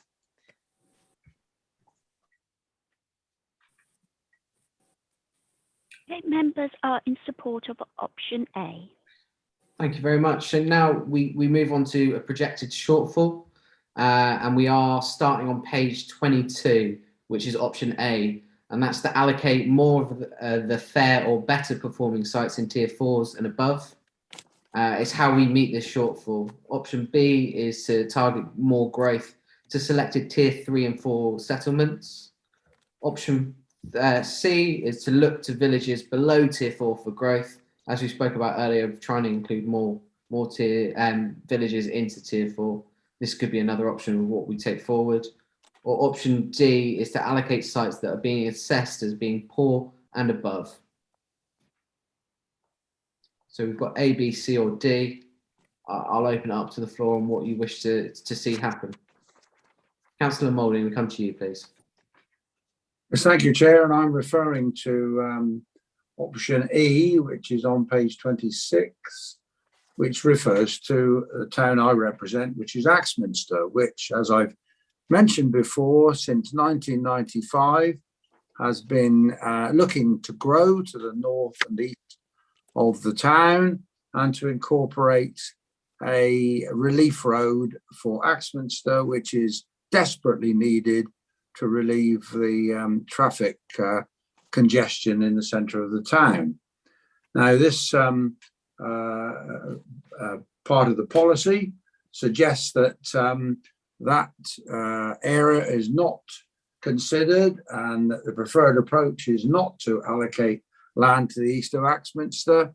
And it's purely on the basis that at the moment, funding hasn't been received either through developer contribution or through government grants to enable that to proceed.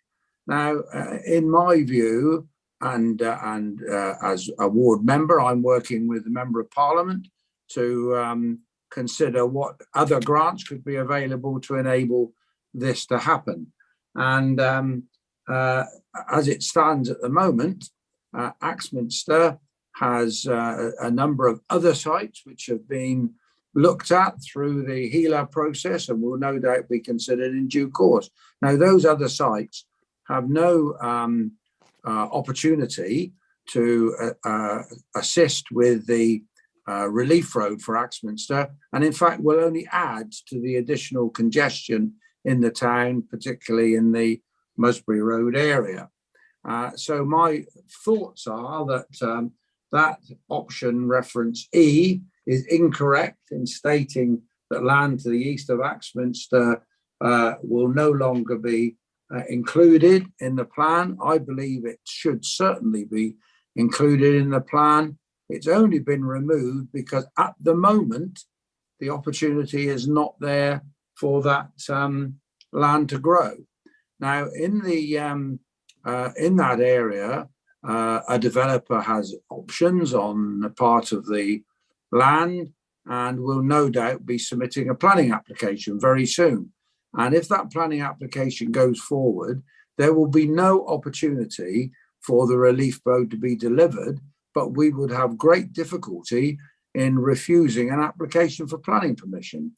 So therefore, my view is that the local plan should still retain the opportunity for the north-south relief road alongside growth to the north and east of Axminster and should not be removed from the plan. Thank you. Very much for that, Councillor Moulding. Chair, could I speak next, please? And I really, because Councillor Skinner, just hang on a second.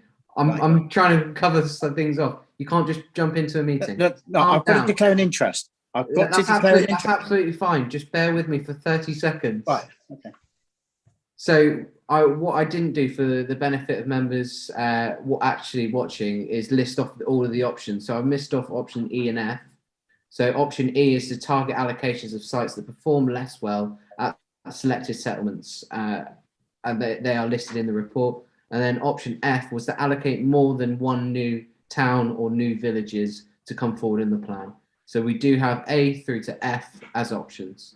Councillor Skinner, I'll come to you now, please. Right, thank you. And let's on that basis, because within that process, it looks like that it could possibly be a village of Tarleton, which I put in a piece of land. So I'm going to, if is it Mrs. Shaw or Wendy, is it that drops me out of the meeting, and then I leave the meeting at this point. When you've got past all of this, I'll come back in, but I have I would have a DPI if that was actually to take place. So I don't need to be in the voting, the talking about it, and I need to step away from, what do you call me, in the sin bin room or whatever you call it. Yeah, I need to step out. Okay, thank you very much. Now you want. Sorry, Councillor Skinner's declaring that he will have an interest on this item. So can we please place him in the waiting room for the remainder of this item, and then we'll bring him back. Yes, thank you. I'll do that. It's called the sin bin, Chair. The sin bin. Yeah, that's it. The sin bin. That's it. Yes. We're not playing rugby. I know it might seem like it sometimes, but we're not playing rugby. Councillor Arnott, we'll come to you, please. Thank you, Chair. I just wanted to address very briefly some of the points that Councillor Moulding was making about the North-South Relief Road. I mean, at the moment, we all are, and I'm getting... Councillor Arnott, just for brevity and the meeting, I don't think we need to cover it too much in detail. I think what we need to focus on is options A to F and what this committee want. I don't want to descend into arguing different allocations because we're not at this point. We're talking strategic policy. Let's keep it on strategic policy, please. Fair enough, Chair. I should also join Councillor Skinner in the envision sin bin. Thank you. Thank you very much. Councillor Ingham, we'll come to you, please. Thank you, Chair. I think.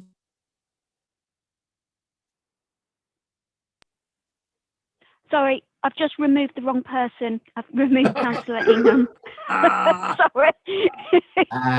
He had it coming. He had it coming. Sorry, it was Councillor Arnott I was meant to put in the waiting room. No, you don't need to put Councillor Arnott in there. Sorry, I was taking you seriously. Never take me seriously, Wendy, please. Councillor Ingham, that's a warning to you. If you do it again, you're going to be kicked out for good. Over to you, Councillor Ingham, whenever you're ready.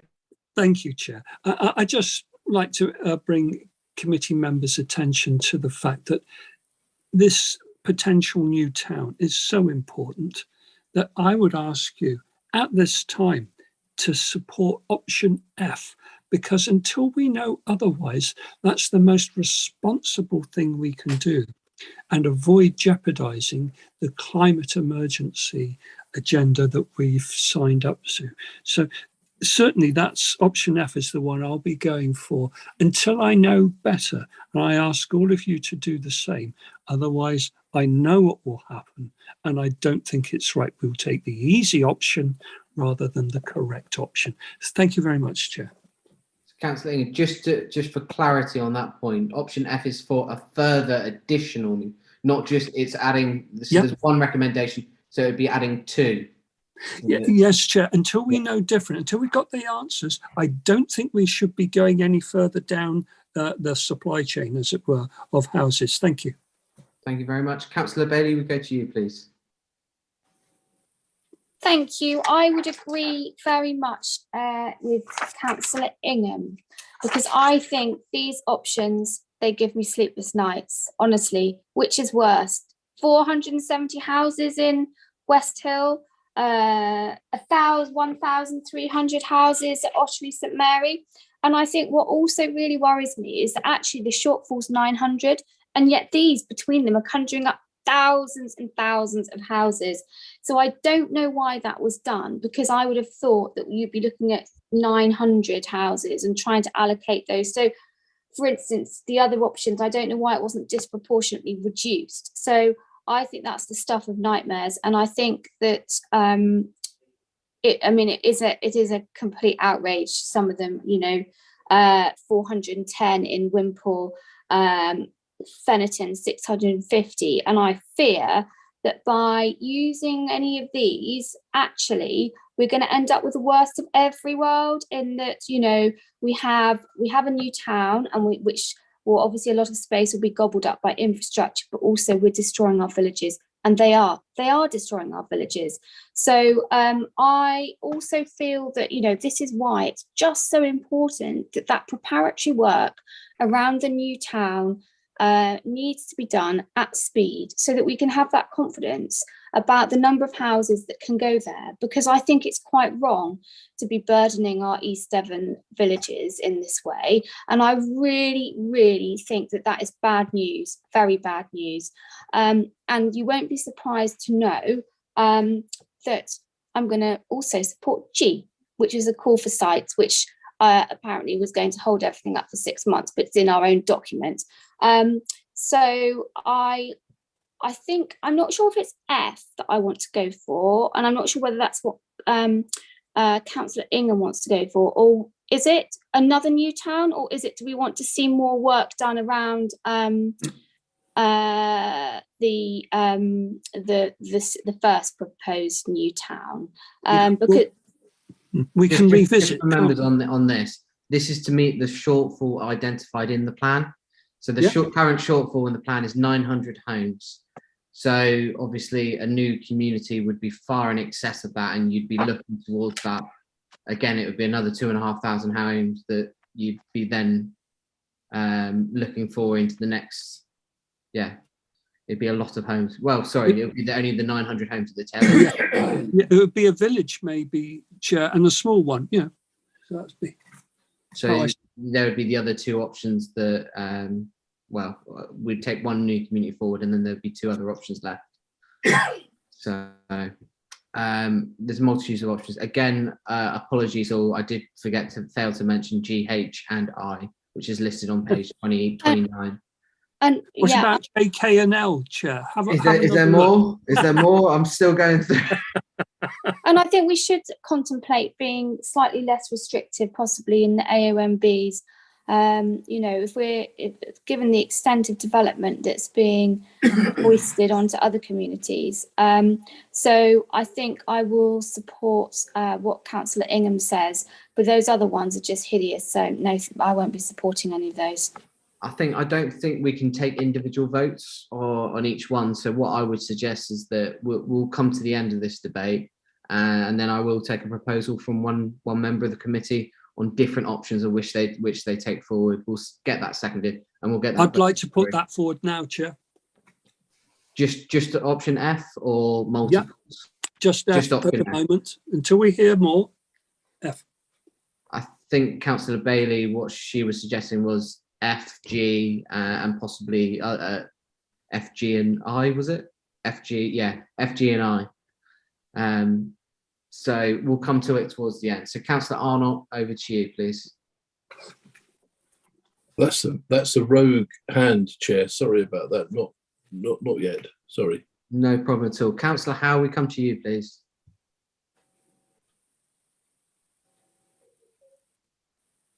Can you hear me all right?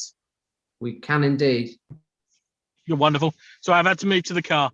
Right, I just need to clarify with Ed, if we can, how many windfall allocations or how many windfall homes are we expecting each year through this plan, and what is he equated for? Is this on top of the 900 homes, or does it include?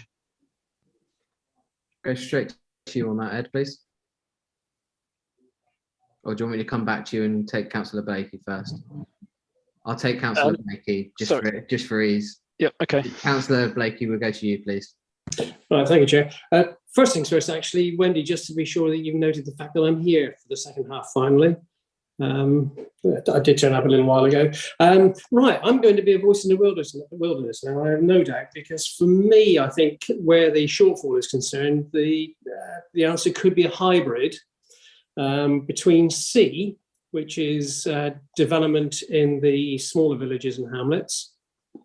Now, I think that a lot of those will be able to take some small levels of development, and actually over a period of time, is it not the case that the villages have all developed from what was originally just a single dwelling to the size that they are now? And so some kind of growth is to be expected, and it may well be of benefit to local people, particularly younger people who are looking to stay within those villages, if those houses can be built down to an affordable price. So there's that, and I would like to see that combined with G, which is a call then for some additional sites to make up the balance. And I think if we take a sensible and flexible view using those two, that the problem could be dealt with without having to impose big numbers on some of the other settlements, including, I should mention incidentally, I noticed that Cranbrook was mentioned in option E as being a potential for an additional 500. I just wonder how many quarts can be poured into that particular pint pot. I think with the DPD just about to be determined, trying to stick another 500 on top of even that could be very interesting, particularly when it comes to the potential coalescence with surrounding villages, which certainly I and the Cranbrook Town Council and all the villages are implacably opposed to. So I would like to propose that hybrid between C and G. Thank you. Thank you very much for that, Councillor Blakey. Ed, can we come back to you now at that point, please? Yes, thank you, Chair, and thank you for buying me a little bit of time. So the figures for windfall sites, we're forecasting at the moment about 2,968 over the 20 years of the plan, so that's just under 150 per year. While speaking, I would just add that in terms of these options, they're not intended to be one or the other. The option is obviously there for a multitude of those, just for clarity. Thank you. Thank you. So, I think one of the things, Councillor Blakey, I'll take that as a proposal. I just want to second it, but just with a small amendment of adding A in as well. I think I've taken on board what Councillor Bailey was saying earlier on in the meeting of having a fairer share across some of the settlement hierarchy.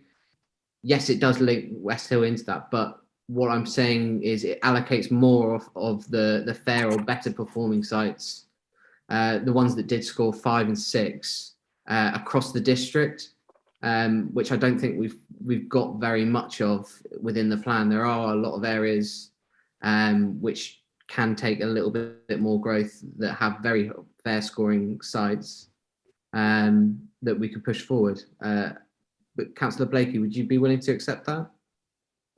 Yes, that seems perfectly sensible, so happy with that. Thank you. So Councillor Davey, we come to you, please. Thank you, Chair. I think I'd like to see a combination of A and C, actually, so that we spread growth more evenly across the district. I note in option A that actually provides 2,000 additional dwellings from the numbers given, but actually we only need 900. So I think we need to, you know, you look at Fennerton and think, what, 650? And you panic, but actually that's simply showing what the potential growth is there, not what is actually planned. I hope I'm right, otherwise I'm going to get lynched next time I go to Fennerton.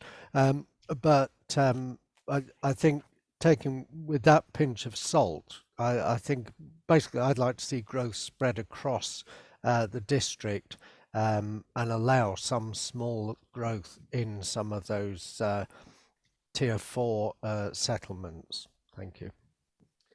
Thank you very much. Councillor Howe, we go to you, please. Thank you. I just need to come back to Ed's reply to my question. So we're estimating, and you have in your numbers, 100 homes windfall for the 10 years of this new local plan. Is that what we're saying? Because I haven't seen those.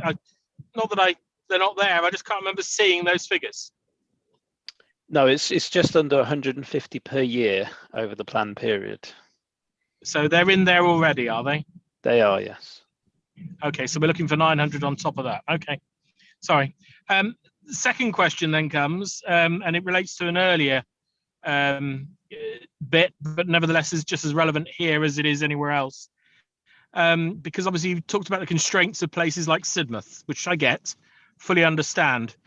But as part of those constraints, there's also the flip side of the housing need in those places, which, irrespective of the constraints, still needs to be met. And it's an awkward dichotomy you have of saying we can't build there because there's no places to build, but the housing need doesn't go away. So we need to be really careful about saying places won't have any growth or very little growth when there is a pent-up demand, particularly for affordable, but for other categories of houses as well that have to be equated for, otherwise we're carrying on the unsustainable growth of our locations. So I'm just wary of that and where that comes into this pick and mix we've currently got of these options, shall we say. Thanks very much. Thank you. Thanks very much for that, Councillor Howe. I think we'll take that under I being less restrictive in developments in the AONBs, but I think we might want to expand that out either to further restrictions that may befall some of our settlements. So Councillor Rylance, we come to you, please. Thank you, Chair. So I was actually just about to mention because I know that we had this shibboleth of the AONBs, but people still need to live there and people still need to work the land and people still need to be in their family there. So, you know, I don't think it should be untouchable in any way, shape or form to develop in limited but quality ways within villages and settlements within the AONBs. I don't understand why we're not, why we shy clear of touching them, because, you know, they're still working communities. They may be in an AONB, but they're still villages and they're still hamlets. So I would actually favour, you know, along the lines of what Councillor Davey was saying, a sort of mix, a spread of development across the entire district. So I actually favour a sort of pick and mix approach from A, C, E and I, so that we get different types of development and different types of settlement, so that there's something for everybody there. You know, there's something for people who work in Exeter, and there's something for people who can work from home, and there's something for people who want to retire to the countryside, and there's something for young farmers who want to live near their work. You know, I just think we need to acknowledge that not everybody is the same, and not everybody is going to want a dwelling in the same place. And at the moment, if we focus purely on large new settlements near Exeter, we're kind of saying that people can just get in the car and travel to work, essentially, because we're not delivering every single type of job within those settlements. So people will still have to get in their car and go to Taunton or to, you know, say Axminster. So why not deliver houses in line with population growth, natural population growth across the entire district where they're needed? You know, and I go back to my idea from earlier. I know I keep banging the drum about this, but delivering affordable housing, if you permit people to do self-builds, people who have local connections to do a self-build in the community where they live and work, then it will be affordable by design. So, you know, people will be able to have the house that they want within their budget, because that's what they'll be building. And so, you know, I really quite like a combination of A, C, E and I, to be honest. And I really, you know, I don't hold with not touching 2/3 of the district because it's AONB, because, you know, that way leads to moribund communities. And I think we have to stop demographically killing communities through our planning policy, which is what we're doing at the moment, especially with the price of houses now. Sorry, so that's my my soapbox again. Sorry. Thanks very much, Councillor Rylance. Councillor Bailey, we'll come to you now, please. Thank you very much. Oh, I was on not on mute. Thank you. Yes, I really agree with Councillor Rylance, actually. I think that's the second time today I've agreed with her. That, you know, we can't have this idea that the AONB is completely untouchable. I have to say that I'm strongly against A because I fear that that'll end up being that's the easy option, that we all just dump the houses in those as per A, and it basically says tier 4 and above, you know, fair game. And I just do not think that that is right. But I wonder whether, you know, it would be possible, I mean, for Ed, because also I don't like these options because they deliver far more houses than we're actually looking for. We're only looking for 900. So I would like Ed to come back, having heard these discussions, to pick up a proposal, because nobody really wants any of them in, you know, specific.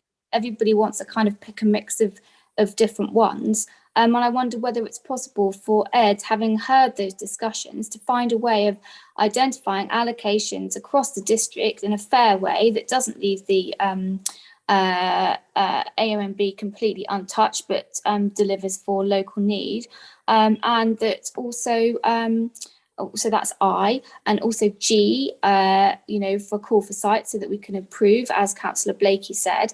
So I don't know whether we can do that, but I'm very, very much against Fennerton 650, Wimpole 410, Ottery, well, West Hill 80, West Hill 470, because I know what will happen. They'll all end up here. So I don't like option A at all, because I think, you know, if we're pursuing the path of least resistance, which is what sometimes we do, then that'll be what we end up with. So I would urge avoiding option A, and having a pick and mix, as Councillor Rylance has said, but maybe without A. Thank you.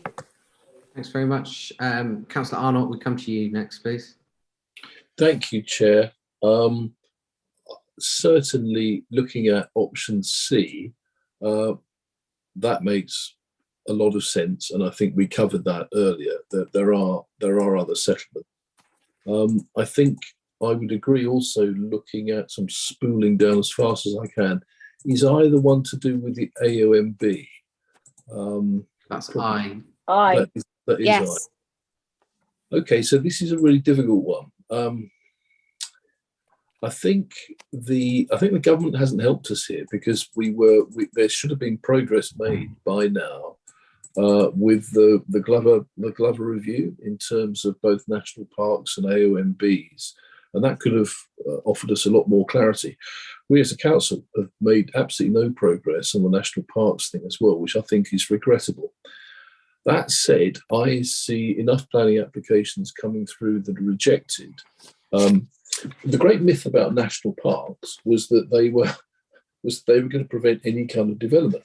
In fact, what national parks are often dedicated to do is to literally proactively provide development that is suitable for local employment in the national parks.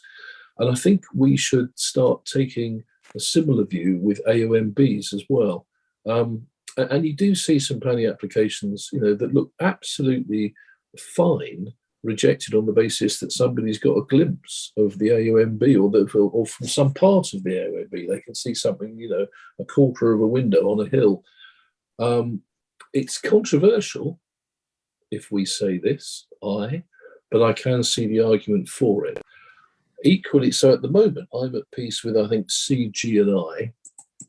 And I'm very sympathetic to what Jess is saying about A, but I'm not sure it's as high risk as is being said, because, I mean, it looks awful, doesn't it, on that drawing, you know, West Hill 470 dwellings. I suppose what I would want before I could vote ACGI was really on the record clarification through you, Chair, please, from Ed.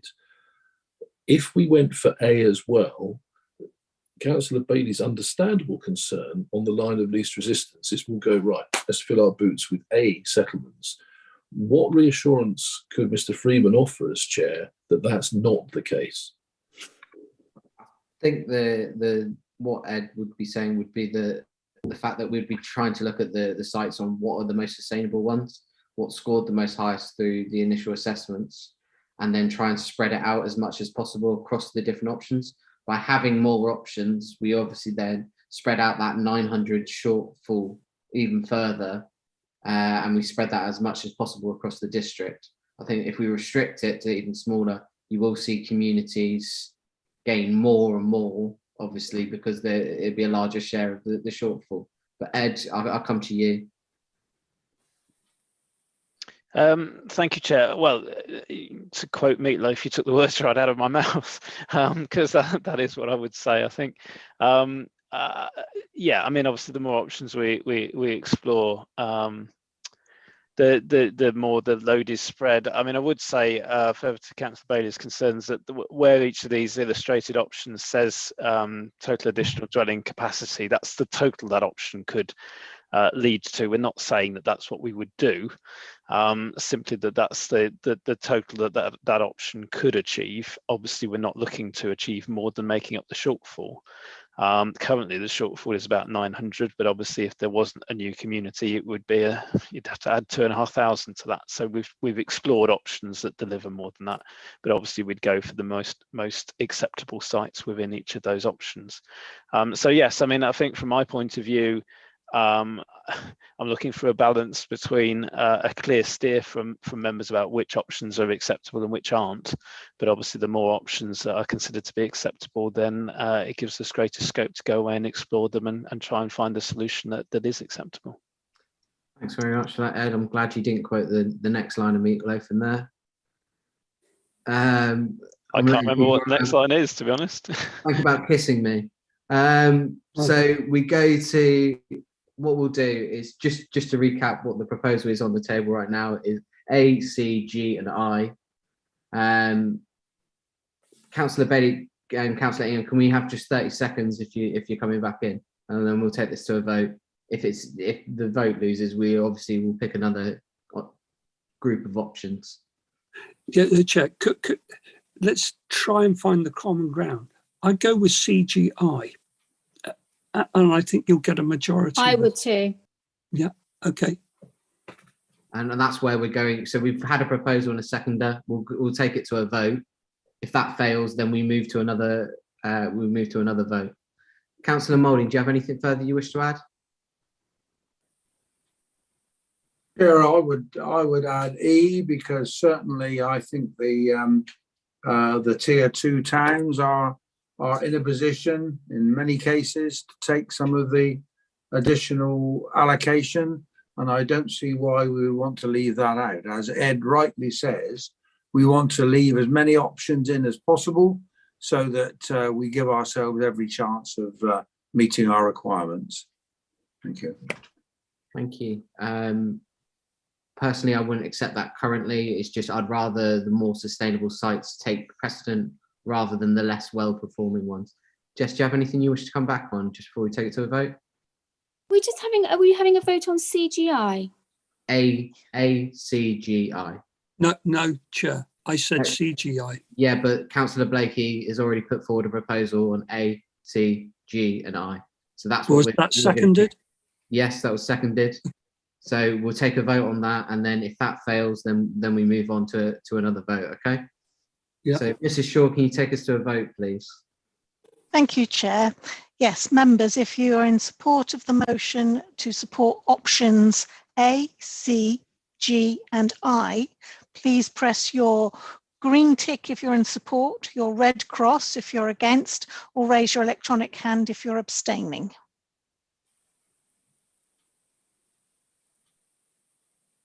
Thank you, members. I'm just waiting for the vote to come in. So currently we have 5 votes against, 4 votes in favour, and 1 abstention.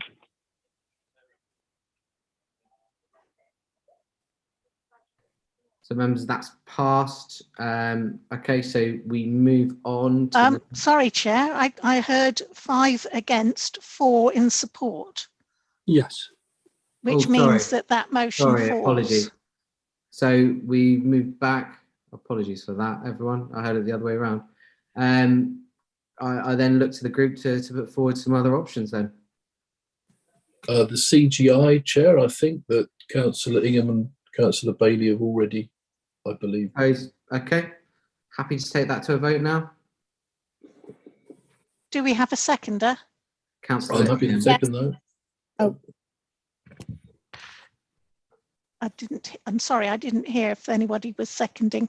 Councillor Ingham. Ingham, thank you very much. Councillor Bailey was seconding me, I think, wasn't it? Or Councillor Ingham Yeah, proposing, yeah, Councillor yeah, Bailey yeah. seconding, either Yeah, or yeah. other. Well, As long as I've got two in support, does anybody wish? Are we Chair, happy? can you repeat that? I didn't catch what the proposal was. So the proposal is for C, G, and I. It's proposed by Councillor Ingham, seconded by Councillor Bailey. CGI. Yes. Members, if you're in support of this motion, please would you press your green tick? If you're against the motion, press your red cross, or if you wish to abstain, raise your electronic hand.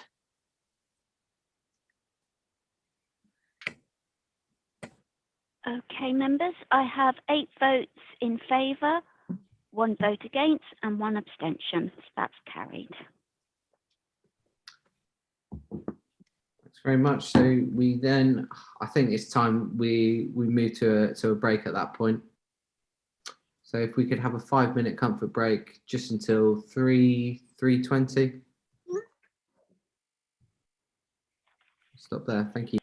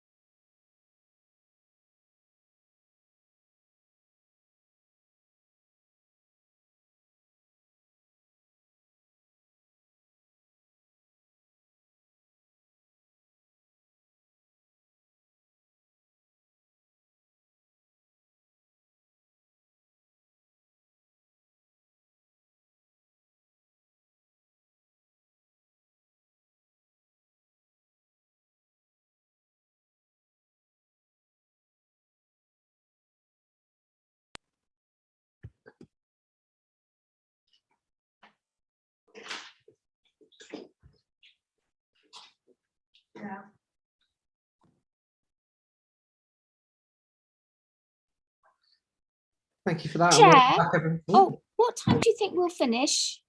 4 o'clock. Okay, thank you. Thank you. So we move on to strategic policy 3, housing to address needs. And we've got option A, which is for the policy, or option B is the currently rejected alternative options to be proposed approach to addressing housing need. Page number? So we are on the policy starts on page 30, and then the alternative, well, there is no real alternative. Members have any comments, or are we just happy to take that straight to a vote? No. Okay, Mrs. Shaw, can you take us to a vote, please? Yes, Chair. Members, if you're in support of the policy as drafted, or if you wish to support option B, which is to have no policy, please press your green tick for option A or your red cross for option B.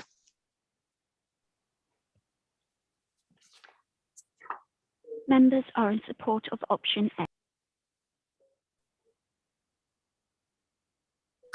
Thanks very much. So strategic policy 4, levels of future housing development, page 32. Option A is for the policy. Do we have an alternative? I'm scrolling through frantically.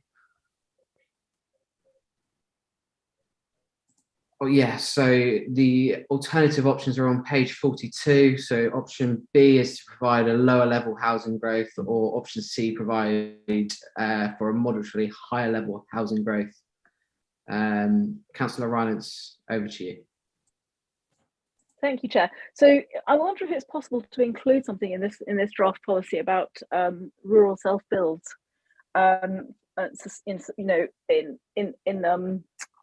What are they called? Rural exception sites. That's it. So rural exception sites and self-builds within rural exception sites, because I feel like we ought to not labour it, but emphasise it more, really, that it's a possibility. So I'm finding even parish councils don't know that they can bring forward rural exception sites, and it would be just nice to have it very firmly laid down in our new local plan that villages can do this if they want to. I don't know what other members feel about that, but I would like more emphasis placed on self-build, because I think it's altogether a good thing. Thanks very much for that, Councillor Rylance. And apologies, members, there is an option D, which is to provide for a significantly higher level of housing growth, or option E, which is providing for a higher level of housing growth to meet unmet needs from another local planning authority area. Councillor Ian, over to you. Thanks, Chair. I think it's important to remember that things change very rapidly. And I would like the wording on here to say that we meet our requirements, but as they change, as they fluctuate, our targets will change. Because it may be the case that in 18 months' time, national governments set new targets, yeah? And they may say, if we're locked into that already, so, well, you can't change your targets because you set your targets, it's too late to change it. So I really do think we should be very careful about locking this down at this stage. I do think we should remain fluid, because I find it hard to believe, with 4 million people leaving this country to go back and live on continental Europe, that we're going to need the houses we were told quite some time ago. And our local MP told me recently that he believes that's the case and it will change. So I think we should remain fluid. Thank you, Chair. Okay, thank you very much for that, Councillor Ian. Councillor Blakey, over to you. Thank you, Chair. I just wanted to support what Councillor Rylance said. Note the date. I agree that self-build is something that should be encouraged most strongly, because one of the major problems with large-scale housing development is the dreary uniformity of it all, and that actually self-build will introduce some interest and some unique properties, and will actually help to break up that uniformity and provide more interest in to the landscape in the towns and villages where they're built. So yes, I'd like to see that, please. Thanks very much, Councillor Blakey. I'm sure that will be taken on board when the policy is further developed out by the planning policy team. Councillor Rylance, we go back to you. I'm really sorry, but I just really would like to know the evidence Mr. Councillor Ingham has about 4 million people leaving to go back to mainland Europe, and why he thinks that's going to put less pressure on the housing supply. I don't think we need to get into that between two members today. All we need to focus on is the policies, and that's what we'll be voting on. So thank you. With no further members wishing to speak, can we please take that to a vote? A, B, C, D, or E, and we go to Mrs. Shaw, please. Yes, members, this is the first time you've had any vote on to vote on. So if you're in support of option A, please press your green tick. Option B, your red cross. Option C, your electronic hand. Option D, give a thumbs up. And option E, please press your heart button.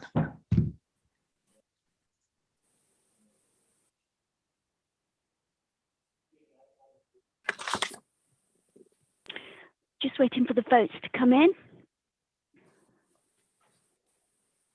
Majority have supported option A. Thank you very much. So we then move on to, forgive me, moving on to future employment provision in East Devon, and the preferred option for the approach to economic growth is listed on page 44.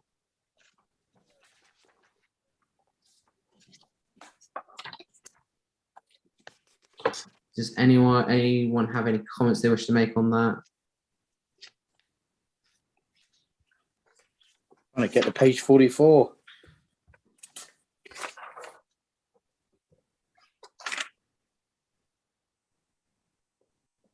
Let's vote for it. Yeah, fantastic. Let's take that to a vote. Mrs. Shaw, please.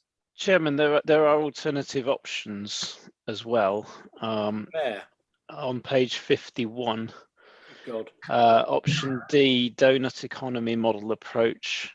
Option C, green growth approach.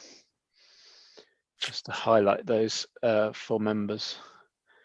But fundamentally, we're just looking for a steer from members about their view on the approach to the economic strategy. Thank you, Chair.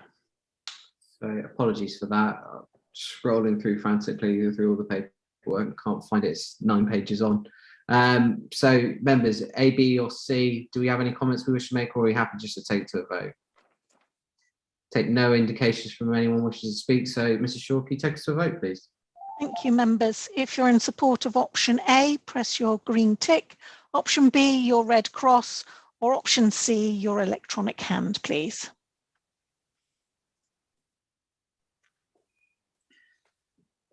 Support is shown for option A. Thank you very much. So we move to strategic policy 5, employment provision and distribution. So you've got the option A there, and then if we keep scrolling further and further down, I don't believe there's any other further options. So it's either for the policy or against it. Do members have anything they wish to add? If not, no, we'll take that straight to a vote. So Mrs. Shaw, we go to you, please. Thank you, members. If you're in support of the policy, press your green tick. If you're against the policy, please press your red cross.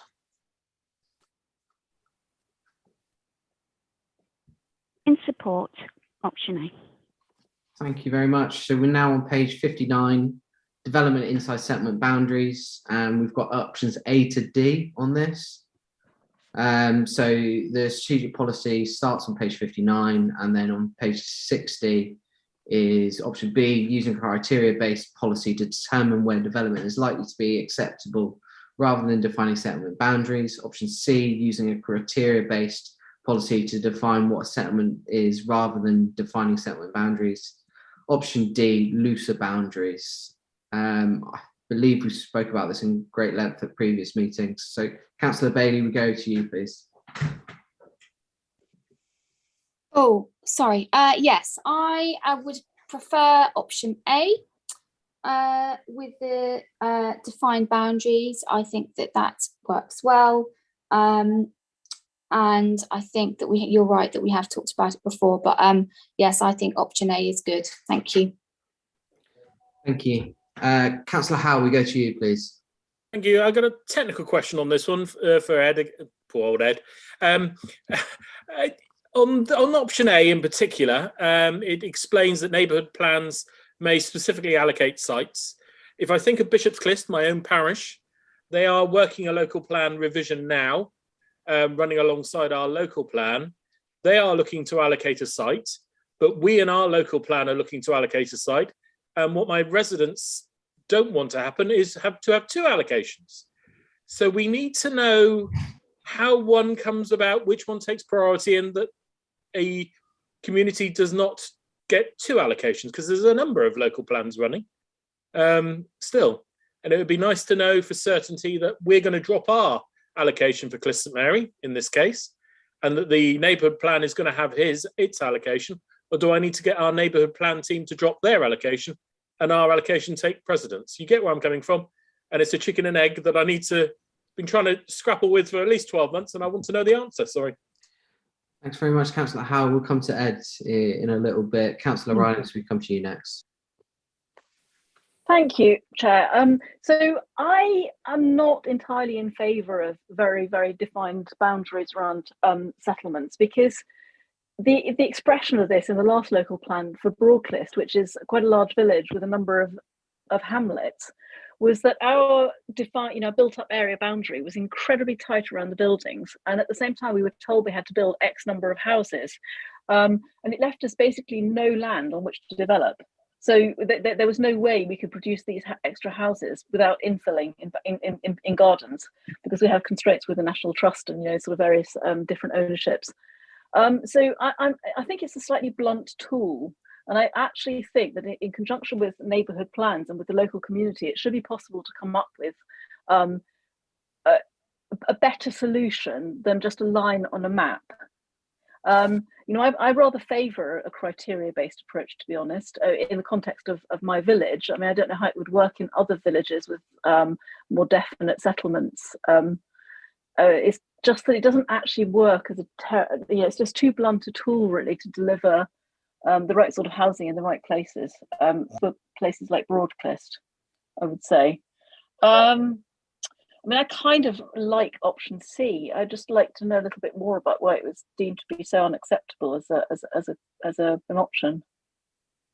Thanks very much, Councillor Rylance. Councillor Arnott, we'll go to you, please. I'm so sorry, Chair, it's happening again. Random hands. No problem at all. Councillor Bailey, over to you. Oh,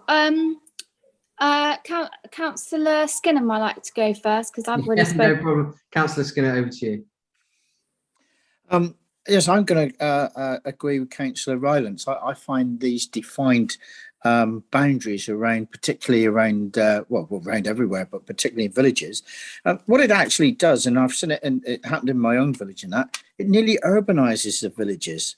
Well, the one thing the villages usually have got is lots of land around them. They're not constrained by land. We're not in a town. We're not whereby it's got constraint. And when you urbanise the centre of the villages, when you've got village, say green, not greens exactly, but areas of space that really are the aesthetic setting of that particular village, and then you want to do some housing, you put a line around it, and then it's almost saying everything in the line is okay and everything else isn't. So I'm not supportive of these boundary lines going around the villages. I think it tends to be a mishmash that doesn't necessarily work, and it abdicates the responsibilities, I think, as us as a local planning authority, and giving the opportunity for the local people to be able to devise around where they want to go. We've already had the debate earlier around discussions about how we might want to see development come through the local plans and through the neighbourhood plans and all the rest of it. Then we chuck a line around it all, say, well, yeah, you can, but you can't do it there and you can't do it here. No, I'm not for these lines around the village. I don't like defined lines. I think we should, as Councillor Rylance quite rightly pointed out, there should be something that is more engaging in the process that doesn't actually do that. And I won't be voting for that. No, won't at all. I think we've had some really bad developments because of it, actually. Yeah. Thanks very much for that, Councillor Skinner. Councillor Davey, over to you now. Okay, thanks, Chair. Yeah, I'm going to agree with other speakers. I think, I mean, we do sometimes allow development where it's close to the settlement boundary. But I'm not entirely convinced that having a criteria-based policy would actually be open to different interpretations, because I think if your criteria are sufficiently drafted, then it's fairly obvious whether you can meet the criteria or not. And we do this all the time in planning, don't we? We say, does this meet all the criteria or doesn't it? So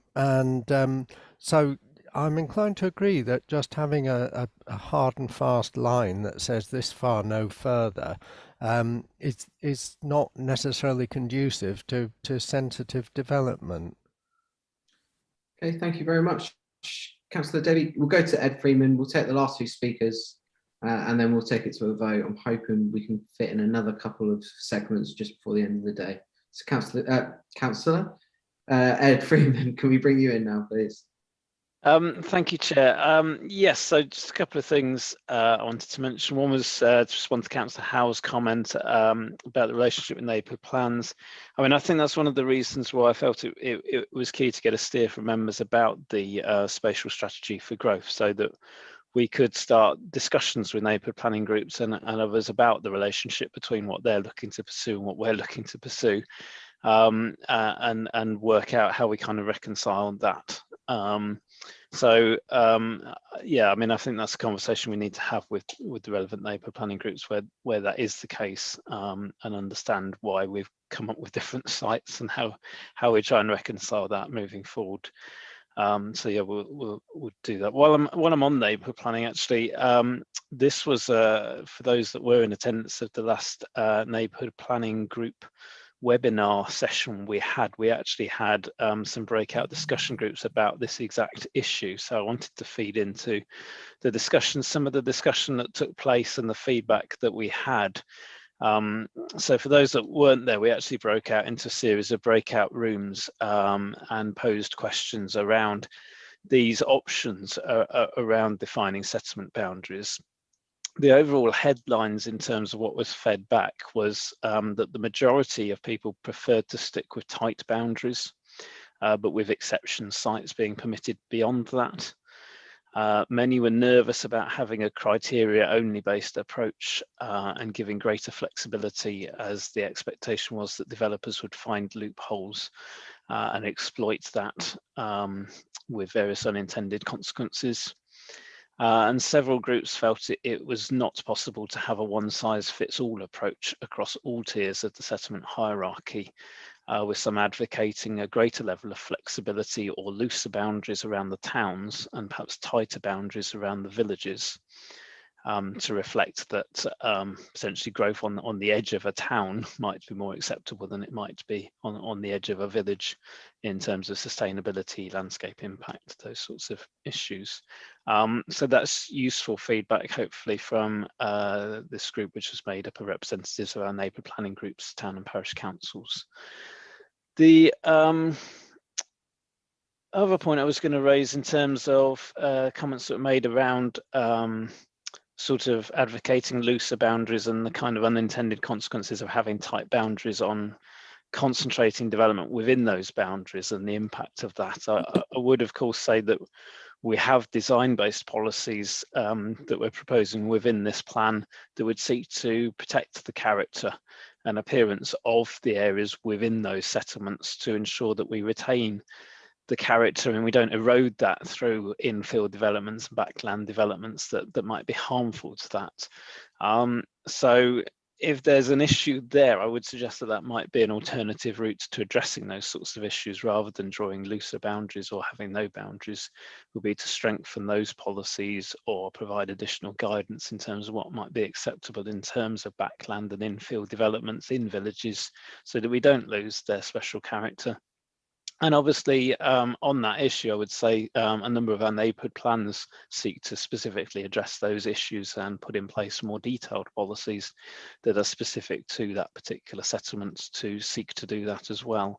So there are other mechanisms, I suppose is my point, rather than necessarily drawing looser boundaries to address that issue, where you could maintain the preferred approach put forward by officers of having quite tightly drawn boundaries but try and address those unforeseen consequences of that through other policy measures. Thank you, Chair. Thanks very much.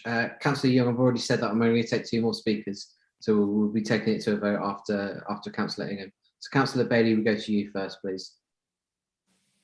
Yeah, I've disagreed quite often today with Ed Freeman, but on this, I completely 100% agree with you, Ed. And I think that parishes do not want to spend the next however many years arguing about criteria-based development at the edge of parishes, at the edge of built-up area boundaries. And certainly where I am, we're already very a big settlement, quite spread out. We really don't want to have a criteria-based approach where people can then pick away and add at the extremities of our boundary. The boundaries have brought huge amounts of certainty and clarity, and it's straightforward, and it makes the planning process straightforward. And I think introducing a criteria-based approach will make it really complex and really confusing. And I do think as well, Ed is right, that actually if there are concerns about the impact on development within the built-up area boundary, should be dealt with through different and appropriate policies. But I would very much support policy A, because as a village, I've seen that work really well in practice, and I would like to see that continuing. Thank you. Thank you, Councillor Bailey. Councillor Ingham, over to you for the final word. Thank you, Chair. Firstly, Ed, thank you so much. That was a brilliant delivery there. Totally support what you were saying, and it's absolutely right. Since 2012, villages have been doing their best to come to terms with built-up area boundaries, neighbourhood plans, tying them together with our local plan, and to then take that away. I don't think what you think. Try and consider what they would think. What do they want? And I think the vast majority of our rural communities want A. So thank you, Ed, for saying that so well. I'm going with A for sure. Thanks very much for that. Mrs. Shaw, can you take us to a vote, please? Thank you, Chair. Yes, members, you've got 4 options. Please press your green tick if you support option A, your red cross in support of option B, raise your electronic hand if you're in support of option C, and put a thumbs up if you're in support of option D. Members are in support of option A. Thank you very much for that, members. We move on to policy A, and I think this is going to be quite a quick one again, if it tails on from the last one. Development beyond settlement boundaries, page 62. We've got option A, which is for the policy, option B, additional development outside settlement boundaries, or option C is less development outside settlement boundaries. What about number 7? Yeah, have you done 7? Yeah. Apologies. Have I missed out number 7? Yes. Oh, sorry. Apologies. Flip over one more page. So we'll go back. Page 7, strategic policy 7, development adjacent to the outside edge of settlement boundaries. A is for the policy. Option B is a different criteria. Option C is no policy. I don't see anyone wishing to speak. So, Mrs. Shaw, can you just take us to a vote on that, please? Oh, Councillor Blakey, do you wish to come in? Yes, please. Sorry. Actually, for me, option B works better. I think my problem with option A is the very tight restriction on the footprint of any potential developed dwelling.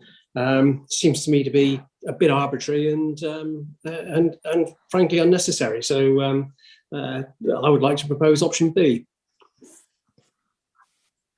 Thank you very much for that. We'll take that to a vote afterwards, obviously. So it would just be the majority. Councillor Howe, we go to you. Thank you. And I want to speak against option A, but I'm not entirely sure where I'm going to end up. Option A just doesn't make any sense from start to finish. We're specifying some suggestions as to what might be acceptable and what might not be, but it gives us no definitives. The scale of growth is what worries me, depending on the criteria of our tiers again.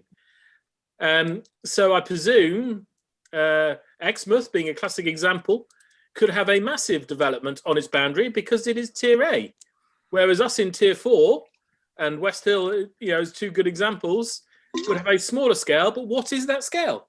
are we talking in commensurate to the scale of the current housing in that development? So in my case, let's say we've got 300 odd homes, you know, you'd have 10%, so 30 homes. Or are we saying, you know, you would have a 50 home limit for it? Or you get where I'm coming from. We need some sort of, or the developments need to know what we're talking about.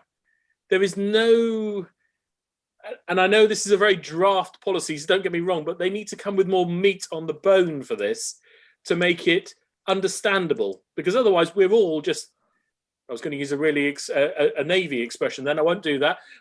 We are flying in the wind, shall we say, and depending on which way the wind blows, you get where I was going to go. So A is just unacceptable in its current form and needs a lot of work, but I can be persuaded to vote for it if we do put the substantial changes needed into it. B and C, well, they're B and C, but A is just doesn't help, shall we say. I hope that makes sense, and hopefully you guys can clear that up, because I'm beginning to need coffee and everything else at present. Thanks very much. Councillor Ingham, we go to you, please. Thanks, Chair. I do support A, and that's because I thought it was ditto explanations from Ed from the previous item, but surely, have I misunderstood it? Halfway down, development will be restricted in scale, sites no larger than can accommodate up to 5 modestly sized homes. So I think that clears up what Councillor Howe was saying. Or have I got that wrong, Ed? So that's why I was supporting it. It's worked before. Parish councils get it. Neighbourhood plans work with it. Ain't bust, don't fix it, I think, on this scale. Is that right, Ed? Is that number right? Have I misunderstood what it says there? So through you, Chair, what it's saying is, yes, that you could potentially accommodate a site no larger than up to 5 modestly sized homes. It does then go on to say about cumulatively how many could be accommodated, because obviously a settlement might not just have one development of 5, it could potentially have multiple ones. So what we're saying is, it'll then go on to have a criteria to control the cumulative scale of growth as a percentage in relation to the size of the related settlement. So the smaller the settlement, the smaller number of those sites you could have, the larger the settlement, the more you could have. Members may recall this all stems from a topic paper we brought to you in October, I think it was, last year, on settlement boundaries, in which we explained that one of the things that's happened, I suppose, recently in terms of case law is planning inspectors increasingly considering developments outside of built-up area boundaries where they're adjacent to them to be sustainable, and therefore more and more sites are being granted on appeal, even when they're beyond settlement boundaries. And so sort of preempting that, despite the fact we've been quite successful, I think, in defending those, our approach was to actually have a policy that defined what might be allowed abutting built-up area boundaries, so that we have a very clear position, so that we're not at threat from those sorts of appeal decisions that might exploit that and enable larger scale developments that we might not want to see come forward adjacent to settlement boundaries, by putting in a criteria of what would be permitted in those circumstances. So this is quite a different approach, I think, to the existing local plan, where the built-up area boundaries are very rigid, and it's just sort of, there's built-up area boundary, beyond that it's countryside and you can't build. So interested in members' thoughts on that criteria, the scale of growth and that cumulative issue.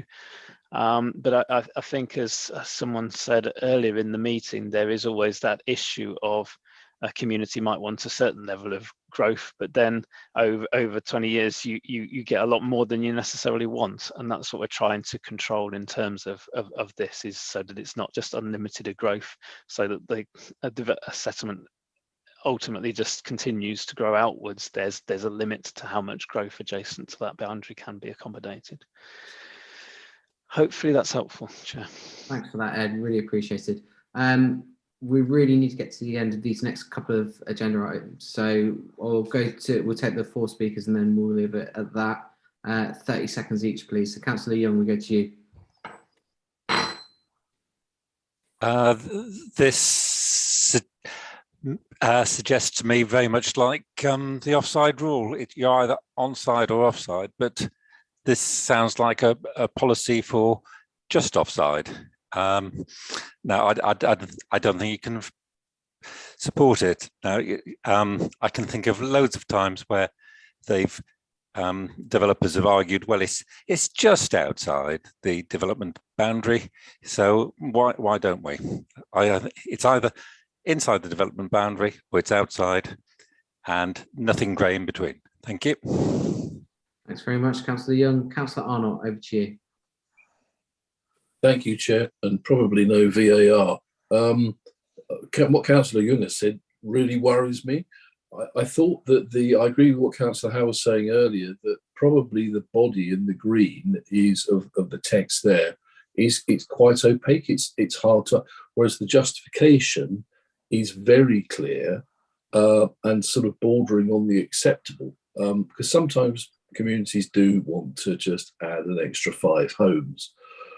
But I must say, I'm extremely persuaded by what Councillor Young has just said. So I'm going to have to think very hard. That's my 30 seconds worth, Chair. Thank you. Thank you. Councillor Ryan, it's over to you. Sorry, I had 2 questions. So it says sites no larger than can accommodate up to 5 modestly sized homes. That's the size of the plot. So that doesn't dictate the type of house that could be put on it. Can we actually take the up to 100 square meters floor area out of the brackets and to absolutely emphasize that it is the size of the houses that we, because I mean, I'm thinking legalese here, and what you've defined here is the size of the plots, not the size of the houses. So a developer could choose to put, say, 3 houses on there, but it doesn't actually define, so that sentence does not define the size of the houses as such, unless you actually take that the following bit out of the brackets. And then modestly is kind of open to interpretation. My question is really about the built-up area boundary. So once people have obtained their planning permission for their houses just outside the built-up area boundary, presumably at the next plan revision, the built-up area boundary moves, and then the same thing happens again. Is that the logical extension of this? So we grow in sort of concentric circles. That's my question. Okay, thank you very much. We'll go to Councillor Bailey and then we'll get to Ed to sum up. Councillor Bailey. Well, I'm not quite sure why this is different, because I thought and I'm a little bit rusty, I must confess, but so we've got an exceptions policy, haven't we, in our local plan, that if you do 66% affordable houses, then this kind of just outside the built-up area boundary is acceptable. But I'm worried about this policy because I think it will just encourage sprawl into the open countryside. I feel it's wider than that.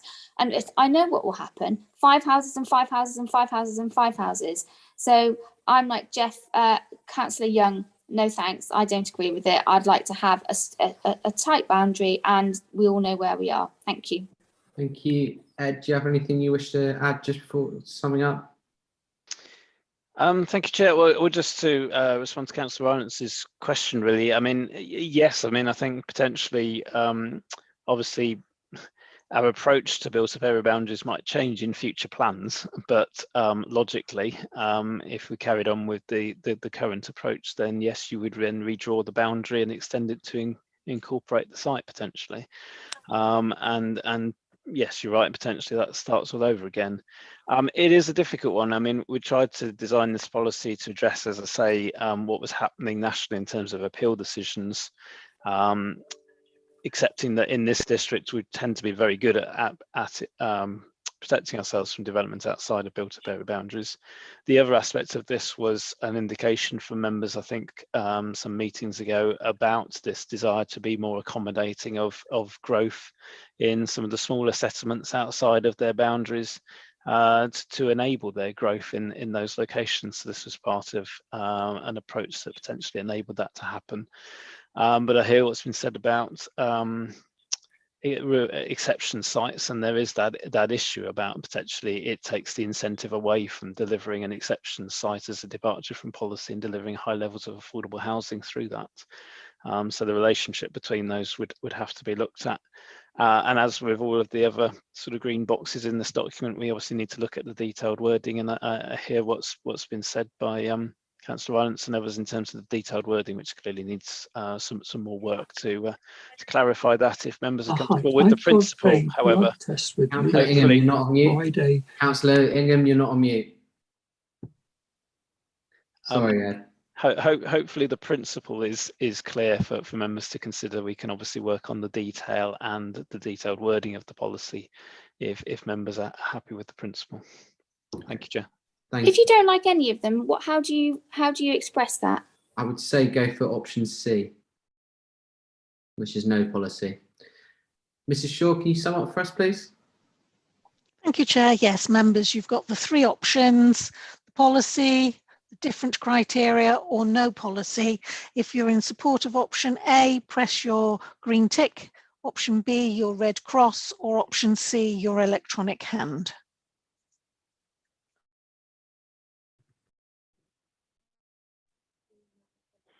Okay, we have support for option B. How do you know that?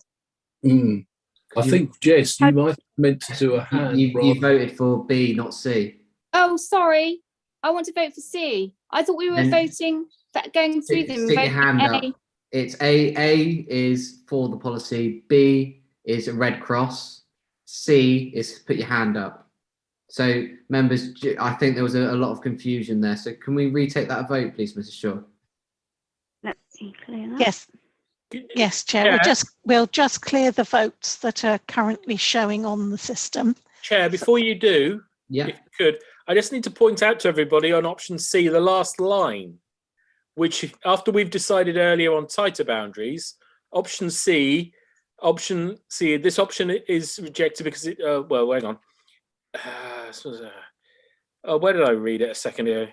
If this approach is taken, it's the middle of the settlement boundaries should be drawn more loosely. And it's a contradiction to one of our previous votes. I think it's just a case of option C. We are saying, I think Ed's taking it on board that we are just going for no policy because of what we believe. I know. We just need to be clear in what we're saying to Ed, if you get my meaning. Yeah. So Ed, is that just taken on board by yourself? That I know it's not 100% option C, but it's the best that we can do for what members are offering right now. Yeah, I mean, I'm happy to take option C as members not wanting to pursue an approach that enables development beyond the built-up area boundaries other than exception sites. Fantastic. That's what's been said. Mrs. Shaw, can we take that to a vote, please?